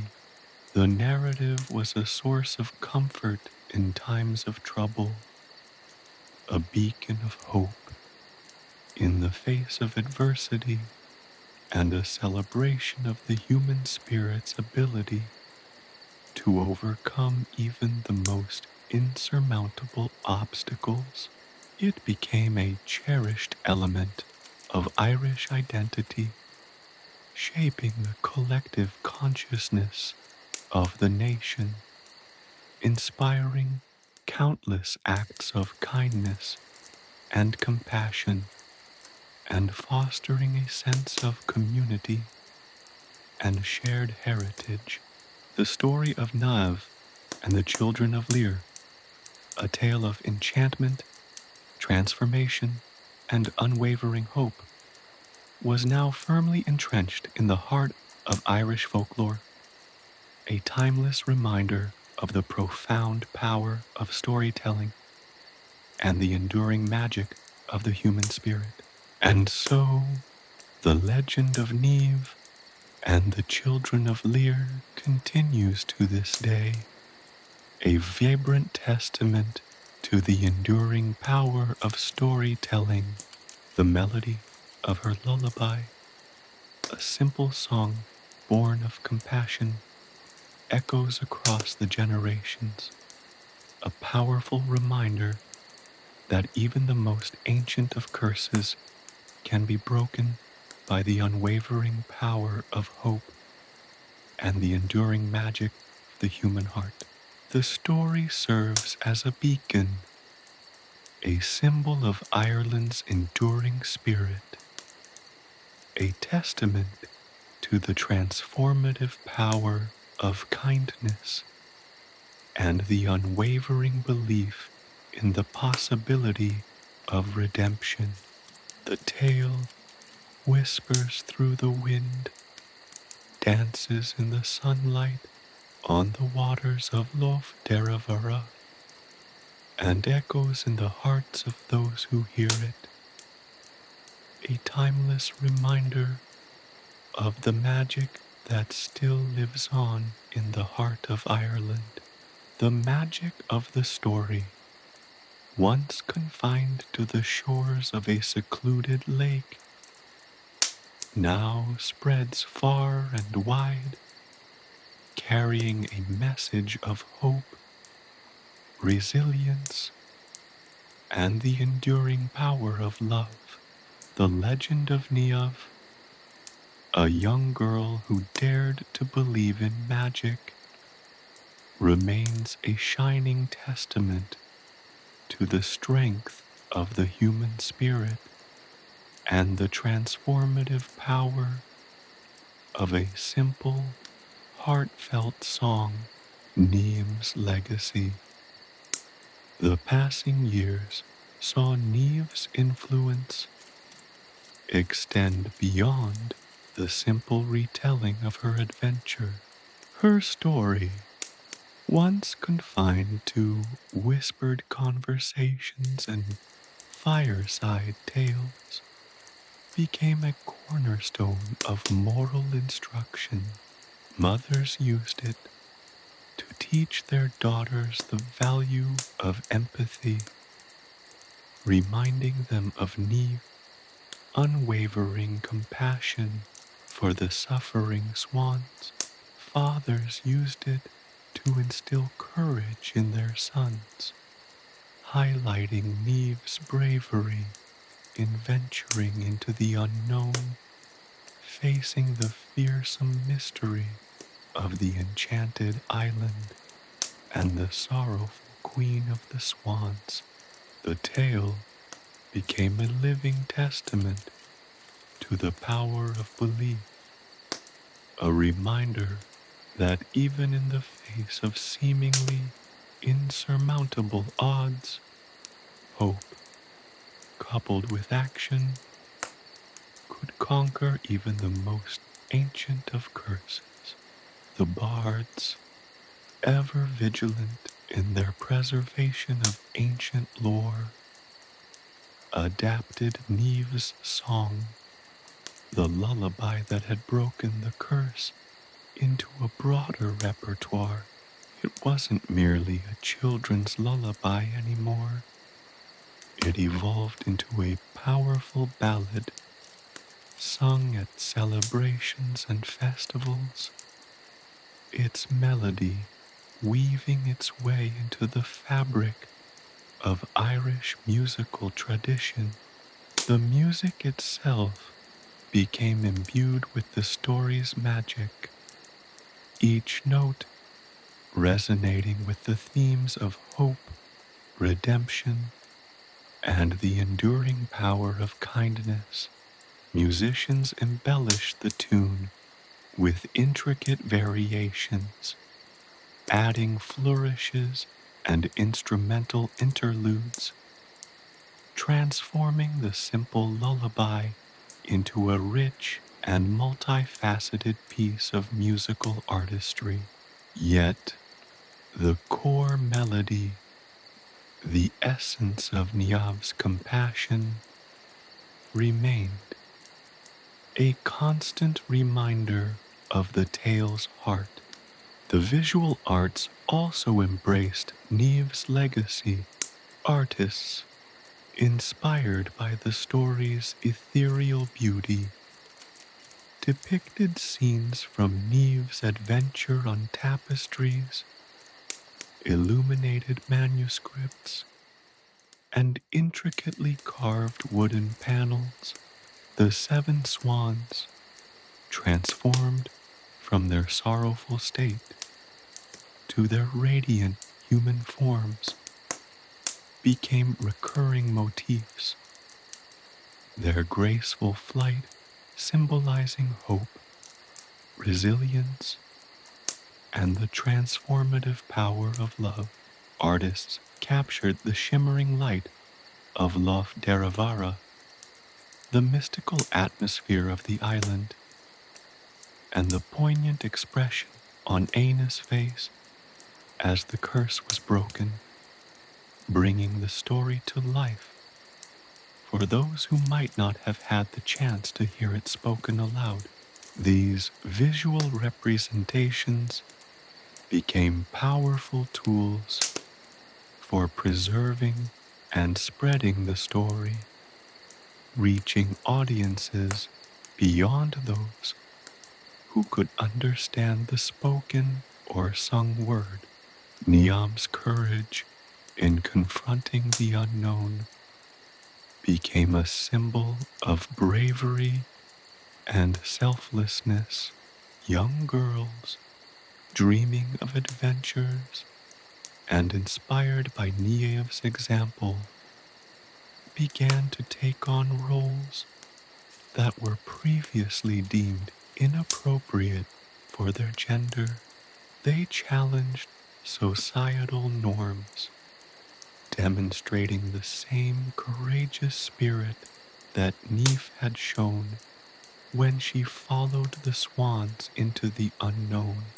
This sparked a gradual shift in societal perceptions, creating an environment where women were empowered to pursue their dreams, their actions mirroring Niamh's unwavering determination to face adversity and achieve her goals.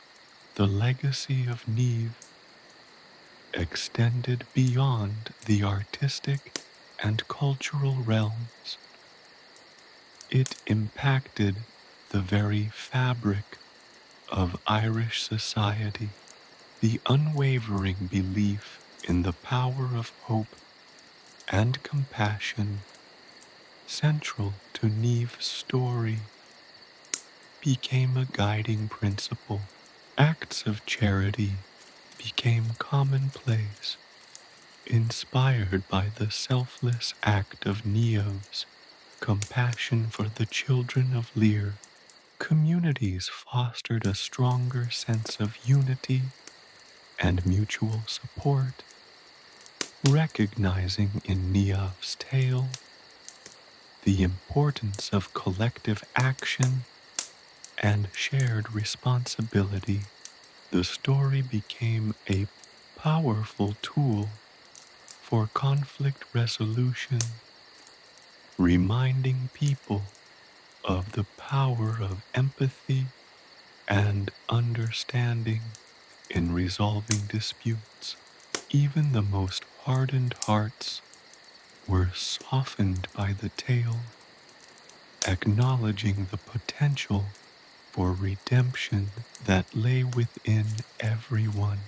Centuries later, scholars and historians began to delve deeper into the legend of Niamh and the Children of Lir, studying its origins and evolution, analyzing its cultural impact, and unraveling its symbolic layers.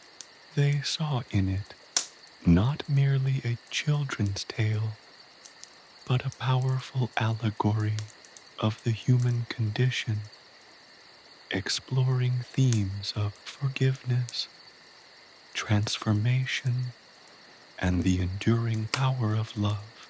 The tale became a subject of academic research, inspiring countless dissertations, articles, and books, solidifying its position in both folklore and literary studies. Niamh's story served as a compelling example of the complex interplay between mythology, history, and societal values. The annual harvest festival in Ballynahoe continued to evolve, growing into a grand celebration honoring Niamh's legacy. It wasn't just a commemoration of the harvest, it was a vibrant cultural event attracting people from across the country and beyond. The festival included storytelling competitions, musical performances featuring variations of Niamh's lullaby, and theatrical presentations of the legend itself. Children, still dressed as the 7 swans, danced and performed traditional Irish steps, carrying on a tradition that had been passed down through generations. The festival became a powerful symbol of Irish cultural heritage, a testament to the lasting impact of Niamh's story. The tale of Niamh, originally a simple narrative of a girl's encounter with magical swans, transformed into a complex and enduring cultural phenomenon.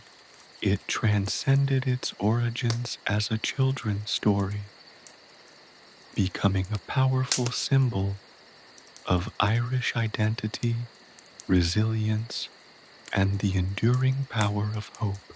It shaped moral values, inspired creative works, fostered community unity, and offered a profound exploration of the human condition. The legacy of Niamh is not merely a story preserved through time. It is a living, evolving tradition, continuing to inspire and enrich the lives of those who encounter it. It is a testament to the power of a simple act of kindness and the enduring magic of belief. And so, the legend of Niamh continued, woven into the very fabric of Irish life, its melodies echoing in the hearts of generations to come. The story transcended geographical boundaries, its message of hope and compassion resonating with people worldwide. Translations of the tale appeared in multiple languages, sharing Niamh's incredible journey with an ever-expanding audience. The story's enduring power lay in its simple yet profound message that even in the face of overwhelming adversity, the human spirit, fueled by compassion and belief, can triumph. The magic of Niamh's tale was not confined to the mystical shores of Lough Derravaragh. It was a magic that resided within each individual, waiting to be awakened by the power of hope and the unwavering belief in the possibility of redemption. Niamh's legacy remained a beacon of light, a symbol of the enduring power of the human spirit, and a testament to the transformative power of a simple, heartfelt song. The legend of Niamh, the girl who listened to her heart and dared to believe, lived on, a timeless reminder of the magic that lies within us all. Enduring magic. The wind whispers secrets through the reeds of Lough Derravaragh, carrying echoes of Niamh's song, a lullaby that once broke a centuries-old curse.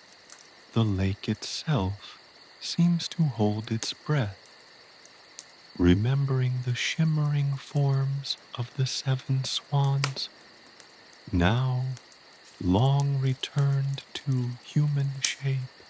The very air hums with the lingering magic, a palpable energy that permeates the landscape, weaving its way into the lives of generations who have inherited the legend.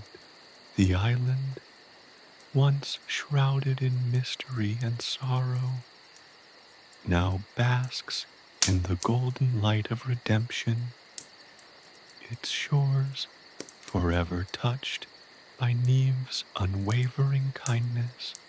The story, once a simple fireside tale, became deeply embedded in the daily lives of the people. Place names themselves subtly alluded to the event. A small copse of trees near the lake was known as Ain's Grove, a silent tribute to the eldest of the Swan children, and the path Niamh took to the island became known as Niamh's Way, a pilgrimage for those seeking inspiration or solace.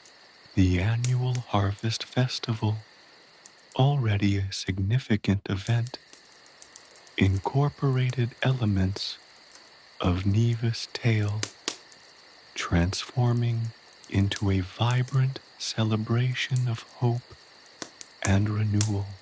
Children, dressed in swan costumes, would reenact portions of the story, their innocent voices echoing the ancient melody. The festival's centerpiece was a magnificent bonfire, its flames reaching towards the heavens, symbolizing the burning away of sorrow and the embrace of joyous rebirth. The influence of Niamh's story extended beyond the immediate vicinity, of Lough Derravaragh, traveling bards, their voices carrying the weight of centuries of tradition, spread the tale throughout Ireland, embellishing it with their own unique flourishes and interpretations.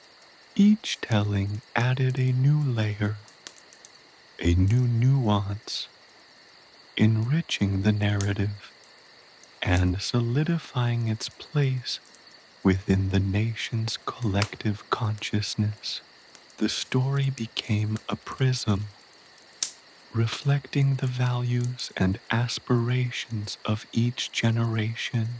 For some, it was a story of courage. For others, a testament to the power of compassion. For many, it was all of these and more. In the quiet corners of rural cottages, old women would spin tales for their grandchildren, their voices low and hushed, the firelight dancing in their eyes. Their words were more than just a story. They were a legacy, a living link to the past, a promise of hope for the future. The narrative instilled a strong sense of community. Neighbors, reminded of Niamh's selfless act, offered each other more readily support. In times of hardship, there was a newfound emphasis on collaboration and shared responsibility, a sense of unity born from the shared experience of the story. The spirit of generosity and empathy, so central to Niamh's tale, permeated daily interactions. The legend also profoundly impacted Irish art and literature. Poets penned ballads and poems inspired by Niamh's journey, weaving the tale into intricate verses that resonated with the emotional depths of the story. These literary creations served as powerful mediums to preserve the legend, passing it down across generations. The music, too, continued to evolve. Niamh's lullaby, originally a simple melody, became a complex and multifaceted piece of music. Composers created intricate arrangements, adding layers of instruments and vocal harmonies that captured the emotional richness of the tale.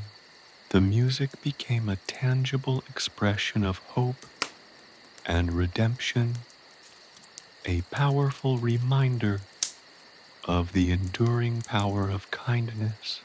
Visual artists, too, found inspiration in the story. Ancient manuscripts were adorned with exquisite illumination, depicting scenes from the legend. The swans taking flight, Niamh's compassionate gaze, the serene beauty of Lough Derravaragh, tapestries intricately woven with threads of gold and silver, captured the ethereal atmosphere of the island, conveying the magic that enveloped Niamh's encounter.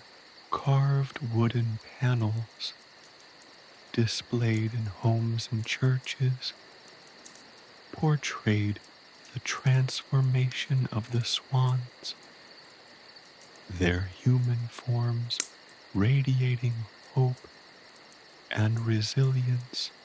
These artistic representations brought the story to life for audiences who may never have heard the tale told aloud. The images became symbolic representations of the story's central message that hope, kindness, and belief can conquer even the most ancient of curses. Over time, the tale of Niamh and the Children of Lir transitioned from a simple folk legend into a cornerstone of Irish cultural identity. It became a source of national pride, a testament to the enduring strength and resilience of the Irish spirit. The story's enduring popularity speaks volumes about its ability to transcend cultural boundaries and resonate with diverse audiences. It became a source of inspiration for writers, artists, musicians, and scholars alike. The legend continued to resonate across centuries, woven into the fabric of daily life.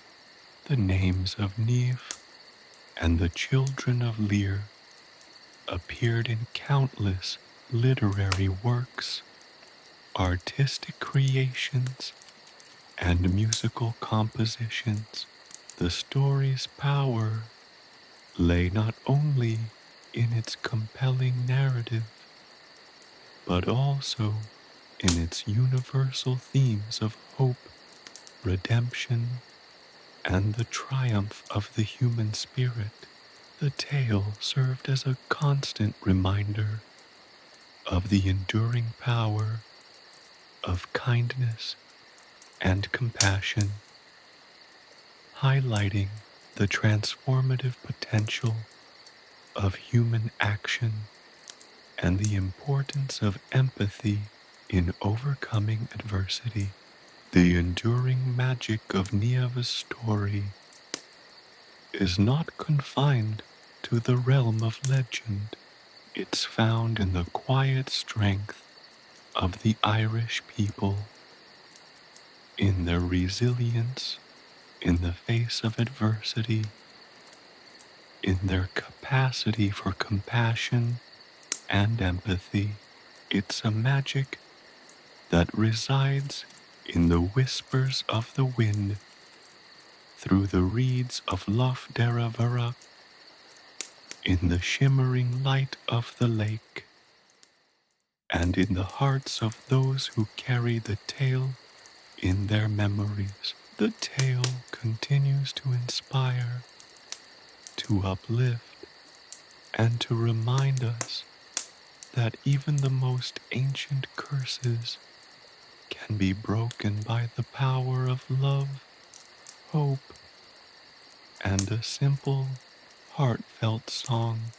The magic of Niamh's story is the magic of belief, a testament to the extraordinary potential of the human spirit.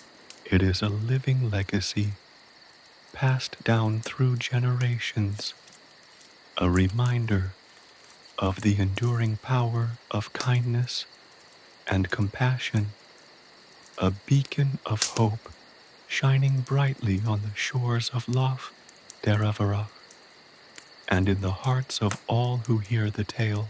And so the legend lives on. Niamh's changed life. The dawn after the swan's transformation was unlike any other Niamh had ever witnessed. The air vibrated with an almost tangible joy, a feeling so profound it seemed to seep into the very marrow of her bones. The sun, rising majestically over Lough Derravaragh, painted the water in hues of gold and rose, reflecting the radiant happiness that filled her heart. She stood on the shore, the gentle lapping of the waves, a soothing balm to her soul, feeling the lingering magic of the island, a warmth that embraced her like a comforting hug. It was a magic that transcended the physical, a feeling of deep peace and profound connection to something ancient and powerful. Returning home, Niamh was not the same girl who had ventured to the hidden island. The experience had irrevocably altered her perspective, sharpening her empathy and deepening her compassion. The weight of centuries, the sorrow of the children of Lir, and the transformative power of her song had etched themselves onto her soul, shaping her into a woman imbued with wisdom beyond her years. She no longer saw the world with the naive eyes of a child. Instead, her gaze held a depth and understanding that came from witnessing profound sorrow and witnessing the triumph of hope. The villagers welcomed her back with open arms, their faces reflecting a mixture of relief and awe. The news of the swan's transformation had spread like wildfire, turning Niamh into a local legend, a heroine whose song had undone an ancient curse. They showered her with gifts, tokens of their gratitude and admiration. But the greatest reward for Niamh was the unwavering love and respect she received from her community. She had touched their hearts with her kindness and bravery, and they responded with a warmth and appreciation that surpassed any material offering. Niamh's changed life wasn't solely defined by external validation. Internally, she experienced a profound shift in her understanding of herself and her place in the world. The burden of the curse, the shared sorrow of the Swan children, had awakened within her a capacity for empathy that she had never known existed. She found herself drawn to acts of kindness, seeking opportunities to help others, her actions guided by the lessons she had learned on the enchanted island. Her newfound empathy extended beyond her immediate community. She learned about the plight of those living in poverty, the suffering of the sick, and the injustices that plagued society. Her heart ached for those who were less fortunate, prompting her to take action, using her newfound influence to advocate for the oppressed and to help those in need.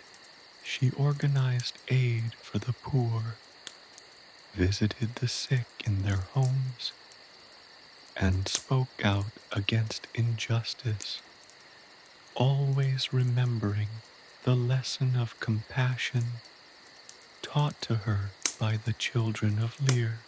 Niamh's compassion didn't merely stem from a heightened sense of empathy, but also from a profound understanding of the interconnectedness of all living things. Her experience on the enchanted island had unveiled a deeper awareness of the delicate balance of nature, a balance easily disrupted by human actions. She became a passionate advocate for environmental protection, urging her community to live in harmony with the natural world. She spoke of the interconnectedness of all living beings, reminding everyone that acts of kindness extended far beyond human interactions. Respecting nature was respecting oneself and all creation. Her influence extended to the younger generation. Children flocked to hear her stories, captivated by her tales of the magical island and the compassionate swan children. She spoke to them not only of the power of hope, but also of the importance of courage, perseverance, and the unwavering belief in oneself. She taught them the value of empathy, encouraging them to extend kindness to all living creatures, reminding them that even the smallest act of kindness could have a ripple effect, changing the world one small act at a time. Her life became a testament to the enduring power of hope. She wasn't merely a storyteller. She was a living embodiment of the message she conveyed. Her actions spoke louder than words, inspiring others to follow her example, to embrace kindness, and to believe in the transformative potential of compassion. The simple act of singing a lullaby had broken a centuries-old curse, but the ripple effects of Niamh's actions continued to spread, transforming lives and inspiring countless others to find their own inner strength and compassion. She became a beacon of hope for her community, a symbol of the enduring power of kindness, and a testament to the extraordinary potential that lies within the human spirit. The legend of Niamh wasn't just a tale of magic and enchantment. It was a story of hope, resilience, and the unwavering power of a single compassionate act. Years passed, and Niamh's story continued to be told, embellishing itself with time and retellings, each version imbued with the unique experiences and perspectives of the storyteller. Her legacy transcended the physical world, becoming an integral part of the cultural fabric of her community.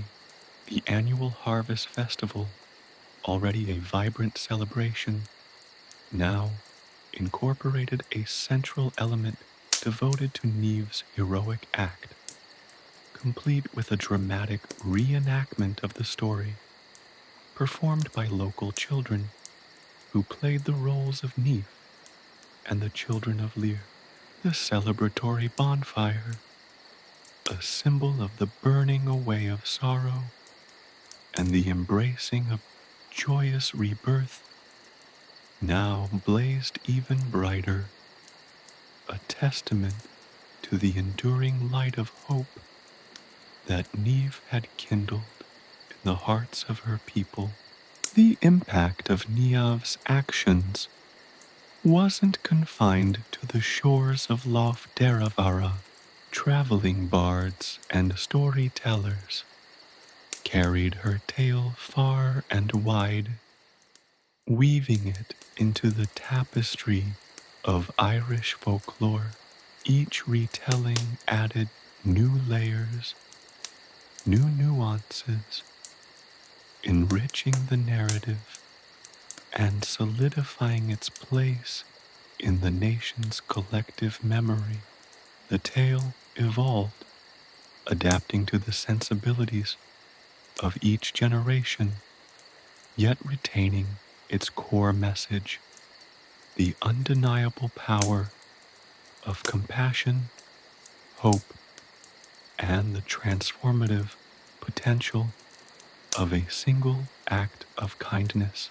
Even after decades, Niamh's name was still whispered in hushed tones by old women recounting the story by the firelight, their eyes gleaming with the magic of the tale.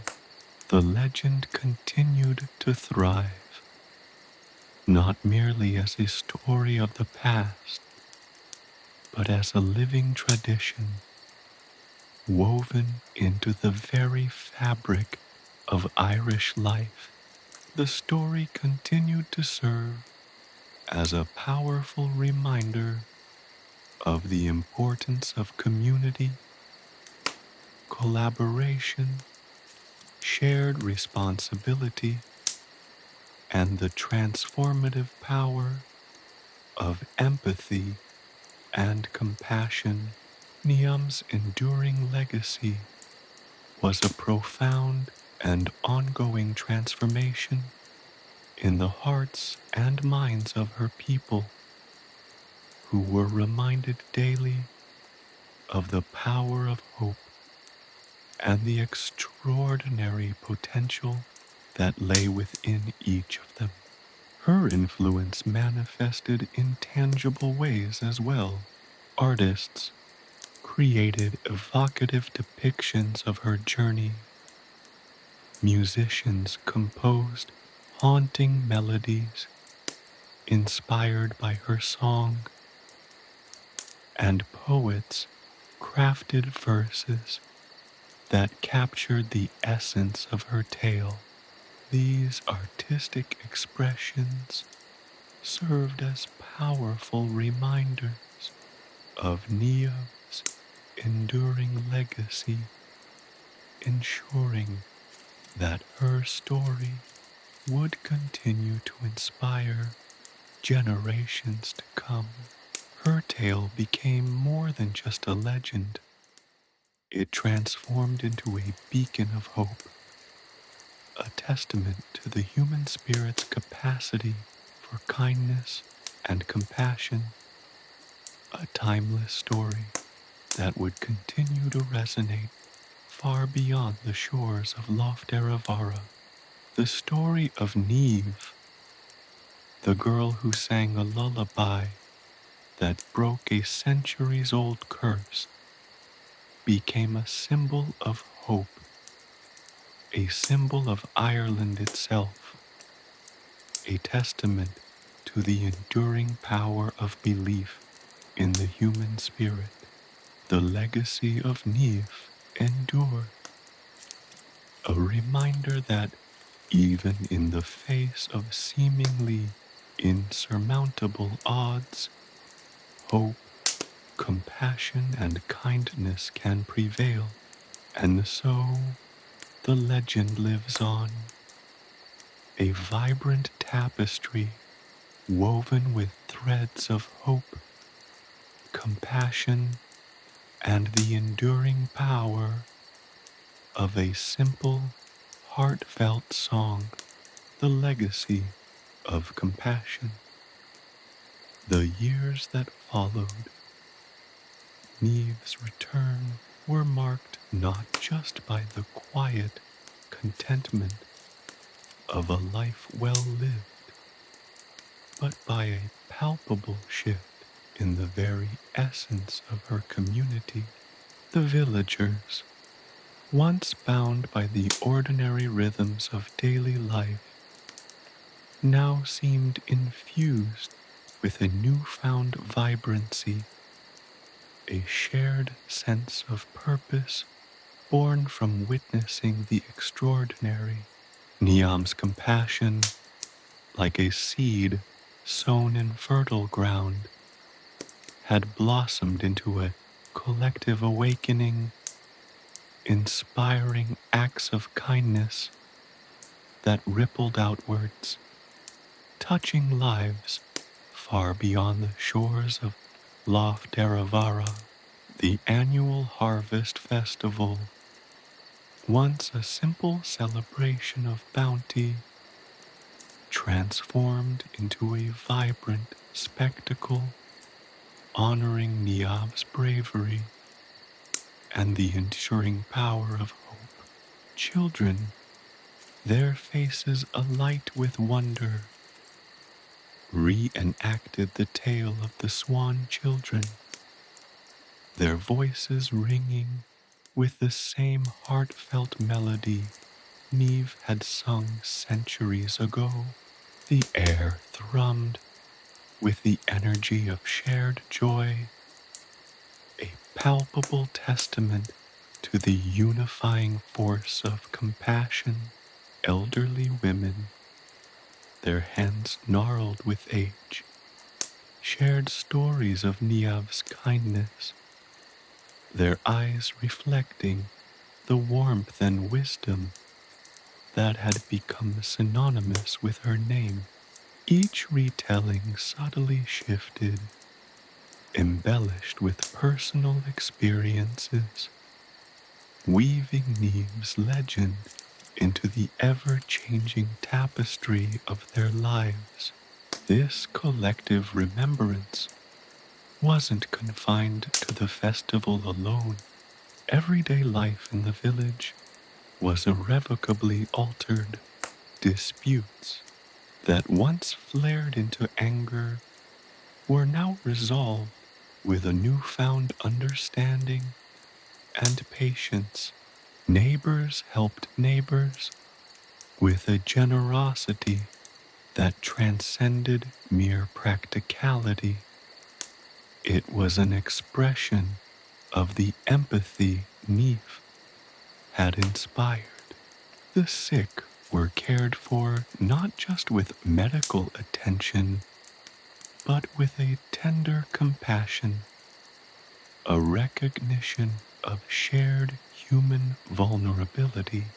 Even the smallest acts, like sharing a meal or lending a helping hand, were infused with a profound significance, a testament to the ripple effect of Niamh's transformative act. The impact extended beyond the immediate community. Traveling bards, their voices carrying the weight of centuries of storytelling, incorporated Niamh's legend into their repertoire. They sang of her courage, her compassion, and the transformative power of hope, weaving her tale into the rich tapestry of Irish folklore. Their songs spread the message far and wide, crossing borders and transcending generations, carrying the essence of Niamh's spirit to distant lands. The tale evolved with each telling, each bard adding their own unique interpretation, their own personal experiences, shaping and enriching the narrative. Yet the core message, the enduring power of compassion, and the transformative potential of a single act of kindness remained unchanged. resonating with listeners across centuries and cultures. Niamh's story became a living testament to the power of human connection, a powerful reminder that even the smallest act of kindness can have far-reaching consequences.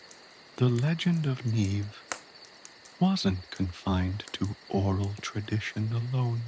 Artists, inspired by the depth and richness of her story, created breathtaking works of art depicting her journey.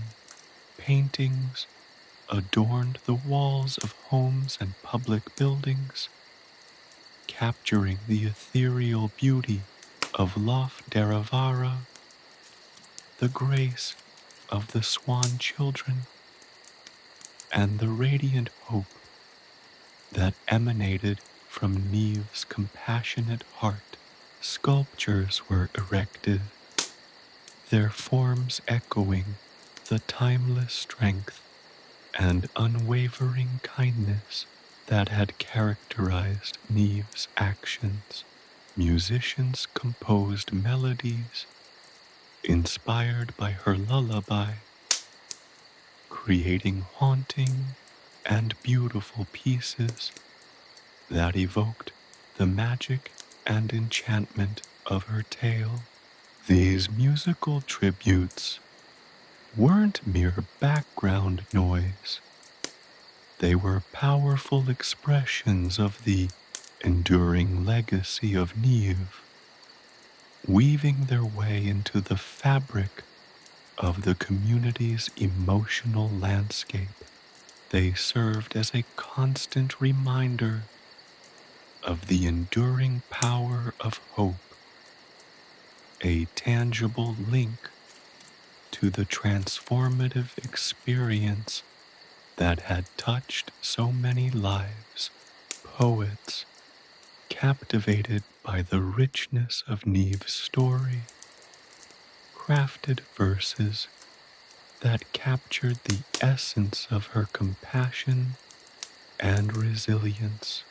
Their poems were not mere narratives. They were meditations on the human spirit, celebrating the power of kindness to overcome adversity. They echoed the profound message of Niamh's tale, reminding generations of readers of the transformative potential within each individual.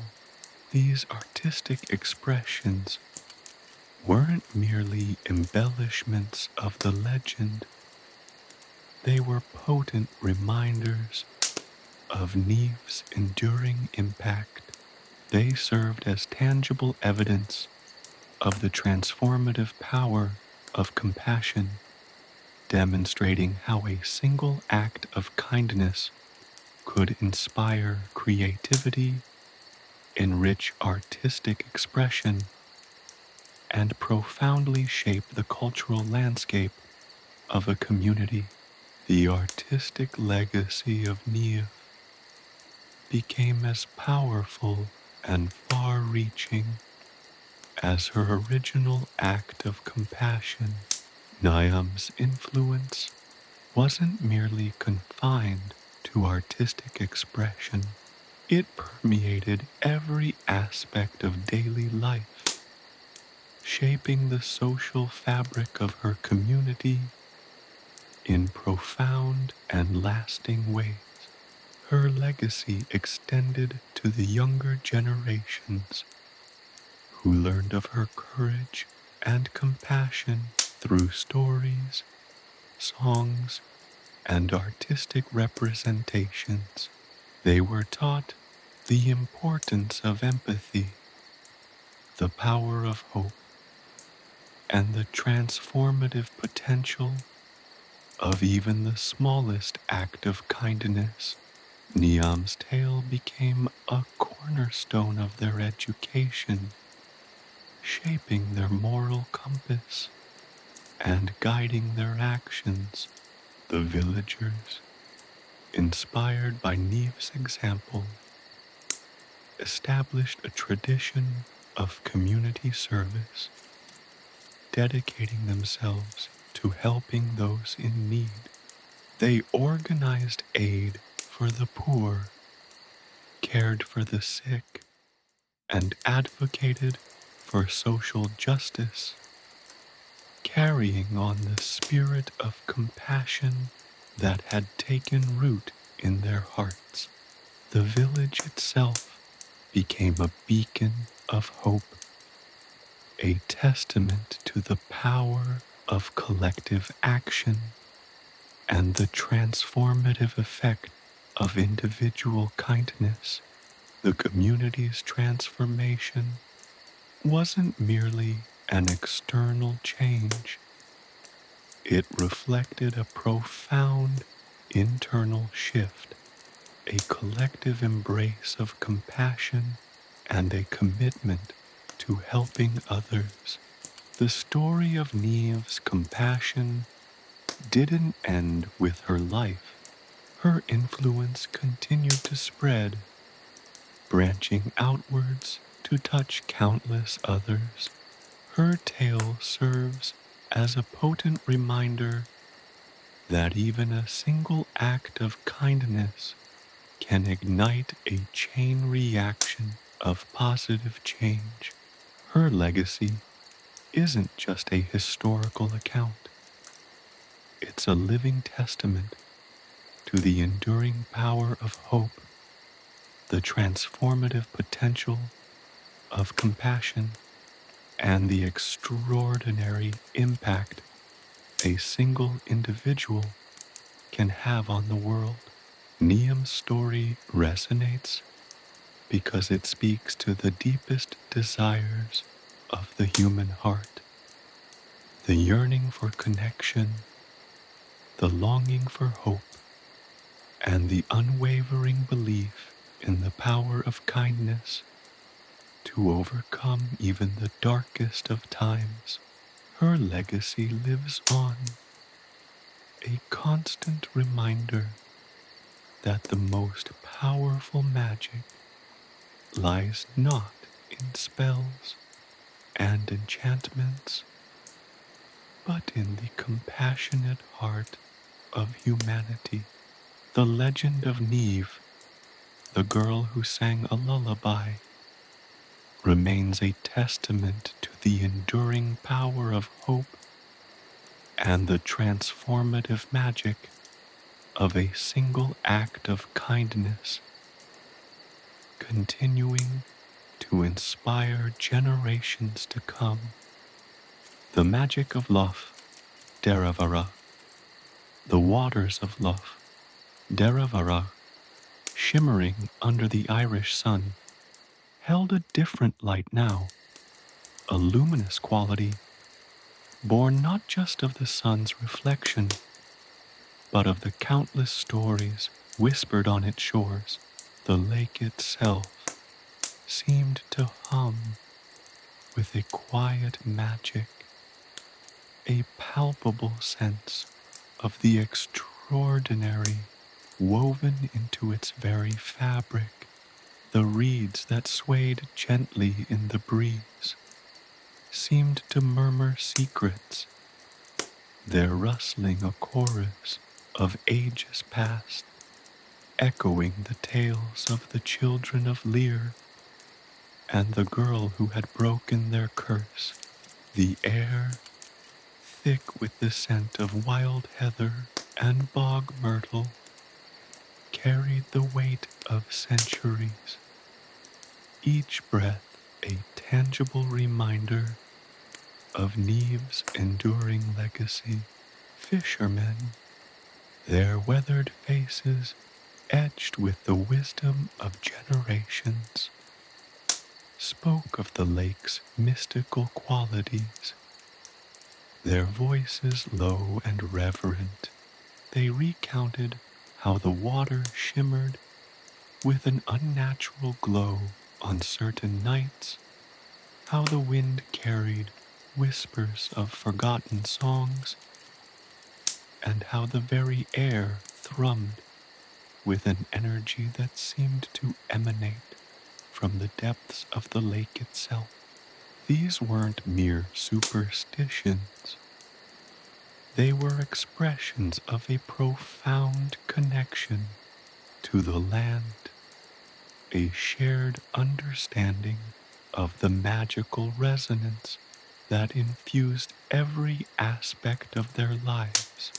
The lake wasn't just a body of water, it was a living entity, a sacred space imbued with the power of ancient myth and the enduring spirit of hope. Children, their imaginations sparked by the enduring tales, would spend hours on the lake's shores, their games imbued with the magic of the Swan children. They would create elaborate play-acting scenes, reenacting Niamh's encounter, their voices echoing the haunting melody of the lullaby that had broken the centuries-old spell. Their laughter danced on the air, a joyful counterpoint to the serene beauty of the landscape, a testament to the enduring power of storytelling to ignite the imagination and inspire wonder. The lake became their playground, their classroom, their sanctuary, a place where the line between reality and myth blurred into a beautiful, seamless whole. The stories they played out were not merely entertainment, they were their initiation into the collective memory of the community, a gradual immersion into the rich tapestry of their cultural heritage. Even the birds that soared above Lough Derravaragh seemed to participate in the enchantment.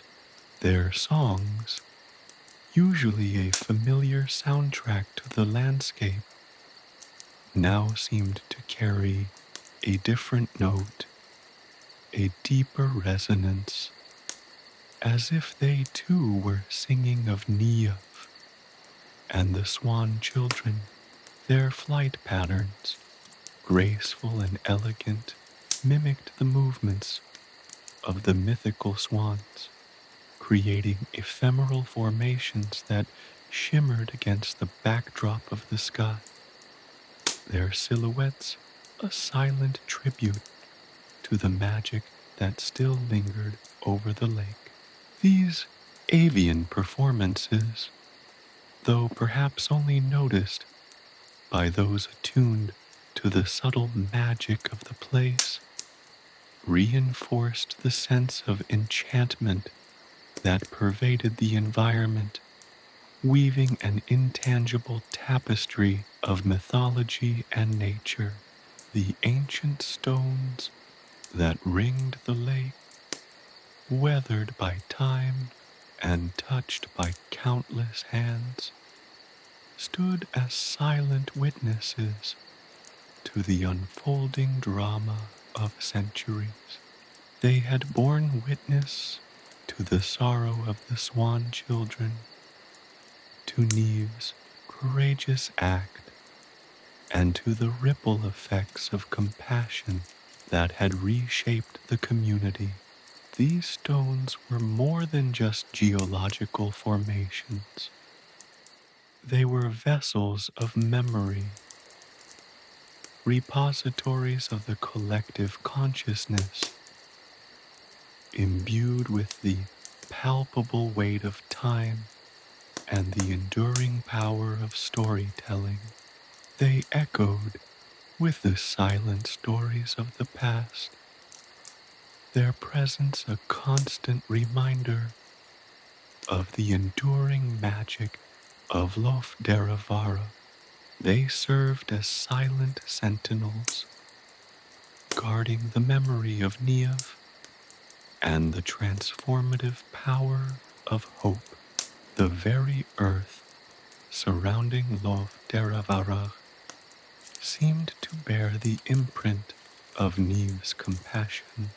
The wildflowers that bloomed along its shores seemed brighter, their colors more vibrant, as if imbued with the energy of her kindness.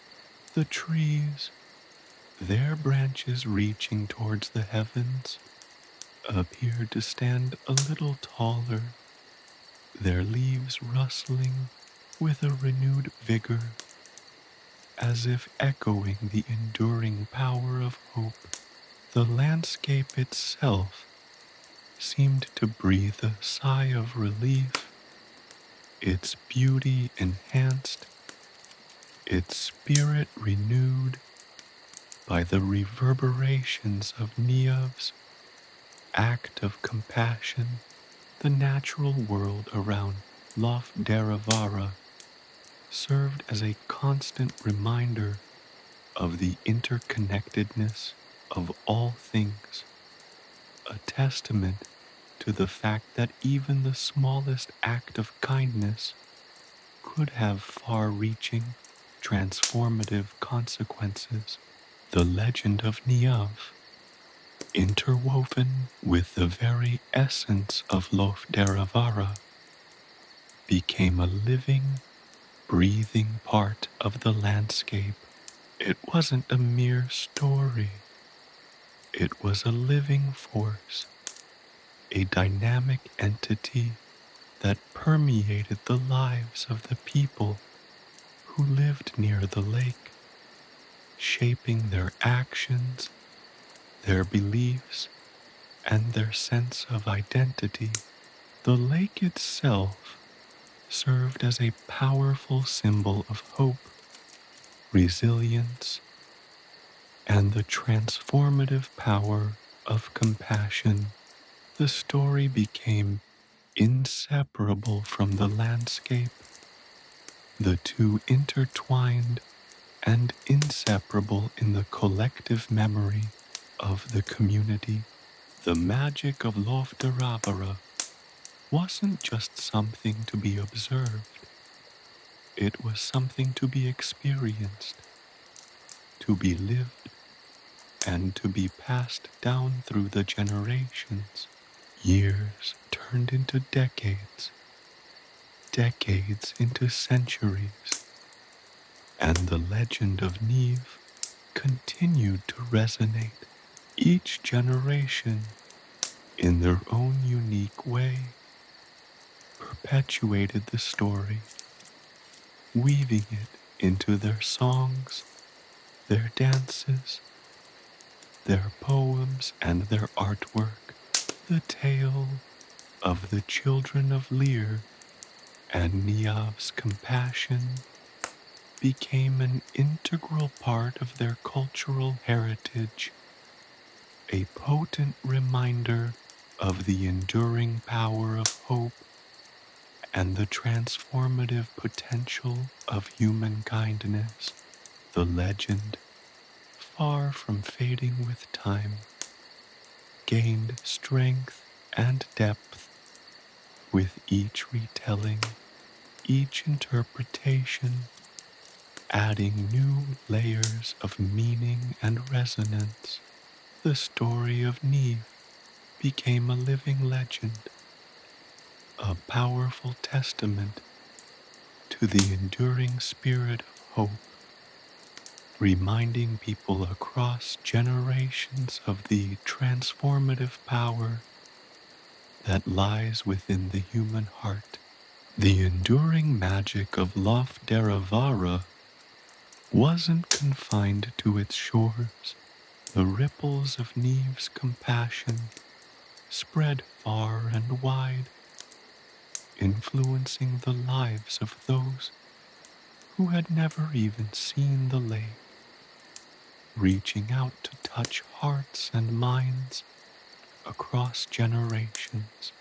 The story carried by traveling bards and wandering storytellers, became a part of the broader Irish folklore, woven into the rich tapestry of mythology and legend that characterized the culture.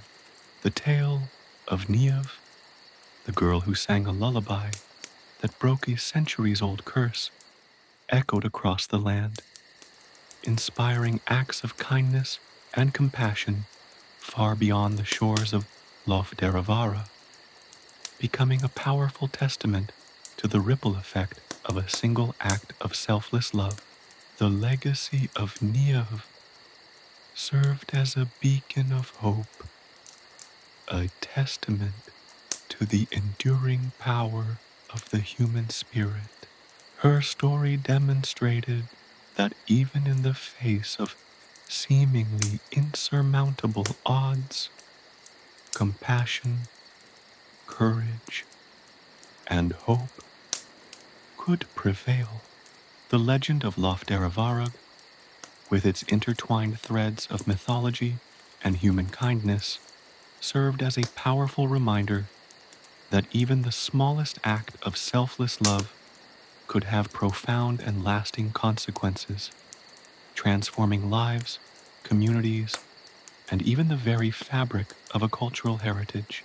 Niamh's story, carried across time and generations, remains a potent reminder of the inherent goodness within humanity, a testament to the enduring power of hope, and a compelling reminder that true magic resides in the compassionate heart of man. The magic of Lough Derravaragh, therefore, is not just a mystical quality, it is the reflection of the enduring human spirit, its capacity for compassion, and the transformative power of hope. Remembering the Children of Lir, the wind whispered secrets through the ancient trees surrounding Lough Derravaragh, carrying with it the echoes of centuries past. The lake itself, a mirror reflecting the ever-changing sky, held within its depths the enduring legacy of the Children of Lir. Their story, once a tale whispered in hushed tones around crackling fires, now formed a vibrant tapestry woven into the very fabric of the region's identity.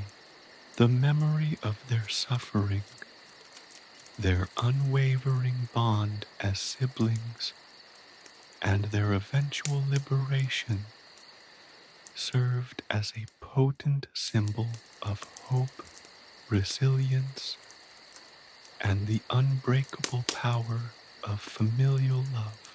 Generations born long after the swans had returned to human form still felt the resonance of their tale.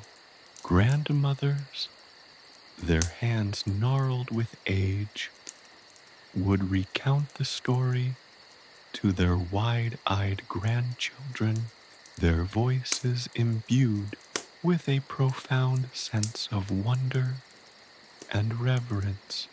The children, their imaginations ignited by the magical narrative, would see the swans on the lake not just as birds, but as fleeting glimpses of the Children of Lir themselves, their ethereal grace a lingering reminder of the ancient enchantment.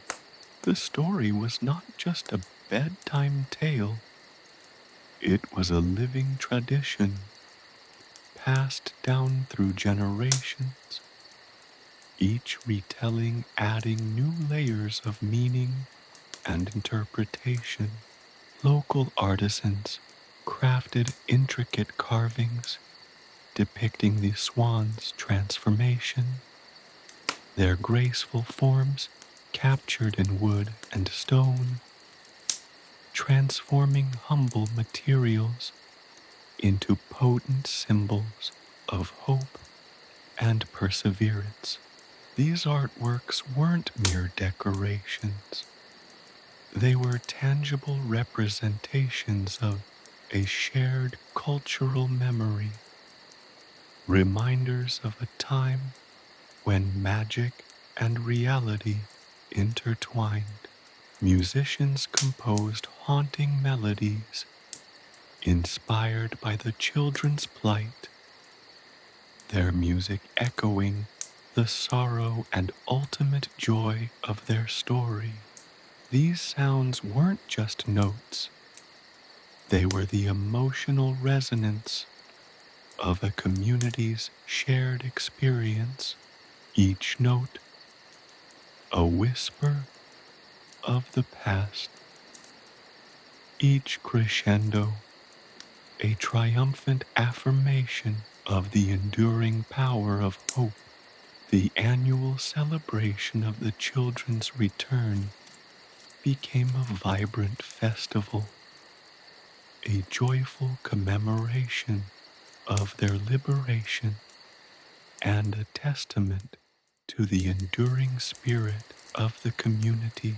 Families gathered along the shores of Lough Derravaragh, their laughter and joyous songs mingling with the lapping waves, creating a vibrant tapestry of celebration. Children dressed in elaborate costumes mimicking the swans, their graceful movements echoing the legendary birds, their play enacting the tale of the children's journey. This annual celebration wasn't just a spectacle. It was a living embodiment of their heritage, a vital link connecting generations to their shared history. The story of the Children of Lir permeated every aspect of life in the region. Local legends and traditions were subtly intertwined with the narrative, their narratives echoing and amplifying the theme of hope and resilience. Folk songs incorporated verses from the saga, their lyrics weaving seamlessly into the existing fabric of local musical traditions. Ancient rituals and ceremonies retained symbolic elements inspired by the swan's transformation, their actions serving as silent testaments to the enduring memory of the children. The entire community became a living testament to the tale, their lives subtly shaped and enriched by the enduring legacy of the Children of Lir. Even the landscape itself seemed to hold the memory of the children. Specific locations around Lough Derravaragh were identified as places of significance in the saga, transforming geographical features into powerful symbols of the tale. Ancient trees, believed to have been witnesses to the swan's transformation, were treated with reverence and care, becoming sacred sites where people could connect with the narrative's emotional depth. Certain plants and flowers were associated with the children, their names and properties intertwined with the details of their story. The very land itself became a powerful repository of the saga, each feature a silent narrator, each detail a whispered echo of the past. The Children of Lir's story wasn't just confined to the immediate vicinity of Lough Derravaragh. Traveling bards and storytellers, their voices imbued with the power of ancient traditions, carried the tale to every corner of Ireland, spreading the legend far beyond its geographical origins. The saga's universal themes of love, loyalty, suffering, and ultimate redemption resonated deeply with people across the country, making it a cherished part of Ireland's rich and vibrant folklore. The tale transcends the mere geographical confines of Lough Derravaragh. It becomes a universal parable of hope. The story found its way into artistic expression across various mediums. Painters created breathtaking canvases depicting the swan's graceful flight, capturing the ethereal beauty of the magical creatures and the poignant emotions of their story. Writers crafted poems and ballads that echoed the saga's powerful themes, their words adding new layers of interpretation and meaning to the well-loved narrative. Sculptors created statues of the children, their forms radiating a timeless grace and ethereal beauty. Each artistic representation served as a testament to the enduring power of the children's tale. Beyond Ireland's shores, the legend of the Children of Lir began to spread, carried by the winds of international storytelling and cultural exchange. The saga's universal themes of family, loyalty, and the triumph of hope over adversity resonated deeply with people across the globe. Translations of the saga appeared in different languages, allowing audiences worldwide to share in the rich emotional tapestry of the tale. The Children of Lir's story became a shared cultural experience, a testament to the universal power of storytelling to bridge cultural divides and evoke profound emotional responses. The enduring power of the Children of Lir's story lies not just in its magical elements, but in its profound human resonance. It's a story about the unwavering bonds of family, the strength of hope in the face of adversity, and the ultimate triumph of love over despair. It's a story that speaks to the human heart, reminding us of the importance of family, the strength of hope, and the transformative power of compassion. The saga's enduring appeal stems from its ability to connect with fundamental aspects of human experience, reaffirming our capacity for love, resilience, and perseverance. The Children of Lir's story is not just a tale of magic, It is a testament to the enduring strength of the human spirit. The legacy of the Children of Lir continues to resonate today, serving as a constant reminder of the power of hope, the importance of family, and the ability to overcome even the most daunting of challenges. Their tale remains a living testament to the enduring human spirit, a source of inspiration for generations to come.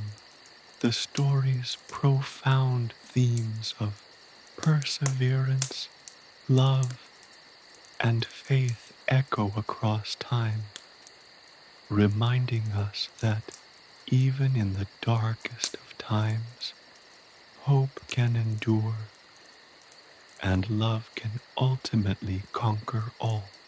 The Children of Lir's story, a beacon of light amidst adversity, remains a timeless reminder of the indomitable power of the human spirit.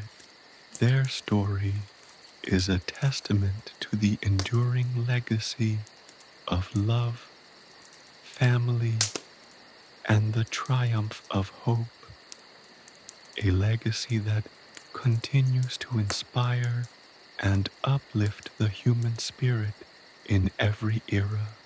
The enduring power of their story continues to weave its magic, reminding us of the enduring human capacity for hope and the unbreakable power of love. The everlasting power of hope. The whisper of Niamh's lullaby, a melody born of compassion and echoing with the ancient magic of Lough Derravaragh, spread far beyond the shores of the hidden island. It carried on the wind a shimmering thread of hope, woven into the very fabric of the land. The tale of her encounter with the sorrowful queen of the swans and the subsequent liberation of the Children of Lir became interwoven with the lives of the people who lived near the lake, a testament to the enduring power of hope's gentle yet unwavering strength. The transformation wasn't merely a physical one. It was a metamorphosis that touched the hearts and souls of the community. The villagers, once burdened by the weight of the centuries-old curse, felt a lightness in their step, a renewed vigor in their spirit.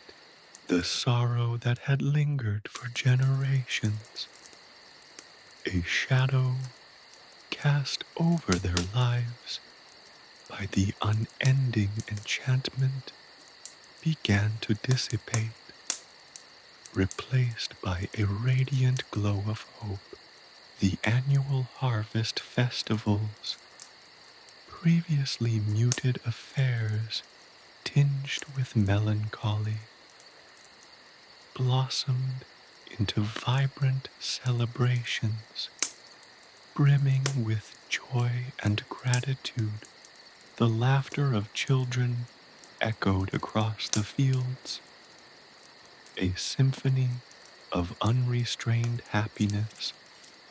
Their carefree games, now infused with the renewed spirit of the land, artisans, inspired by the renewed hope, crafted intricate works of art, each piece imbued with the magic of the story.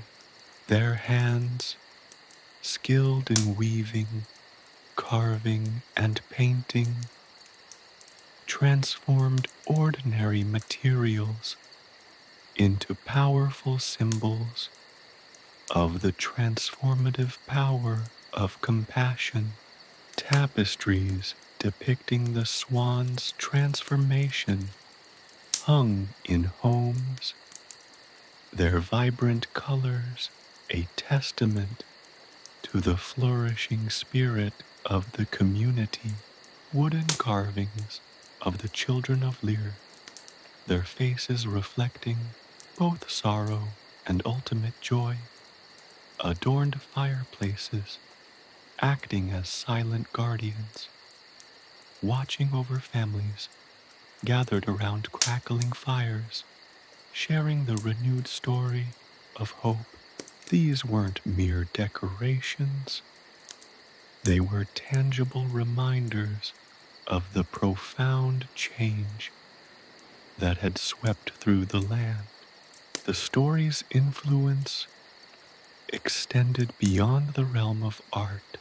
Local poets found inspiration in the saga, their words weaving tales of hope, resilience, and the power of human connection. Their verses, carried on the wind and sung by local musicians, spread the message far and wide, ensuring that Niamh's act of kindness and the children's liberation would never be forgotten. The music, often performed during village gatherings and celebrations, became an integral part of their cultural heritage. It was more than just entertainment. It was a collective expression of their gratitude, their shared joy, and their newfound belief in the enduring power of hope. Each note resonated with the spirit of the community, binding them together through shared experiences and the collective memory of their magical liberation. Elderly women, their voices carrying the weight of years, shared the tale with the younger generation, their stories enriched by personal reflections and family lore. The story wasn't merely a narrative, it was a living tradition, constantly evolving, yet always retaining its core message of hope and compassion. The children's tale became a moral compass, guiding their actions and shaping their values. It was a reminder that even the darkest of curses could be broken, that even the most difficult of challenges could be overcome with compassion, courage, and the unwavering belief in the power of hope. The healing effect extended to the natural world itself. The waters of Lough Derravaragh, once reflecting the sorrow of the children, now shimmered with newfound vibrancy. The ancient trees surrounding the lake seemed to stand taller, their leaves rustling with a newfound energy, as if celebrating the return of light and joy. The flowers that bloomed along the shores were more vibrant, their colors more brilliant, as if echoing the radiant hope that had swept across the land. The land itself seemed to breathe a sigh of relief, its natural beauty enhanced by the newfound spirit of optimism that permeated the region. The very air seemed to hum with a renewed energy, reflecting the community's collective sense of liberation. The story of Niamh and the Children of Lir spread far beyond the shores of Lough Derravaragh, traveling bards, their voices carrying the echoes of ancient melodies, spread the tale throughout Ireland and beyond. They performed in castles, villages, and bustling cities, sharing the story with diverse audiences.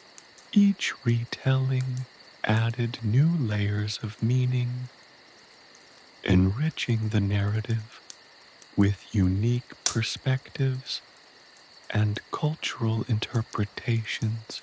The tale's universal themes of love, loss, redemption, and the unwavering power of hope resonated deeply with people of all ages and backgrounds, transcending cultural boundaries and geographical limitations.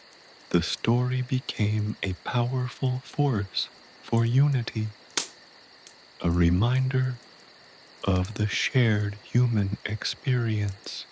The story's impact extended to neighboring communities, where the tale became a source of inspiration and cultural exchange.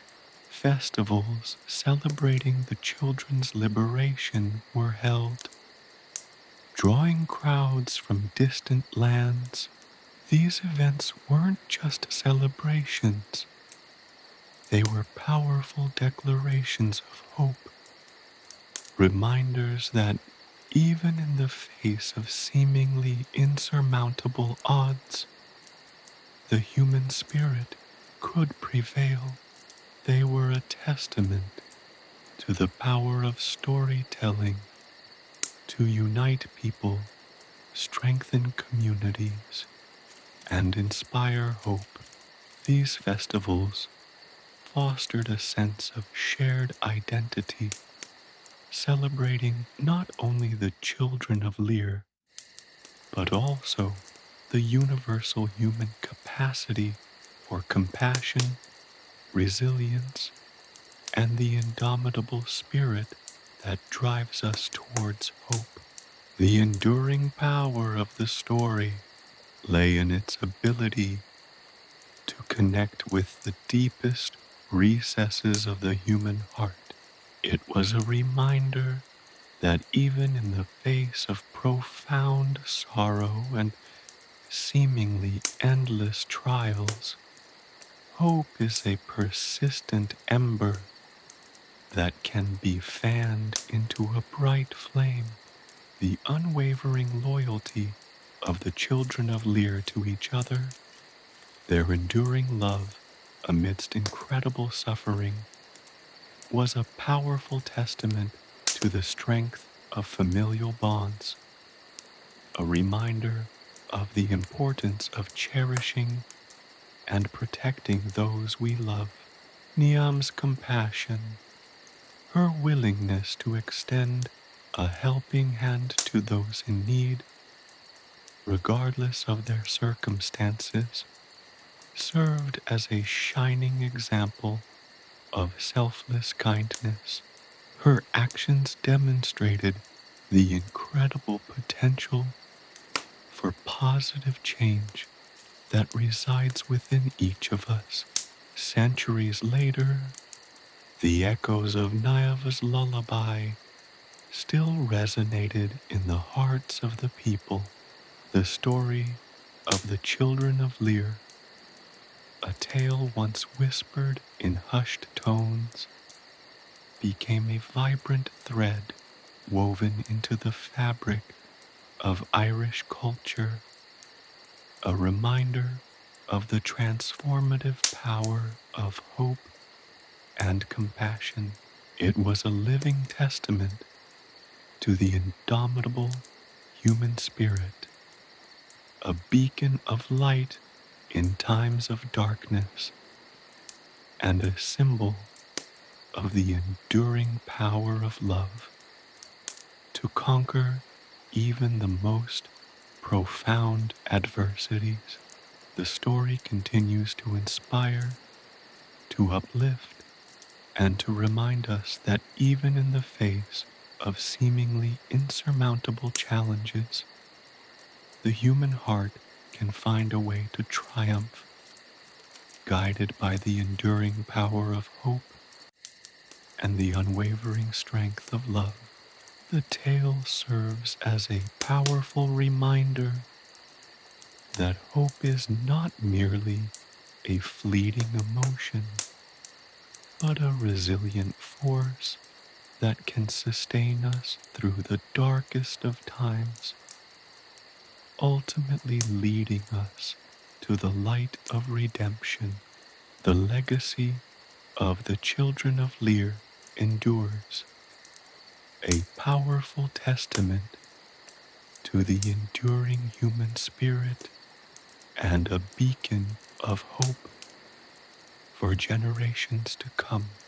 Their story is a timeless reminder that even in the face of seemingly insurmountable odds, the human spirit, fueled by hope and love, can ultimately prevail.